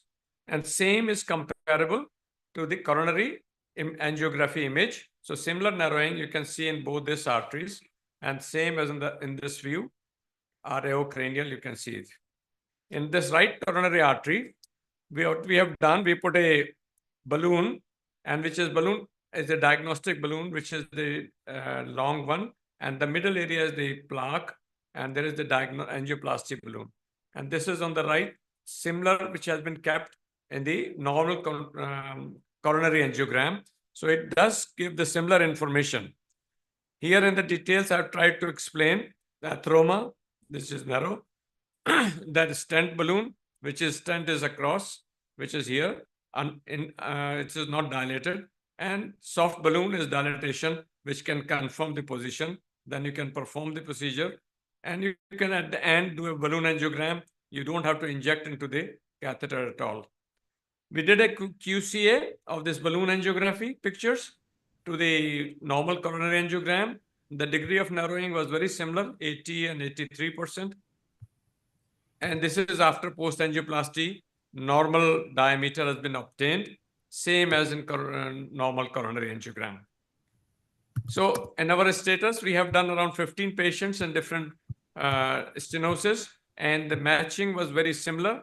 Here it is the right coronary artery, which is the tight stenosis on the balloon angiogram, and a minor stenosis distally, which is very similar to coronary angiogram, which we are all very used to. So this is after angioplasty in the same thing, and this is after angioplasty in the coronary angiogram. QCA matches the narrowing, the 40% on this balloon angiogram, and normal angiogram 66%, 64%, and tight narrowing 81 and 78%, and in distal 63%. So it is very close to the normal angiogram, even on the quantitative analysis. We compare to the stent clear or stent boost, where this narrowing can be seen on this balloon much easier. And this has been compared with the IVUS, tight stenosis, and same what we are looking at it on the IVUS. Here it is an interesting area which we did a bench test. It's an under-expanded stent. When you put a balloon, it's so soft, it can define if your stent is not opened up properly, it needs a post-dilatation. You can see the balloon markers are here, and balloon is so long. What is happening? Because balloon is so soft, if it doesn't get side any place to dilate, it will not push the vessel wall at all. It finds the place wherever it is loose, it goes, and it gives this. In fact, this may be very useful for Dr. Subhash Chandra's case of BRS, and we can use, actually in BRS, IVUS is not very useful. You need some either OCT, and this might even show that balloon BRS is not dilated, and we can do with this technology. This may be a simple economical technology as compared to OCT. So this novel technique of soft balloon angiography imaging is an effective procedure to diagnose vascular stenosis or dilatations. It is a safe procedure and avoids contrast-induced nephropathy or aggravation of the heart failure during the diagnostic angiographies. Not one diagnostic procedure, but it's a part of the interventional procedure, which is we always have to do angiography, and that can be used as a balloon procedure. Soft balloon imaging can detect and extend under-expanded stents with inadequate expansion of the struts, guides in further dilatation, and it is anticipated on the same lines. It can define BVS, which cannot be seen on IVUS. Current limitation, it needs a larger experience in the hands of multiple operators. We have meaningful information to clinical practice. multi-center study is on the way. Is titled as B Angio, and which will explain further limitations or uses of this technique. Thank you very much. Excellent talk, sir. So what is the advantage of this technique of zero contrast PCI using intravascular imaging, where we can see the branches also simultaneously if required? We don't need an IVUS machine for this. But we are So not- it is a place where you don't have a machine, you can use it. And this is something which we can use in lots of cath labs where you don't have IVUS machine. Sir, So this is one of the things, and as a very limited amount of contrast needed, renal impairment patients, yes, that's one of the techniques known, and this is one of the alternative. So in this pilot study of yours, have you ordered special balloons from some We company? made it. You We made it with some company, and they are making for us especially. and what dilution of contrast and I prefer non-ionic contrast because the opacity is better of non-ionic no, contrast. the contrast being Half injected and half. inside the balloon? Inside the balloon only. So Okay, that's so- why it's safe. so It it doesn't doesn't- go to the system. Okay. And it is half and half. Half and half, 1/3 I've also tried. At how So- much atmosphere? How much? How much inflation? Maximum 1.5 to 2 atmosphere. 2 atmosphere. It's so soft it dilates fully. It goes to up to 8 millimeter diameter. If you have a diameter, dilatation, ectasia, it will go to that area. All right. Interesting. One question is like, suppose if you have not done an angiogram, so then how will you pass the wire across the lesion? How will you decide the diameter of the balloon if you are not aware of the coronary anatomy? Suppose you are taking a 2 millimeter diameter balloon and coronary is 4 millimeter, then how will you assess the lesion percent stenosis? SK, you're absolutely right. We will do a one diagnostic shot to define the coronary anatomy. Then you use the wire and then do it. For the diameter of balloon, one fits all. This is the diameter of 3 millimeter, and the usual length is up to 50. I have 30 millimeter also. The reason, because it does not open up the artery, even the small arteries, distal part of the right coronary artery, which I was showing, is hardly 2 millimeters. The same balloon can define it. It will go lengthwise. It will not widen the artery. So that's how you can know it. Second is that we can always probably do it with your experience. You know where the LED goes. You can put the wire. Maybe eventually one day we can do it without angiography, but I don't think that's the current state of art. We should not be trying at this stage. Sure. Thank you very much. Thanks. I request the chairpersons to be there only. Now I will be requesting Dr. P.K. Ashokan to give his talk on SFA CTO. There's a little change in the topic. So good evening to all. I'll be talking on aortoiliac stenosis instead of CTO SFA.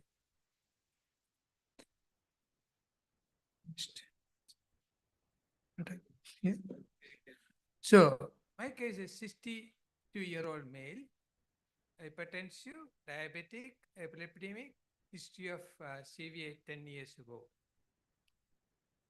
History of vascular event 10 years ago. Again, 6 months prior to this procedure, this patient had inferior valve infarction. Dr. Prakash, I was able to see your slides. Tending elsewhere to RCA, subsequently to LAD and LCX. Patient came to me after 3 months because that time they dictated tight stenosis of the. Let me try again. I'm trying to share. Then chronic total occlusion of ostium of left common iliac artery and moderate stenosis of right common iliac artery. Creatinine is 1.8, mildly impaired renal function, ultrasound. Hello? And Can you hear me? Yeah, I can hear you. angiogram. It's not sharing again. I don't know what happened. Moderate stenosis of the abdominal aorta. Chronic Your total feature is occlusion still of left enabled. common iliac artery. You can try again. And with I'm the trying. extensive calcification. And I was able to other see your slides arteries on briefly. left It was a white frame with a red right side. text No, there's color. no flow limiting lesion except the proximal portion of the right common iliac artery which shows 50% stenosis. You can see this CT angiogram, and there is a total occlusion at the Now you can see it. common iliac artery. Yes, now I can see the slides. Okay, I'm going to stay on this system until you tell me to go. Okay. and right side is fairly okay, Okay, except thank you. the posterior part, there's a moderate stenosis. And coming to the abdomen and aorta, we're showing calcification, extensive calcification. And you can see that distal portion, there is a severe calcification. And the lumen is 4.7 millimeter, and then diameter is around 11. Kindly make the Centimeter. presentation full screen. And coming to the 11 millimeter, coming to the, can you show me the movie? It's not working.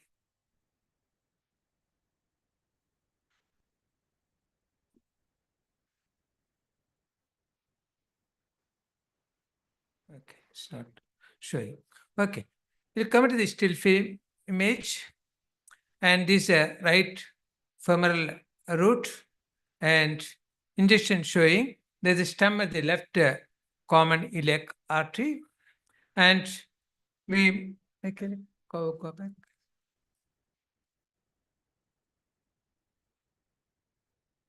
Can I go back, please? Can you ask somebody to help me? Please. Can you go back, please? Can you go back? Again? Can you go back again? Okay. Okay. Fine.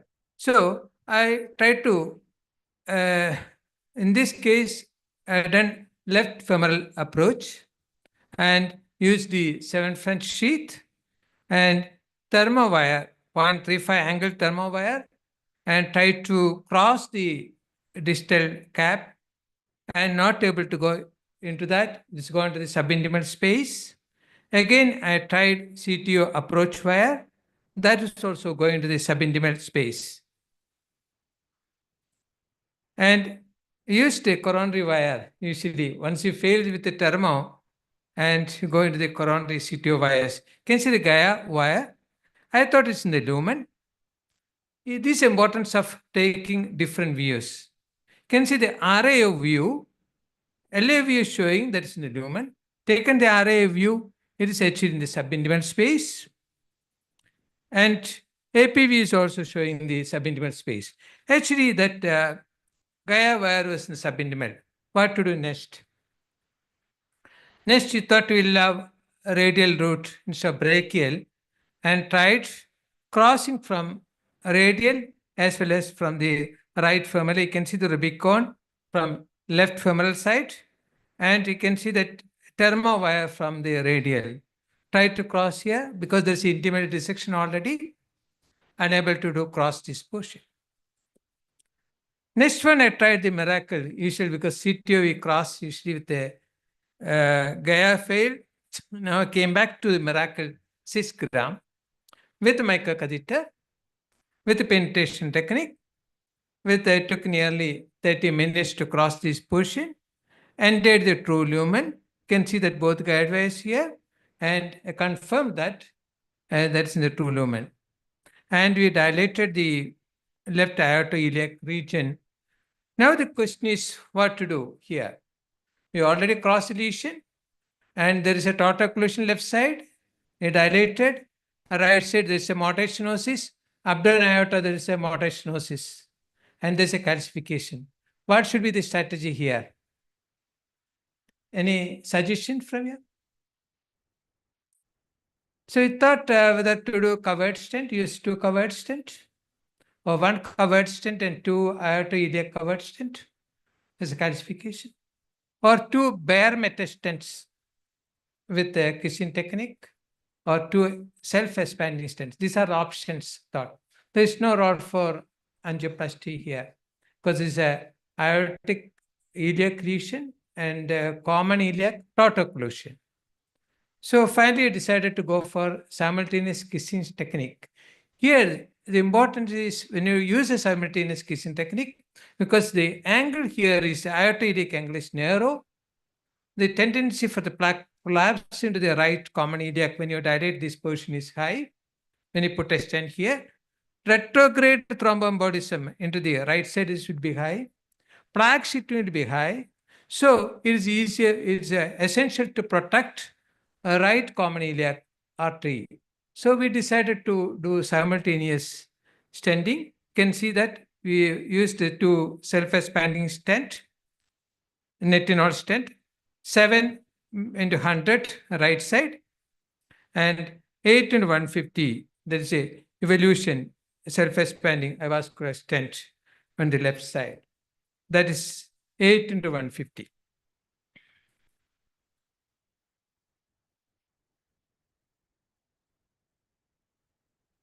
Not able to. Okay. Yeah. Okay, that's video is not playing. Anyway, this is a final report, result. This is still filling. You can see this, both stents, aortic stent is suspended, both the iliac stent is suspended, and there's no dissection. You can see the good distal flow here, and all the branches are preserved, unlike that of the covered stent. And covered stent, another disadvantage in this case is a little tortuous vessel, and the chance of losing the branches will be high. So we used it to self-expanding stent. So the treatment of aorta iliac occlusive disease should include both modification risk factors, that is already in this case, and efforts to increase perfusion to the lower extremities. That should be the purpose. And endovascular approach is an alternative to surgical approach. It's agreed. And kissing techniques should have positive result in this case. And when it comes to the self-expanding nitinol stent versus the bare stent, the immediate procedure result will be almost same, but TLR rate is less with the self-expanding stent, and the TLR rate is less in covered stent when compared with self-expanding stent. These are the meta-analysis data available. Thank you. Now, and how long has been follow-up so far? Actually, So done recently, a few months ago. So we don't know the restenosis or re-occlusion, because Yeah. that, But that is the asymptomatic matter patient. between the covered stent and non-covered that might give us information. Yeah. Only point against here is calcification is there. Whenever there's a calcification, better to have covered stent here, extensive calcification. But the points against are tortuosity and the branches. These are the points against. Thank you very much. Thanks. Now invite Dr. Anumit Bakker to give a talk on use of angiojet mechanical thrombectomy in bilateral iliac artery stent thrombosis. Is she there?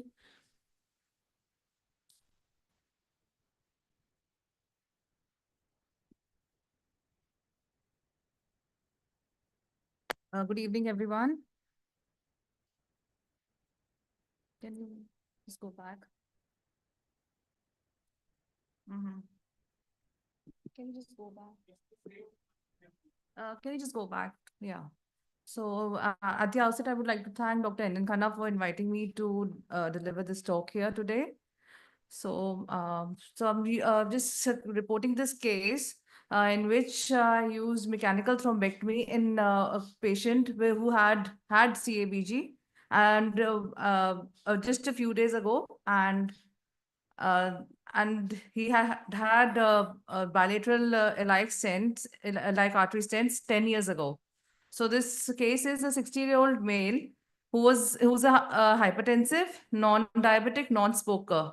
He presented with cold and numbness in left lower limb for the past 25 days. I mean, that was before he came to me, that was 25 days, and which he had developed this acute pain in his left lower limb.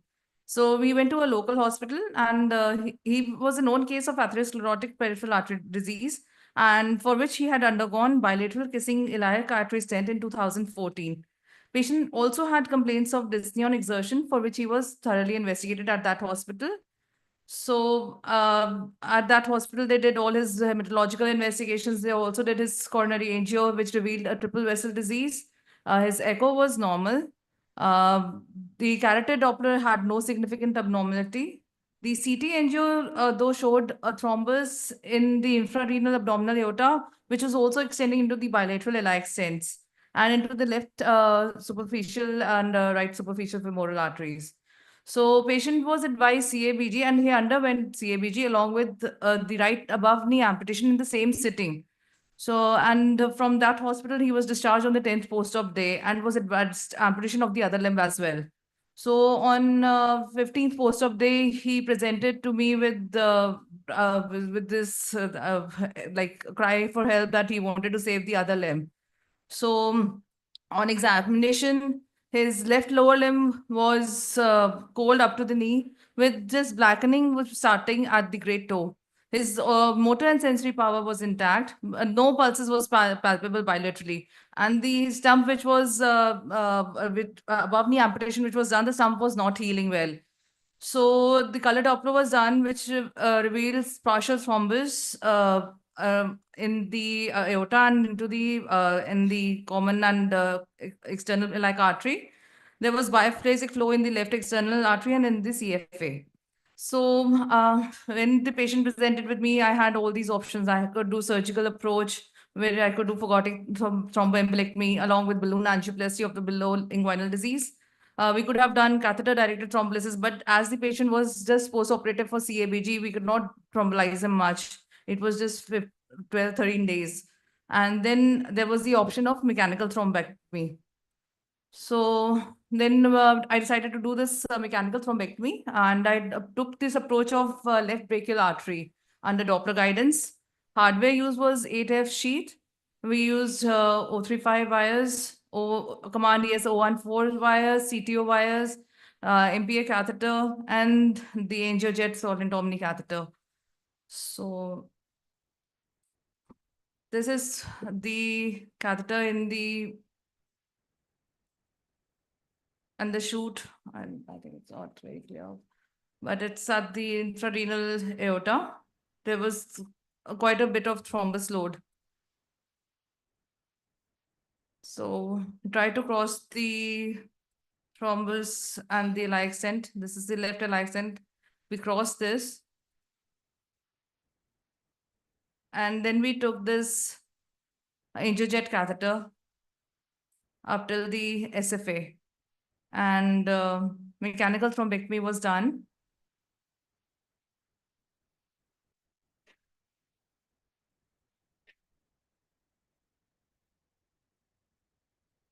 Post that, there was still some residual stenosis seen. So I also did balloon angioplasty of this case of the SFA.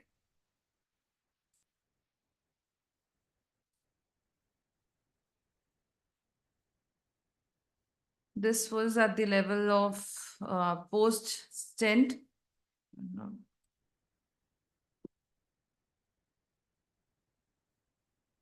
And distal flow was also there after post balloon angioplasty and this mechanical thrombectomy. So I'm sorry, I do not have these videos of because they could not play well there. So of these stent also opened very well. Both I did this thrombectomy of both the iliac stents, and the limb became immediately warm. So advantages of this mechanical thrombectomy is that this is minimally invasive. There is rapid restoration of blood flow. It has short recovery time. And because owing to the comorbidities of the patient, we could not have offered him any other option. So, and also the advantages can be that it can be combined with the thrombolysis for enhanced efficacy.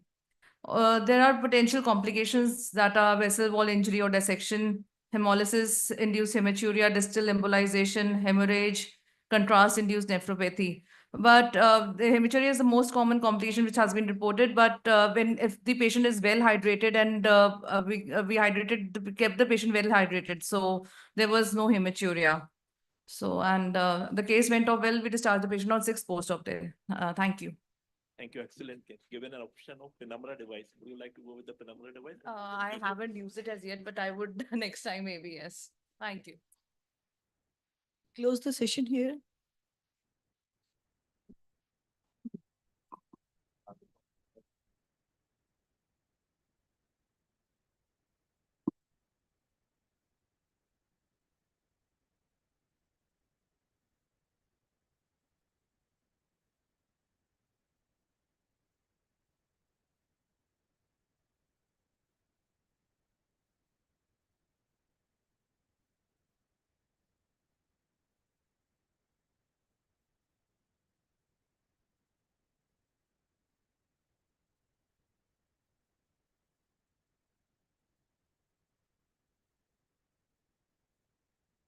So to catch up with time, let's move on to the next session, which is an award session. And judges here are Dr. P.K. Asokan, Dr. Preeti Gupta, and Dr. Anumit Bagga.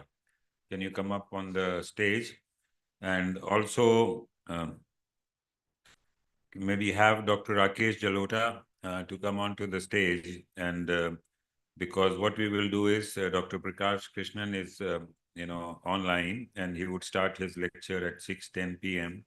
and we have almost 19 minutes, so we'll do 2 talks and then go to his lecture and then come back and do the other 2 challenging cases. So can I invite Dr. Abhinav Agarwal, who works with Dr. Preeti Gupta, and he's going to be, this is an award session and more for fellows and junior, and associate level consultants. So Dr. Abhinav Agarwal is going to be talking about series of aortic transactions treated by TWAR. And this is something which is very important in our day-to-day practice. We have to be very, suspicious, especially in road traffic accidents, also in blunt chest injuries, to suspect this. And if we really suspect this, we are going to pick up potential cause of sudden death. And we can treat it very, very easily by just putting in a stent graft. This has, traumatic aortic transactions have class 1A indication to be treated by TWAR. And let us listen to Dr. Abhinav Agarwal.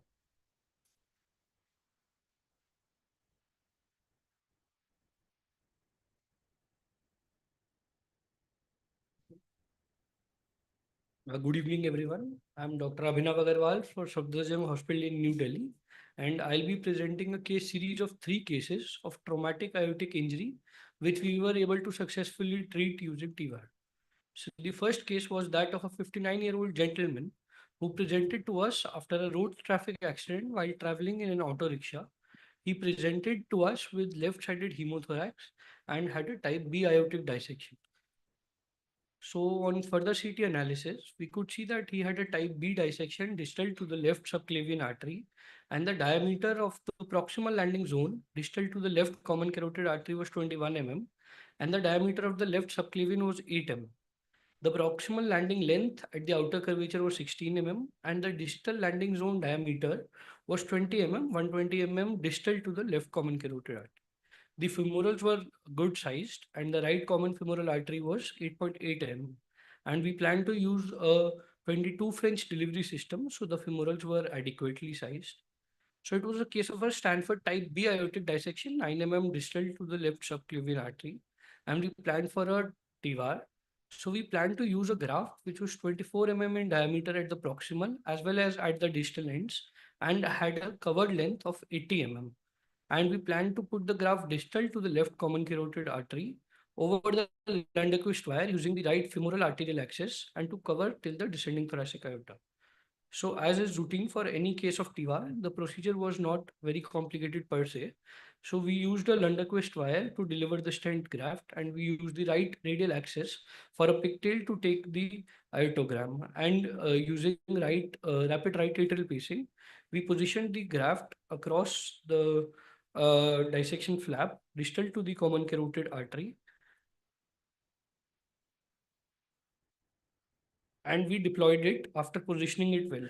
And the check aortogram was done to confirm the position of the graft placement. And the patient was discharged the next day, and the femoral closure was done using the standard pro glide, and the patient is doing well on follow-up. The second case is that of a 32-year-old gentleman who presented to us with a road traffic accident, and he had a injury while driving the car. So during the injury, he had an injury from the steering wheel, and he also had a left-sided hemothorax. And from the left foot with which he was pressing on the clutch, he had a left lower limb fracture involving the acetabulum as well as the tibia. And the CT aortogram was suggestive of a type B dissection. And there were 2 dissection flaps, one near the aortic isthmus and one further down. And again, in a similar way, the patient was planned for TWAR and the routine steps were followed, and the graft was deployed successfully over the Lundequist wire. The second patient also did well on follow-up and could be discharged successfully after management of the lower limb fracture and the aortic dissection. The third case was that of a 26-year-old gentleman who presented in a similar way to the second case, that of a road traffic accident, and he also had a left tibial fracture, left hemothorax, and a type B aortic dissection on the aortogram. So in this case, we can see a saccular outpouching distal to the left subclavian artery. On a closer look at the CT revealed there were two dissection flaps, one at the aortic isthmus and another intimal tear further down, uh, measuring around 7.3 mm. And there was also a focal dilatation of the aortic isthmus, suggestive of a pseudoaneurysm. And this patient had a massive hemothorax requiring ICD placement. So very similar to the previous two cases, the patient was planned for TIVAR and the aortic graft was placed successfully. So brief review of traumatic aortic injuries. As Sir said, suspicion is the key, and all patients presenting with left-sided hemothorax and rapid deceleration injuries should be suspected of having an aortic dissection, even though such injuries are relatively rare, but they are associated with a very high mortality rate. And of the patients who manage to reach the hospital, if TIVAR is not done in time, these injuries are associated with a very high mortality. So traumatic aortic injuries are usually secondary to penetrating chest injuries, deceleration injuries, or blunt chest trauma. So this trauma disproportionately affects the anatomical fixation points. So as we all know that the heart and the great vessels are mobile in the thoracic cavity while the descending thoracic aorta is fixed. So rapid deceleration causes injury near the aortic isthmus, which is the junction of the mobile and the fixed part. And this is the most common site of injury in traumatic aortic injuries. As was seen in all the three cases in our patients, where two of them had tears near the aortic isthmus and the third had a tear as well as an aortic pseudoaneurysm at the site of the aortic isthmus. So there can be varying degrees of wall disruption secondary to trauma depending on the shear force which is applied. So patients who have a mild disruption may only have an intimal tear, or more severe injury may cause a complete aortic rupture or a transection. And such patients, unfortunately, most of them are unable to even reach the hospital. So this is the classification of the traumatic aortic injury, wherein the grade 1 is an intimal tear, grade 2 is an intramural hematoma, grade 3 is a pseudoaneurysm, as was seen in our third case, and grade 4 is a complete rupture. So patients who initially survive a traumatic aortic injury may initially be shielded from the complete rupture by the adventitia and the surrounding mediastinal structure. However, over due course of time, delayed adventitial rupture may occur, which may be catastrophic and life-threatening, and that no one knows when this will occur. So the time interval from the disruption of the intima media to the ultimate adventitial rupture may be a few seconds to years.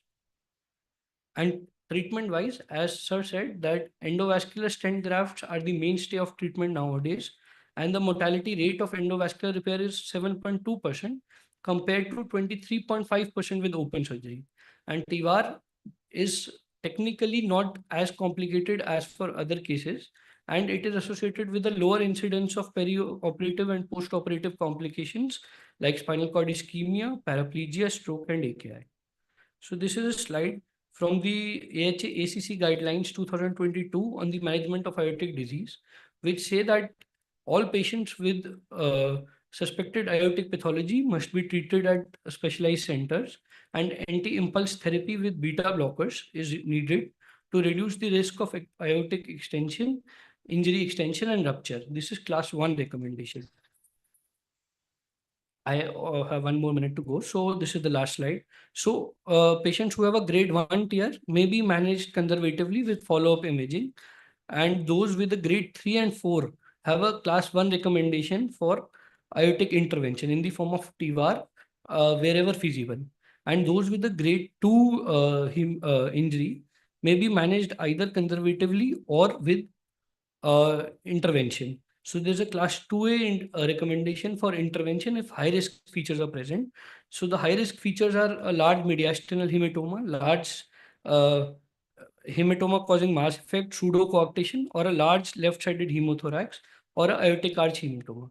As I said, all the three cases in our case series had a large left-sided hemothorax and warranted intervention, and we could successfully discharge all of them with a good outcome.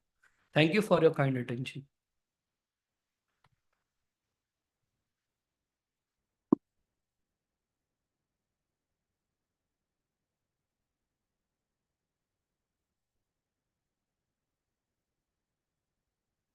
So next speaker, Mr. Dr. Akshay Vijay, speaking on device closure of giant pulmonary artery pseudoaneurysm in patients with recurrent hemoptysis.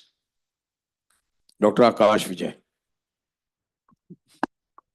Morning, good evening, everyone. I'll be presenting a case which is a challenging case, not in terms of just procedure, but also a case which was very unfortunate as we have lost this patient. So he was a 29-year-old male, known hypertensive, post-renal transplant for chronic glomerulonephritis, and was on immunosuppressive drugs. And he has a history of hospitalization in October for massive hemoptysis, for which he was evaluated and found to have a large lung mass with moderate pericardial effusion, and he was treated there as a fungal mucormycosis in view of BAL showing a KOH mount of aseptate hyphae. Otherwise, there was no growth on the BAL specimen. So he arrived to, he was worked up there, and this was an X-ray that show a huge left-sided lung opacification, almost covering entire left lung. And so the CT was done that again showed a large mass almost entire covering the entire left lung. And this, as we can see, this is a main pulmonary artery, and it looks like something arising from the pulmonary artery. And there was also a effusion. This was a CT that showed CT pulmonary angiogram that show a huge mass, which is actually a ruptured main pulmonary artery with a thrombus surrounding it. So this was almost occupying the whole left lung. And he was initially managed conservatively, followed, this was a DSA showing the same thing. And when we had the measurements, the size of the main pulmonary artery was around 26 mm, with the distance from main pulmonary, the valve to the confluence of the main pulmonary artery, it was around 33 mm. So he was seeing the picture of invasive fungal pneumonia with large pseudoaneurysm. He was sent to the surgeons for aneurysm repair with lobectomy, but he was sent because it was a very huge pseudoaneurysm, a very high risk surgical candidate. So he was sent for first closure of the aneurysm endovascular by endovascular procedure. This was a echo, so normal LV function. This was an echo finding. We can see the it is arising from the main pulmonary artery just above the confluence of the main pulmonary artery, and we have a good rim. So actually, if the first we thought of just putting a covered graft and making the procedure simple, but when we try to look in the with different manufacturer about the size of the graft available, so there's no size of 26 32 available from any manufacturer, because these grafts are designed for the aortic dissections and aortic aneurysms. So it was very new, and in the literature also didn't reveal any aneurysm arising from male pulmonary artery. All the other studies what we reviewed was from the subsegmental artery, where they have either done coiling or just put a small covered stents. So this was very new, and this patient was having recurrent small hemoptysis on and off, and he need to be operated. So this aneurysm needed to be addressed first. This was the same flow across the aneurysm. The aneurysm measured around 23 mm. So this was a mycotic pseudoaneurysm secondary to fungal pneumonia with pericardial effusion, which was evaluated and was started on ATT on view of increased ADA. He was a post-renal transplant patient. He received the amphotericin B and the posaconazole for around 45 days.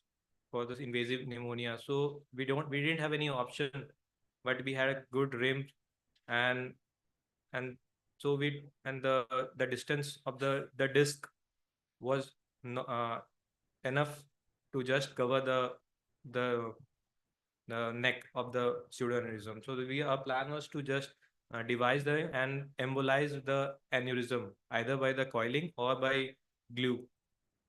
So we took a 3 axis of right femoral vein, from the left femoral vein, took a angiogram in the left pulmonary artery, main pulmonary artery, and then we wired the aneurysm and passed over 4 French Judkins right and 5 French Judkins right. One was jailed while deploying the disc, and we exchanged the hydrophilic wire with the extra stiff wire, and then took a 14 French sheath over it, and then we deployed the ASD 28 ASD device. This was the flow achieved post deployment of the device. There was a residual flow. So we had a JR jailed. So through that we started putting coils, but the volume of this aneurysm was so huge that putting innumerable coil, it was not sufficient for us to do. So we lastly, and it was very difficult to manipulate the jailed JR. So this was the post deployment. There was a partial thrombus formation in the aneurysm, and the flow across that was now minimal, and there was no pinching of the left pulmonary artery as there is no gradient across it. So now, because there was a residual flow and patient was having had a history of recurrent hemorrhage, so we had an IR interventional radiology fellow colleague with us. So we asked him to get the transthoracic puncture, ultrasound guided, where we injected N-butyryl cyanoacrylate glue, and post injection there was a complete closure of the aneurysm, and with that the echo showed complete thrombus formation in the aneurysm, and patient was hemodynamically stable. So he was fine till 18 hours of our stay, when he had sudden massive hemoptysis, which made him hemodynamically unstable.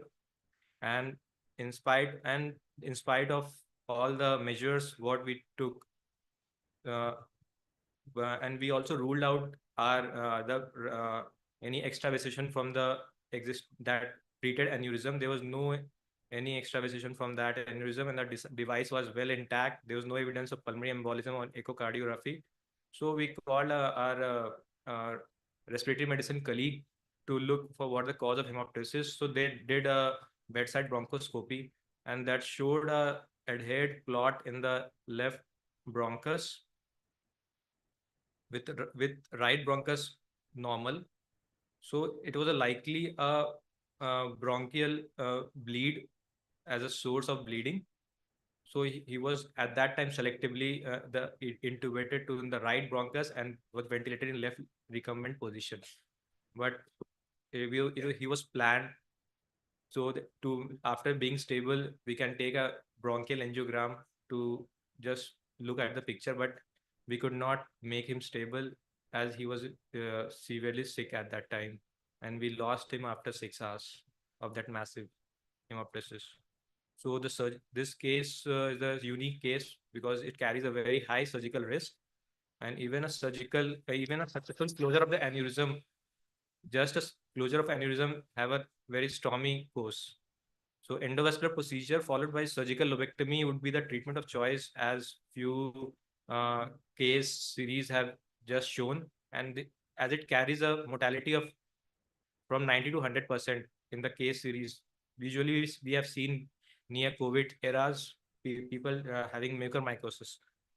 So this fungal pneumonia usually involves the vessels, including the bronchial artery, making it fragile, and thus which can erode into bronchi. So looking at the big picture of the just pulmonary artery aneurysm, the small bronchial arteries were neglected, and that was the reason for the massive bleed. So if bleeding continues, selective embolization of after selective embolization of pulmonary pseudoaneurysm, then other source of systemic artery should be ruled out. So this was a learning from our case. Any questions? We are already short of time. Thank you very much. Now we proceed for the next procedure. Next speaker, Dr. Dikshant Jain, cath lab nightmare during renal artery stenting.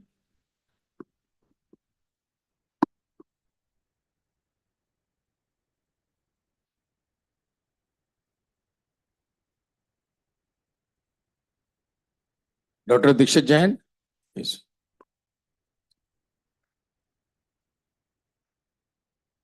Good evening, everybody.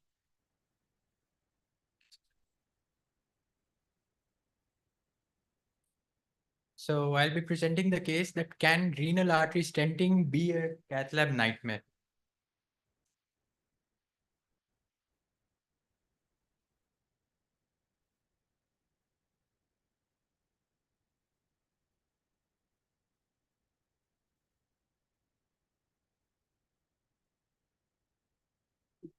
Okay. So in the background, this is a case of a 16-year-old female with diagnosis of Takayasu arthritis and renovascular hypertension. She had a history of CVA 1 year back, and she had completely recovered and was on follow-up with us. So on presentation, except for the blood pressure, which was 170 by 110, and she was on triple antihypertensive therapy, everything else was normal. There was a renal artery bruit present on the left side. The ESR earlier was 110 and the CRP earlier was 155, and hence it was decided to start her on steroids. And after stabilization, we had planned her for some intervention. The ECG was normal and the echo showed moderate concentric LVH with normal LV function. So on the OPD workup itself, the ultrasound whole abdomen was done, which showed a normal sized left kidney and mildly constricted right kidney of 8.2 centimeters. But both the kidneys had normal echogenicity and corticomedullary distinction was maintained. So we had ultrasound Doppler also of both the kidneys, which showed the normal function, which showed absent right renal artery, and it also showed a very high velocities on the left renal artery. The CT angiography also showed the right renal artery, which was not distinctively visualized in its entire course, suggestive of total occlusion. But the left renal artery appeared normal. Hence, we proceeded for renal angiography. Here we can see the renal angiography as the left side showed severe stenosis, and the right side, as we can see here, it was not visualized and filling from collaterals from the aorta. So what we did was to plan her with left renal artery stenting. We took the RDC and hooked onto the left renal artery. It showed a severe osteoproximal stenosis. And then we wired it using coronary wires. 2 wires were kept. One was kept in the aorta hanging so that our guide doesn't go into the left renal artery. And then the renal artery was sequentially dilated using 2.5 mm and then 3.5 mm balloons, which showed increasing diameter of the renal arteries. And hence, after that, with a 4 mm balloon, which showed a very well dilated renal artery. Then we plan to stent it with a Herculean stent with 6 into 18 mm. Here we can see as here that the stent was in good proximity to the aortic ostium. And after dilatation, there was a slight indentation left at the proximal end, which with the balloon of the stent itself, we had planned to dilate it. So after multiple dilatations, a good flow was achieved. As we can see here, the renal parenchymal blush is seen and a good flow. But what happened was with one of the shots which could not be captured was the balloon got ruptured. So after the balloon rupture, there was compromise in the blood flow. So even though after stenting the renal artery had a good flow, but after the rupture of the balloon, the flow got disrupted. So we used another balloon to capture the initial balloon, but we were unsuccessful. We tried taking out the balloon with the guide, but it again was unsuccessful. And repeated shots showed no flow across the stent. Then after that, we also used a snare because of which the ruptured balloon so that we can catch it, but again it was unsuccessful. So then since it was going out time, then we planned to restore the flow into the renal artery using a 4 into 15 mm coronary balloon, which showed a good flow achieved. But as we can see here, there is a slight luminancy seen here, which suggested that there might be a possible dissection into the renal artery. So then we plan to stent it with the peripheral stent, 6.2 mm, 6 into 27 mm stent. But as we took this stent over the wire, we can see here the inferior branch had got dissected. But since the patient was stable and there was a good parenchymal blush into the renal artery, into the renal parenchyma, so we decided for conservative management and just of stenting and deploying the peripheral stent.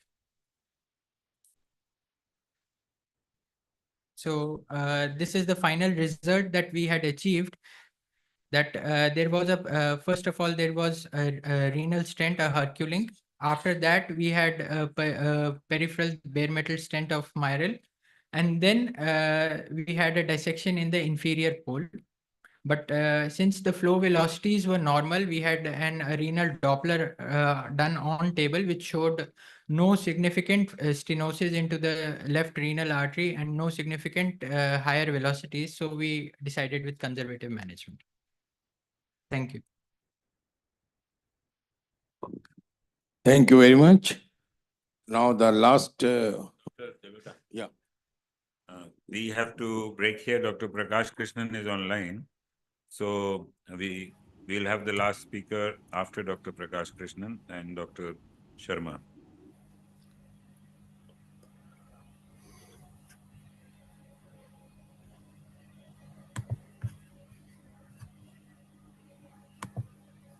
So is Dr. Krishnan online? Yeah, can you hear me, Dr. Khanna? Okay. Thank you very much for joining us. So you are one of the orators. We had Dr. Changshu giving that Professor Emin Khanna oration an hour and a half ago.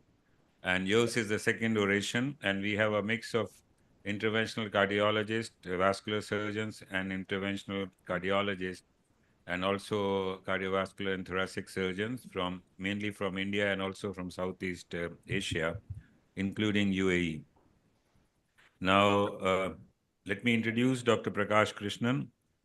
He is a professor of medicine and radiology at the Icahn School of Medicine at Mount Sinai and also Director of Endovascular Services at the Mount Sinai Hospital System. Dr. Prakash Krishnan has a great interest in vascular interventions, and he runs a very successful meeting in New York. And we hope to be working closely with him in future. And we also hope and wish that he should be physically present in our next edition of APVIC during the last weekend of June. So he's going to be speaking about a very important subject and a new subject, which is atherectomy devices in femoropopliteal preparation for doing intervention. And as we know that for femoropopliteal vessels, we really do not have the best technology available and single technology, which we say is, suits all lesion. And over a long period of time, there has been different researches and different devices have been used. And now practically most of us are sort of leaning towards doing a good atherectomy and following it up either with spot stenting or with drug-coated balloon therapy. And that may work better than actually putting in long stents, which may get crushed, which have a higher incidence of restenosis. So he's going to be talking about, this aspect of interventional vascular interventions and femoral-popliteal lesions. And let's listen to him for the next 20 minutes. Dr. Prakash Krishnan. Well, thank you so much, Dr. Khanna. I hope you can hear me well, and I will definitely would be my honor to attend the meeting next year. It's a real pleasure to be able to come via Zoom to speak with you, and my topic, as Dr. Khanna said, is to talk about atherectomy devices in femoral popliteal, and I changed it to preparation. Because one of the things that I think we need to start understanding is that atherectomy as a standalone therapy really is not effective. And I'm going to show you some of the data that's available. Excuse me, Dr. Krishnan, can you go full screen on your slides? Because yes, sir. Hold on. Let me show you again. Okay, let me try. it's just next to the volume button on the right, on the left lower corner. I'm trying to go full screen here. Unfortunately, it's not. Let me try again. Is it full screen now? Let me see. No, Slideshow. it isn't. Okay, let's see.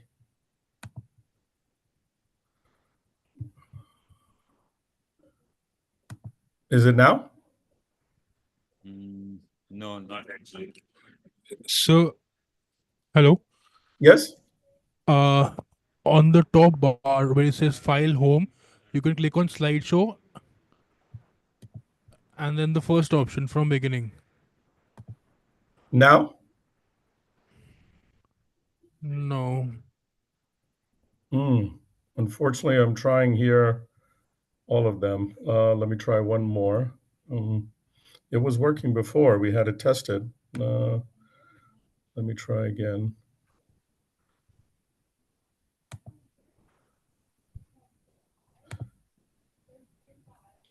Should I stop share and try to reshare?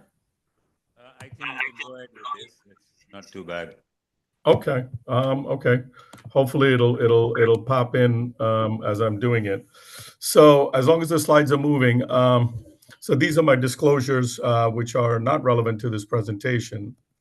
So as you know, with the background with atherectomy, there's greater than 30 years experience in peripheral atherectomy as well as in coronary atherectomy. But unlike the coronaries, there's still no real data to guide a Dr. practice. Krishnan? Yes. So the slides aren't moving. We are still seeing the first slide with the introduction. Okay. How about now? Yes. So yeah. Okay. So then, as far as background, there's 30 years of experience with atherectomy, which still, but however, there's still no data to guide practitioners in the choice of the device. So if you looked at the latest guidelines, and these aren't really guidelines, they're more, Experis's consensus statements in 2018. And if you look at the guidelines in PAD interventions from the ACCHA, atherectomy is really not considered a primary level device to go ahead and perform interventions. So there are a lot of questions that all of us have in the role of atherectomy for current management of PAD. On top of that, in the United States, there's a lot of issue going on in terms of atherectomy being overused because of monetary gain. And I think that's beyond the scope of this conversation. But why atherectomy? Atherectomy addresses certain clinical challenges. Okay, I think that's accepted throughout. One is when you look at the lesion, definitely calcified lesions are very challenging, as was presented. I was enjoying a lot of the presentations, which were fantastic. But calcium, as you know, poses challenges in any type of vascular intervention or coronary intervention that we face. So clearly, atherectomy addresses the challenge of calcium. In-stent restenosis is another paradigm in PAD, which again, because of the heavy volume of plaque, clearly has a role for atherectomy. Chronic total occlusions for the above said reasons also can be used for atherectomy. Thrombus, generally not used for atherectomy, generally thrombectomy, and soft plaque. But the goals of atherectomy have always been a few. One is to avoid stenting, to get a beautiful stent-like result without using a stent, and also to prep the vessel for drug elution and theoretically increase the uptake of the paclitaxel or the sirolimus drug in the vessel, and obviously increasing outcomes, and also to modify vessel compliance to reduce dissection, promote luminal gain, and also to avoid stenting. So why remove calcium? So as we know, calcium is heavily present in most peripheral lesions, right? Presence of calcium usually necessitates greater balloon pressures, and calcium might influence drug-coated balloon efficacy. There is some data which I'll show shortly. And also plaque associated with the arterial dissections usually have significant calcium deposition, necessitating higher balloon pressures and thereby likely producing dissections. So the consensus panel does agree on one thing, and again, this is all opinion. I don't want you to think that this is a randomized controlled document that has been talked about. This is a consensus of experts put together by my colleague Krishna Roka Singh, who talked about the atherectomy, and they considered that atherectomy should be considered part of the SFA treatment algorithm for severe calcification. So why is calcium such a burden? Well, definitely we know that calcium reduces drug-coated balloon efficacy. And this was shown by numerous papers, but definitely the most famous paper is by another colleague, Fabrizio Finelli from Italy, which he looked at the CT, DSA, and IVUS burden to quantify calcium. And at 1 year, the circumferential calcium greater than 270 degrees showed that there was a reduction in primary patency, mainly due to recoil of the DCB. So therefore, atherectomy devices can be used for all the above. But again, this is a very busy slide, but I do want to show to you, how you can classify these atherectomy devices. So there's the Jetstream atherectomy system, which you can see there. There's a peripheral rotablation system, which you can see there. There's a Diamondback system that you can see there, and then the Silverhawk plaque excision system and the laser system. So you can see that depending on their cutting, you have different types of classification. You can differentiate them into front cutting, differential cutting, active aspiration, concentric lumens, lesion morphology, and where it's indicated. So front cutting devices could be considered the Jetstream atherectomy and the orbital atherectomy system.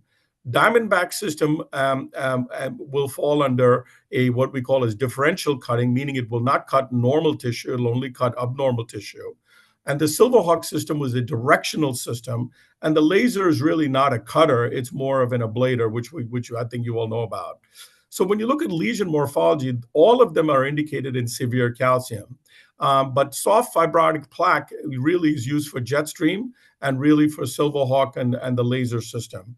And thrombus, Jetstream is indicated because of its active aspiration, can be used in both thrombotic and calcified and soft plaque, while the rest of them, with the exception of the laser, cannot be used in thrombotic lesions. But what about the data? As you can see, there's a numerous number of studies, again, very busy slide, but I'm going to go to the contemporary data. But the past data has all basically been single arm, and basically they do have multiple centers involved and generally do have core labs, but however, they are not randomized. And you can see here that the 1 year patency is with standalone atherectomy, the highest level is in definitive LE, which showed 78% and 71% both below the knee and above the knee. But beyond that, if you can see, the atherectomy solo patency rates range from anywhere from 50 to 70%. But one thing is clear is that flow limiting dissection and bailout stent rates have been quite low with the atherectomy device, and that's where it's sweet spot. So what about atherectomy and drug-coated balloon? My colleague, Dr. Tom Zeller, did just a pilot study, which was called Definitive AR, where he looked at directional atherectomy plus DCB. And I'm just going to cut to the chase. And what they found was in really just the long lesions, which is lesions greater than 10 centimeters with severe calcium, there seemed to be a benefit of atherectomy, which also continued over 2 years. And what they found was similar to what we found in our paper in Mount Sinai, looking at DCB failure, was that when you showed a residual stenosis greater than 30%, you definitely have a higher patency rate with drug-coated balloon. And what seems to be the major failure mechanism for drug-coated balloon is not dissection. It seems to be recoil and a post-intervention lumen, a luminal gain of less than 30%. So again, you can see here residual stenosis played out even at 2 years, again showing that freedom from TLR was decreased when you achieved a less than 30% residual stenosis, showing that atherectomy may increase balloon compliance and therefore will then allow you to have a better patency and lower TLR rates. What about Jetstream? I mean, the Jetstream calcium study, again, it's a prospective single-arm multi-center study which looked at moderate to severe peripheral arterial disease. So, and they were really looking at luminal gain by IVUS pre to post, and really not looking at primary patency. So again, you can see that they achieved the luminal gain from 4.3 to 7.4 millimeters. At the calcified plaque, again, it was greater. And the calcium reduction resulted in a 78% increase in lumen area, again, suggesting that this is a vessel prep mechanism for your definitive therapy. What about directional versus orbital atherectomy? So here, this was again done by my colleague Anwar Babayev in NYU, and Anwar did this. This is the only real randomized study looking at 2 different atherectomy devices. And when you look at this, it was an open label, single center, 1-to-1 randomized. Investigators were blind to the study, only 60 patients, and they look at Rutherford 1-4 and FEMPOP disease refractory to medical therapy. And you can see here, this is the index procedure and the treatment algorithm, which is not relevant. But the endpoints were change in plaque volume, change in angiographic stenosis, and then, of course, the secondary endpoints was device success rate and a reduction in bailout stenting, as well as you can see 3-year follow-up. So the device success was again, you can see here the outcomes here, and I just want to cut to the chase. What they found was with directional atherectomy, you had a reduction in lesions with stent placed. You also had a low complication rate in both directional or orbital atherectomy. However, the directional atherectomy clearly shined in what was called as maximum luminal gain. So because of the fact that you were able to get a bigger lumen with directional atherectomy, they showed that there was a significant greater reduction in stenosis following directional atherectomy compared to orbital atherectomy, even if DCB was used in conclusion. So you can see here the primary endpoints, the pre-treatment, post-treatment, again, a significant gain in volumetric analysis by IVUS. And then 24-month revascularization and restenosis rates in all patients showed that this increased luminal gain with the use of drug-coated balloon clearly showed a reduction in restenosis in these patients. Again, you can see it here in both stented and non-stented patients. So the direct trial clearly showed that for the first time that compared to orbital, directional atherectomy demonstrated a greater plaque volume reduction and luminal gain with significantly fewer stents needed post-DCB. At 24 months, it was an observation. It wasn't powered to find this. They observed a numerically higher restenosis and revascularization rates in orbital compared to directional atherectomy group. However, it did not reach significant stenosis, and they suggested that obviously larger studies are needed. But however, you can see the sparsity of data here. So this is the latest one. This is prepared. This is called Total Reality, and these slides are borrowed from Vinita Chandra, my colleague from Stanford. And Vinita, and we're also part of this study. Vinita and our colleagues showed that let's look at a propensity match analysis to look at directional atherectomy versus balloon angioplasty pre-dilatation to drug-coated balloon treatment of long calcified femoral popliteal lesions. Again, kind of building on the data that we've been talking about in this talk earlier. So the reason is, there are definitely fewer comparative studies looking at this, except now that what we have with the direct study. And while they said was they realized and they accepted that directional atherectomy is not a standalone therapy, that it should be used for vessel prep. So let's see how it helps. And this really shed a lot of light to me. So again, they looked at the patients from total impact, which is the impact DCB arm, where balloon angioplasty was used as a pre-dilatation followed by drug-coated balloon. And they looked at the reality study, which we published in JACC, which looked at the Hawk-1 system plus the impact Admiral DCB. And what they did was they did a propensity matched analysis. And you can see at the end, they ended up with 298 patients in the total impact arm, and in reality with 102 patients. And they did a scoring, and they ended up with 143 in the PTA plus DCB arm and 84 in the DA plus DCB arm. This trial is actually, but this study is out for publication right now. We're just presenting this data. So again, you can see the propensity match analysis was very well done. And you can see the lesion characteristics were also well matched. And then you could see the calcium, we used the PAC score. And you can see, as you know, the grade 1 is unilateral calcium less than 5 centimeters. Grade 2 is unilateral calcium greater than 5 centimeters. Grade 3 is bilateral calcium greater than 5 centimeters. Grade 4 is bilateral calcium. Grade 3 is less, and grade 4 is greater than 5. And you can see that the majority of patients fell under the moderate to severe calcium, meaning PAC score greater than 3 or 4. So when you looked at the primary patency after the propensity matching, there was really no difference. Equivalent 1-year primary patency despite significantly greater calcium in the DA and DCB group. Again, showing that if you achieve good vessel preparation with a balloon angioplasty followed up by the drug and prevent recoil, you're likely going to get a good result, as you can see, which was very, very surprising in PACs for calcium. So, but where there was a trend was the stent-free patency after propensity matching. So despite the uneven calcium burden between the groups, there was a trend towards a higher stent-free patency arm in DA and DCB. And I think that's going to be kind of our conclusion in how this fits. And then when you look at the periprocedural stent rate and the flow-limiting dissection, as you can imagine, again, you have a less flow-limiting dissection when you use directional atherectomy as compared to just angioplasty, and obviously that resulted in less stents. Again, when you look at the again, this doesn't really not interesting. So now we'll go to this. When you look at the major adverse limb events after propensity adversing, any TVR, amputation, death, or any TLR, there was no difference. So in conclusion, I think we're kind of learning where directional atherectomy fits. So in this total reality analysis, so it clearly underscores the complex of lesions in the DA and DCB arm. She really showed that there was really no difference in patency if you achieved good luminal gain in the PTA and DCB arm. But the only thing that was shown is you had a significantly lowered significant dissection rate and provisional stent rate. So despite a dramatic difference in calcific burden, primary patency and male rates were comparable between the two arms. And the only difference was a trend towards improvement of stent-free patency in the DA and DCB arm. So how can I conclude and kind of tie it up for you?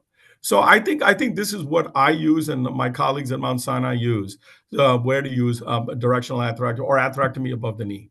So we take calcium very seriously, because I think in order to achieve a good luminal gain, you have to do very aggressive balloon angioplasty, and also your cost of procedure may go up. So if you have degree of calcification, none or moderate, now you could say I'm going to use directional atherectomy to prevent recoil, which is fine. And I think in a focal lesion, you can do directional atherectomy plus DCB and DES, especially if you have no calcium or minimal calcium and soft plaque. If you have a long lesion, then you can use rotational atherectomy, usually Jetstream, or directional atherectomy and DCB. Or you can say, I'm going to avoid the cause of an atherectomy catheter and just use a specialty balloon, whether it's a cutting balloon, a scoring balloon, or some sort of special balloon like that, followed by drug-coated balloon.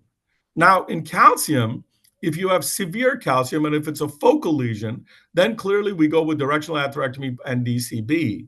However, lithotripsy has changed the paradigm, where lithotripsy plus DCB may be a possibility. But in these patients, the bailout stent rates tend to be high. So we tend to do aggressive balloon dilatation with a primary intention of using a drug-eluting stent, so that we are not going to spend the money using directional atherectomy, DCB, and do a provisional stent at the end. If it's a long lesion, Rotational atherectomy in our hands seems to be better than directional atherectomy.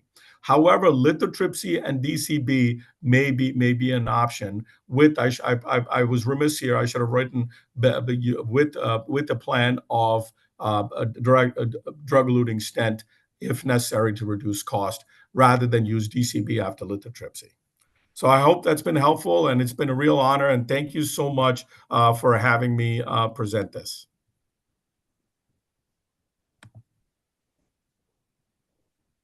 Thank you, Dr. Krishnan. That was a very wonderful, talk, and it sort of clarified a lot of things where we stand today in terms of femoropopliteal preparation, and that probably is the right word rather than femoropopliteal intervention. We are more and more inclined towards a proper preparation and then delivering the therapy which suits the patient best in long term. So this is Dr. Gargi Khanna oration which you had given. I'm going to read out the citation which is on your plug, and we'll be sending it over to you by FedEx. So it states, APVIC 16-2024, 16th Asia Pacific Vascular Interventional Course, Dr. Gargi Khanna oration for the year 2024 has been conferred to Dr. Prakash Krishnan, USA, Director, Endovascular Intervention at the Mount Sinai Hospital, New York, USA. For the topic, the use of different atherectomy devices in peripheral vascular preparation at the 16th Asia Pacific Vascular Interventional Course held at New Delhi, India, from 21st to 22nd December 2024. For his distinguished contribution to this field, Asia Pacific Vascular Society wishes him many more years of good health, academic excellence, dated this 21st day of December 2024. Thank you very much again for being with us. And I know you are at Iceland, but you took all the pain to actually present from Iceland. Thank you so much. Dr. Khanna, it's a great honor to receive this award from the APVIC, excuse me, and yourself. I thank the committee, and it's a great honor for me to participate in this conference in India. It's always been a dream of mine to be part of the faculty, and I thank you so much and the committee for giving me the honor. Thank you. Thank you, and hope to see you next year physically in New Delhi. Absolutely, sir. Absolutely. Thank you. So can we have Dr. Raman Sharma's talk after Dr. Prakash Krishnan's talk?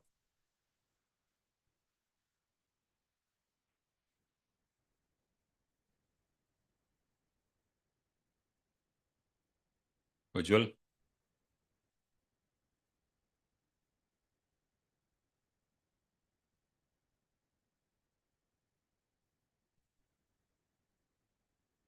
Okay, so yeah, Dr. Raman is there. Let me introduce Dr. Raman Sharma.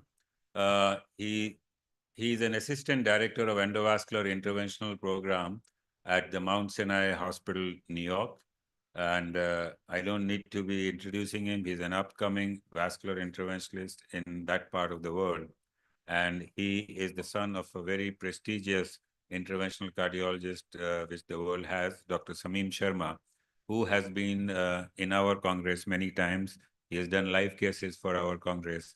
And also he's received, the Dronacharya Award from the Asia Pacific Vascular Society. So Dr. Raman, let's have you.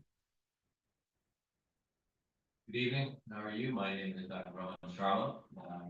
We're somewhat live from New York City at the Mount Sinai Heart Hospital, the assistant director of our endovascular interventions program. And today I have the not small task of discussing a pretty large and broad subject of what the current status of the drug-coated balloons and peripheral interventions are. These are my disclosures. I've done that our presentation. So as we all know, the two main drugs that we can use are paclitaxel versus sirolimus. Paclitaxel is the one that has been used more traditionally globally. It took a big stride in the past couple of decades. We see that there are some main differences between paclitaxel and sirolimus, and the main ones are involving the way how these molecules are absorbed and how far they're able to be absorbed, and kind of what is the manner in which they are absorbed. So paclitaxel, we know it's absorbed very quickly, all the way to the adventitia. And the sirolimus takes a much longer time to be fully absorbed, and the delivery itself is actually a little bit of a challenge. And as it delivers very slowly, it also spreads throughout the entire artery. This kind of will affect its overall therapeutic level throughout the body. So we know that Linus is more effective is different for paclitaxel in the sense that paclitaxel is cytotoxic and sirolimus is cytostatic. Sirolimus also has more anti-inflammatory properties. We don't need to go into much detail about the fact that we know for sure that the sirolimus technology has done wonders in the coronary world. And granted that the peripheral arterial system, the tibial system are not the same as coronaries, it is very likely that there is going to be some clear benefit in the future as we do more and more of these randomized controlled trials of the sirolimus technology over the paclitaxel technology. And again, the main concept will always come down to what is the effectivity of the local drug delivery. This will come into the conversation based off a combination of how is the drug going to be delivered as far as what is the excipient, as well as what is the dose of the actual medication that is on the actual device. And we see that the drug-eluting balloons, both of these, drug-eluting and the drug-coated stent, balloons, both can have pretty rapid delivery of the active. And we've all seen the same pharmacokinetic tables that each of these drugs will demonstrate over time what is their peak concentration within the body of paclitaxel and sirolimus. And there is a range at which there is a toxicity, there's a range where you have the maximum activity, and then a range at which there is a subtherapeutic level and there is essentially no effect. So that being said, we should just really make sure we all remember that not all of these BCBs are created equal. On the left, we have this slide showing different paclitaxel levels that are on the same size of the balloon, same length, but the companies listed here range or impact and photonics, which are from Boston Scientific, Medtronic, and Bard. Now, you see that there is a difference here as far as what the paclitaxel concentrations are, and you see histologically there are also some changes as well. The question is, do these truly translate into outcomes?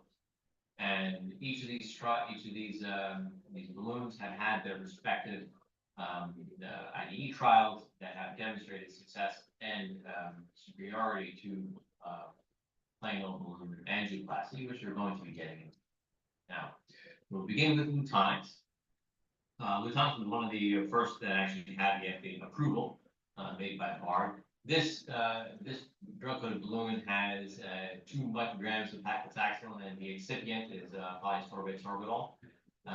And in their Levant trial, where they had demonstrated their superiority to plain old balloon angioplasty, we saw that there was a delta of about 16% in primary patency comparing the DCB arm to the PT arm. It's important just to keep in mind that these numbers as you go through these is what is the primary patency that was seen. And for the DCB arm, the patency at 1 year was 65%. And for the PTA, we know is always quite low. This was a little bit lower than usual, 52%. The impact study, we had studies, the device made by Medtronic, and we see that this drug is the excipient is with urea, as that is the dose density of 3.5 micrograms. And again, in this trial, the delta was about 31%, so much greater. And primary patency was about 88%, whereas the PTA was about 55%. So already we're seeing a big effectivity in the paclitaxel's paclitaxel excipient delivery system by the impact balloon. And this was also seen in their 5-year data that showed a persistence of this primary patency and freedom from TLR of 75% as far as for the freedom from TLR.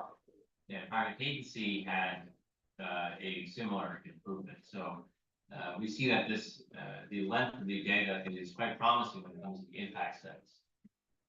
Stellarex, well, you only see too often, at least in the States. Now, primate patency was seen to be improved at 13% by 86% compared to 73% in the PTAR. This also uses 2 micrograms of paclitaxel, and it has definitely glycol excipient. Actually, at the 4-year studies of these limited studies, there wasn't really any difference in terms of lesion revascularization. Ranger is one of the newest ones, and this is also showing very, very promising results. 90% of primate patency at 1 year. This was also one of the first studies where we had seen that there was a head-to-head, a DCB versus DCB.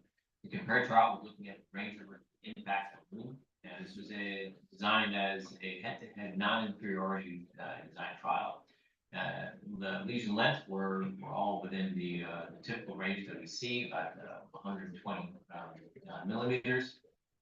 And the primary endpoint was met, and we had seen a range of non-inferiority within a 10% non-inferiority margin to the impact balloon. Now, when we talk about paclitaxel, it's hard to move forward without talking about the Sandoz controversy that really changed the playing field of paclitaxel-coated devices, suggesting there was an association to mortality. Now, since this 2018, there's been a ton of data, millions of dollars spent on studies to prove that there truly is no association between paclitaxel at any dose and mortality. And finally, in July of 2023, the FDA had released their statement saying that we do not believe, or unanimously, that there is any data to support a paclitaxel-associated mortality. In the last couple of minutes, we're going to talk about technology that's not actually available in the U.S. We have some ongoing trials. Myself, I'm a part of most of the study here at Mount Sinai as well. But these are currently available. 2 of the sirolimus-coated technologies we'll talk about: the Magic Touch, PTA balloon, and the solution SLR. So Dr. Shoki was one of the main factors that really brought these data out to all of us in the EXOSI study. And in this study that was a small study, just 20 femtop with very low mean lesions, we saw very, very good results at 6 months, showing a primary patency, a freedom from TLR of 94%, and disease-free survival of 90%. And this also carried through all the way to 1 year. And we saw a freedom from TLR still maintaining at about 94%, as well as an amputation-free survival that was the same. Now, was somewhat affected by the fact that you have a very, very strict protocol for how these patients are discharged after with wounds. So they did all very well. We saw that the freedom from TLR at 84%, at balloon, and freedom from amputation staying there all the way out to 3 years, 86%. So these patients did very, very well. Now remember, this is a small trial, but it also only had that single arm. This is not compared.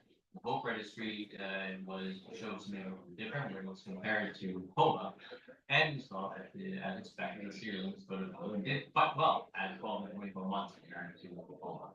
So now we're seeing that there's a little bit more of a added push to show that there's actually a little bit of a benefit of the sirolimus technology in a brand.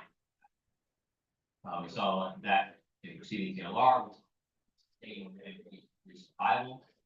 We're at 2 years with 7% with the sirolimus technology, 55% with. Finally, there's also some more data to show that the solution in FFA, which is again just 50 patients, but the TLR was remarkably low of just 4.3%.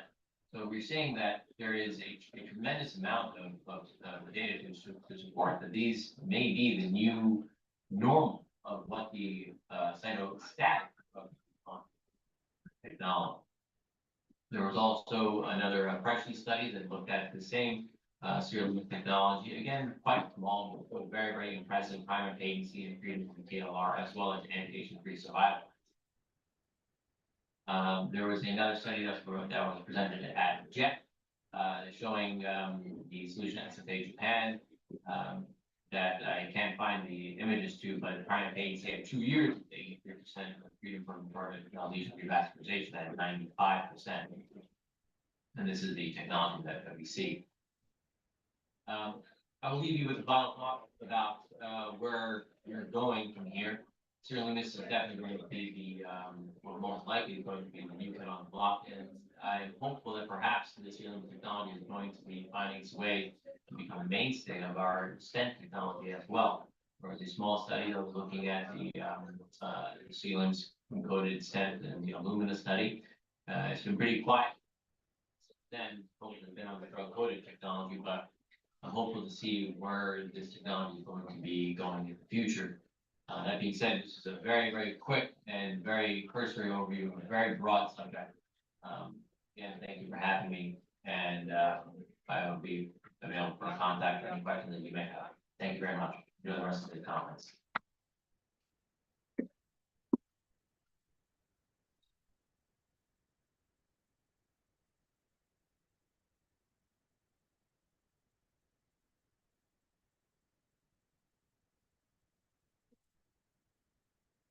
May I call upon Dr. Surjit Mandal for his next presentation?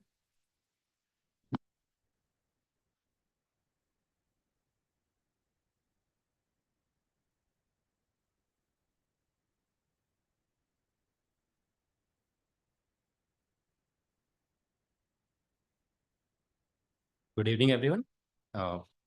First of all, I'd like to thank the organizing committee for giving me the opportunity to present this case.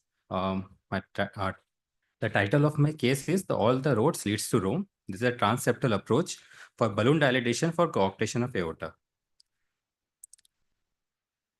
This is a 26-year-old gentleman, came with a chief complaint of chest pain, headache, and dyspnea on exertion since 3 years. At present, he was on NYHA grade 2.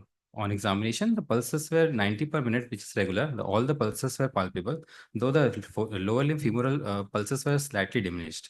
The blood pressure in the right upper limb was 214 by 110 millimeter of mercury. The left upper limb was 220 by 110. The right and left lower limb was 160 by 100 millimeter of mercury. The suprasternal pulsation were prominent in this patient. So we proceeded with the 2D echogram. It shows a slightly dilated LV cavity with this mildly reduced LV ejection fraction. As per the Simpson's method, the ejection fraction comes to be around 45%. Also, we pick up a gradient across the descending aorta at the junction of subclavian artery. We pick the gradient of around 60 millimeter of mercury. So the diagnosis of the coarctation of aorta is confirmed. So we proceeded with the CT aortogram in this patient. In the CT aortogram, it shows a severe narrowing and constriction of the descending aorta just proximal to the origin of the left subclavian artery. The diameter of the stenotic segment was around 10 millimeter. There is a huge aneurysmal dilatation post coarctation. The maximum size of the aneurysmal segment was 46 millimeter. On a surprising note, we found that there is an aberrant origin of the right subclavian artery distal to the left subclavian artery, which is the arterial lusoria. So what to do in this patient? So it has been decided to for the balloon dilatation of the coarctation segment. So we proceeded with the conventional method by retrogradely. So with the help from the femoral arterial line, with the help of GR catheter, we try to cross the lesion. But using multiple catheters, even the JR catheter and the multipurpose catheter, we are unable to cross the lesion. Every time we are trying to cross the lesion, either the wire gets loop around in the aneurysmal segment or the catheter goes into the right subclavian artery. So it has been decided we won't be able to proceed with this approach. So what's next? So we have thought of going anterogradely. Though the subclavian approach is not feasible in this patient because both the subclavian artery is arising distal to the coarctation segment. On the carotid approach, though the carotid approach is also could be a catastrophic event in this patient because of the high, raised blood pressure in the upper extremity, which was around 220 millimeter in the systolic, and any bleeding complication could be a catastrophic in this patient. Also, for the desired balloon which we have targeted in this patient has to be passed through the 7 French bore catheter. So, which in 7 French, putting a 7 French bore, 7 French sheath in the carotid could be a catastrophic. So, what's next? So, after thorough discussion, the team has decided to go through the transceptor approach. So venous access was taken, and with the help of Mullen's sheath, with the help of Mullen's sheath, we reached to the superior vena cava, and by gradually withdrawing the Mullen's sheath, we finally reached to the point of intra-atrial septum around the fossa ovalis. So by surfing, we have located the fossa ovalis, and the broken bore needle has been introduced for puncturing the intra-atrial septum. After puncturing the intra-atrial septum, the small amount of dye has been injected into the injector to confirm the LA cavity. We can see the dye is going from the LA to LV. After this, LA wire has been introduced to the sheath into the left atrium, and the Mullen's catheter was advanced into the left atrium, and the LA wire has been withdrawn. From the Mullen's sheath, we have passed the J-tip termo wire from RA, left atrium, left ventricle, and to the ascending aorta. After distalizing the wire, we have since the length of the Mullen's catheter is small, we won't be able to cross the lesion of the ascending aorta. So we have decided to replace the Mullen's sheath with a JR catheter. After reaching the ascending aorta, we gave a small amount of dye to confirm the location of the JR catheter. Now the exchange length wire has been taken to finally cross the lesion. With great difficulty and because of the tortuosity, we finally able to succeed to cross the lesion and distalizing the wire. Now from the arterial axis, we have successfully snared the distal end of the wire, and the wire has been externalized from the arterial end.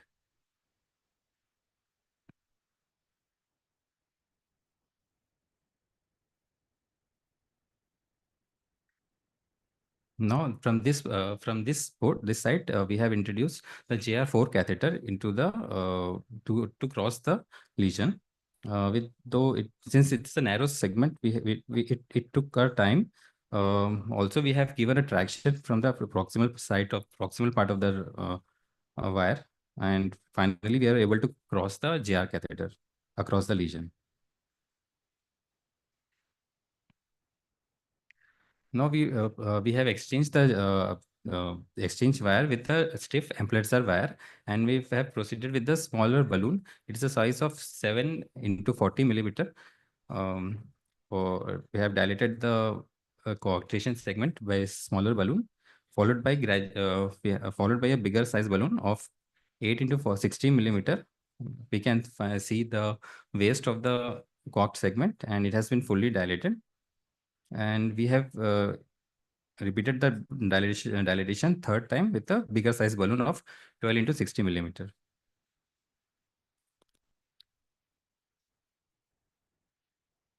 After the procedure, we have taken an arteriogram and pressure tracing of the catheter. The pressure gradient, which was initially 60 millimeter, it has been reduced to around 15 millimeter of mercury. The outcome of for this case is pre-dilatation. The gradient was around 60. Though after the procedure, the gradient was around 15 millimeter. It has been successfully. The patient has been shifted to ICU for around 24 to 48 hours. He has been discharged in a stable condition, has been discharged on medication like metoprolol 50 milligram OD and enalapril for 2.5 milligram OD and low dose of diuretics. The conclusion of studies is the aim is to decrease the gradient, which can be successfully done by sequentially balloon dilatation. Though the transseptal approach is an innovative approach which can be done in experienced hands in a higher center. Thank you.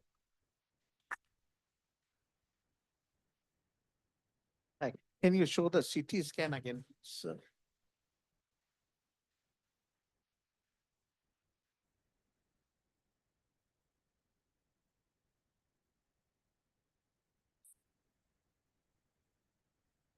Can you display the CT scan on the screen? Yes. So can you demonstrate the relation of the subclavian and the coarctate segment? What about the left subclavian? So the left subclavian was just just distal to the coarctation segment, and the right subclavian was arising aberrantly after the left subclavian. And it is passing behind the trachea and esophagus. So as per the CT scan, if you see the right subclavian is apparent and arising from the coarctate segment, and the left subclavian is pre-coarct. Your blood pressure in both the upper limb was on the higher side So, compared to lower limb. both the subclavian was just after the coarct. But what you have mentioned about the blood pressure The in blood both pressure the, was that was a discrepancy initially. but then it seems in the CT angiogram that your left subclavian is pre-coarct, right is post-coarct, and as your wire was repeatedly going from into the right subclavian, a drive from the left radial or left brachial could have been helpful. Okay.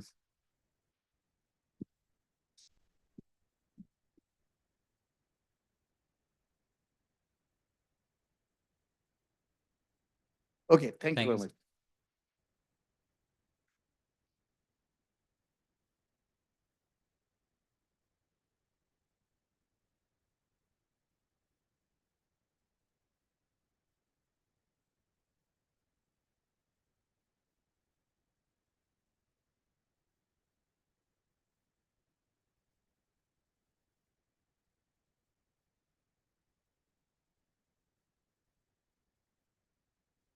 So this was an award session, and I mean, the judges have decided that Dr. Akash Vijay is the one who got this award.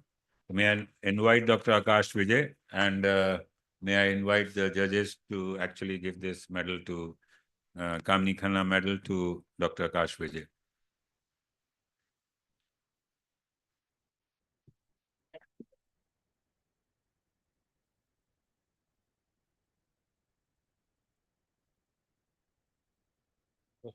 Yes, sir.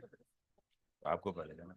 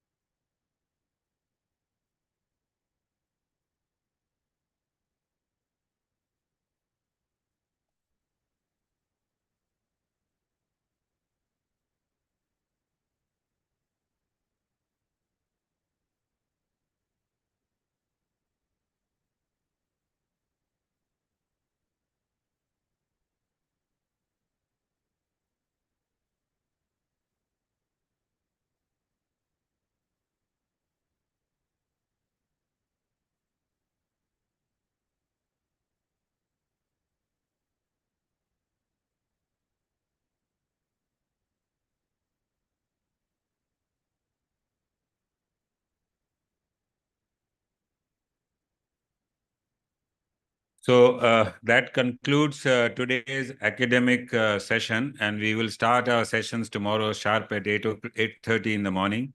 So we'll have breakfast in the morning before 8:30, and we'll assemble again. And tomorrow we have sessions going from 8:30 in the morning to 4:30 in the evening.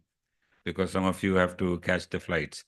There is a dinner from 7:30 onwards, and I would request all of you to stay back for dinner and then reassemble tomorrow.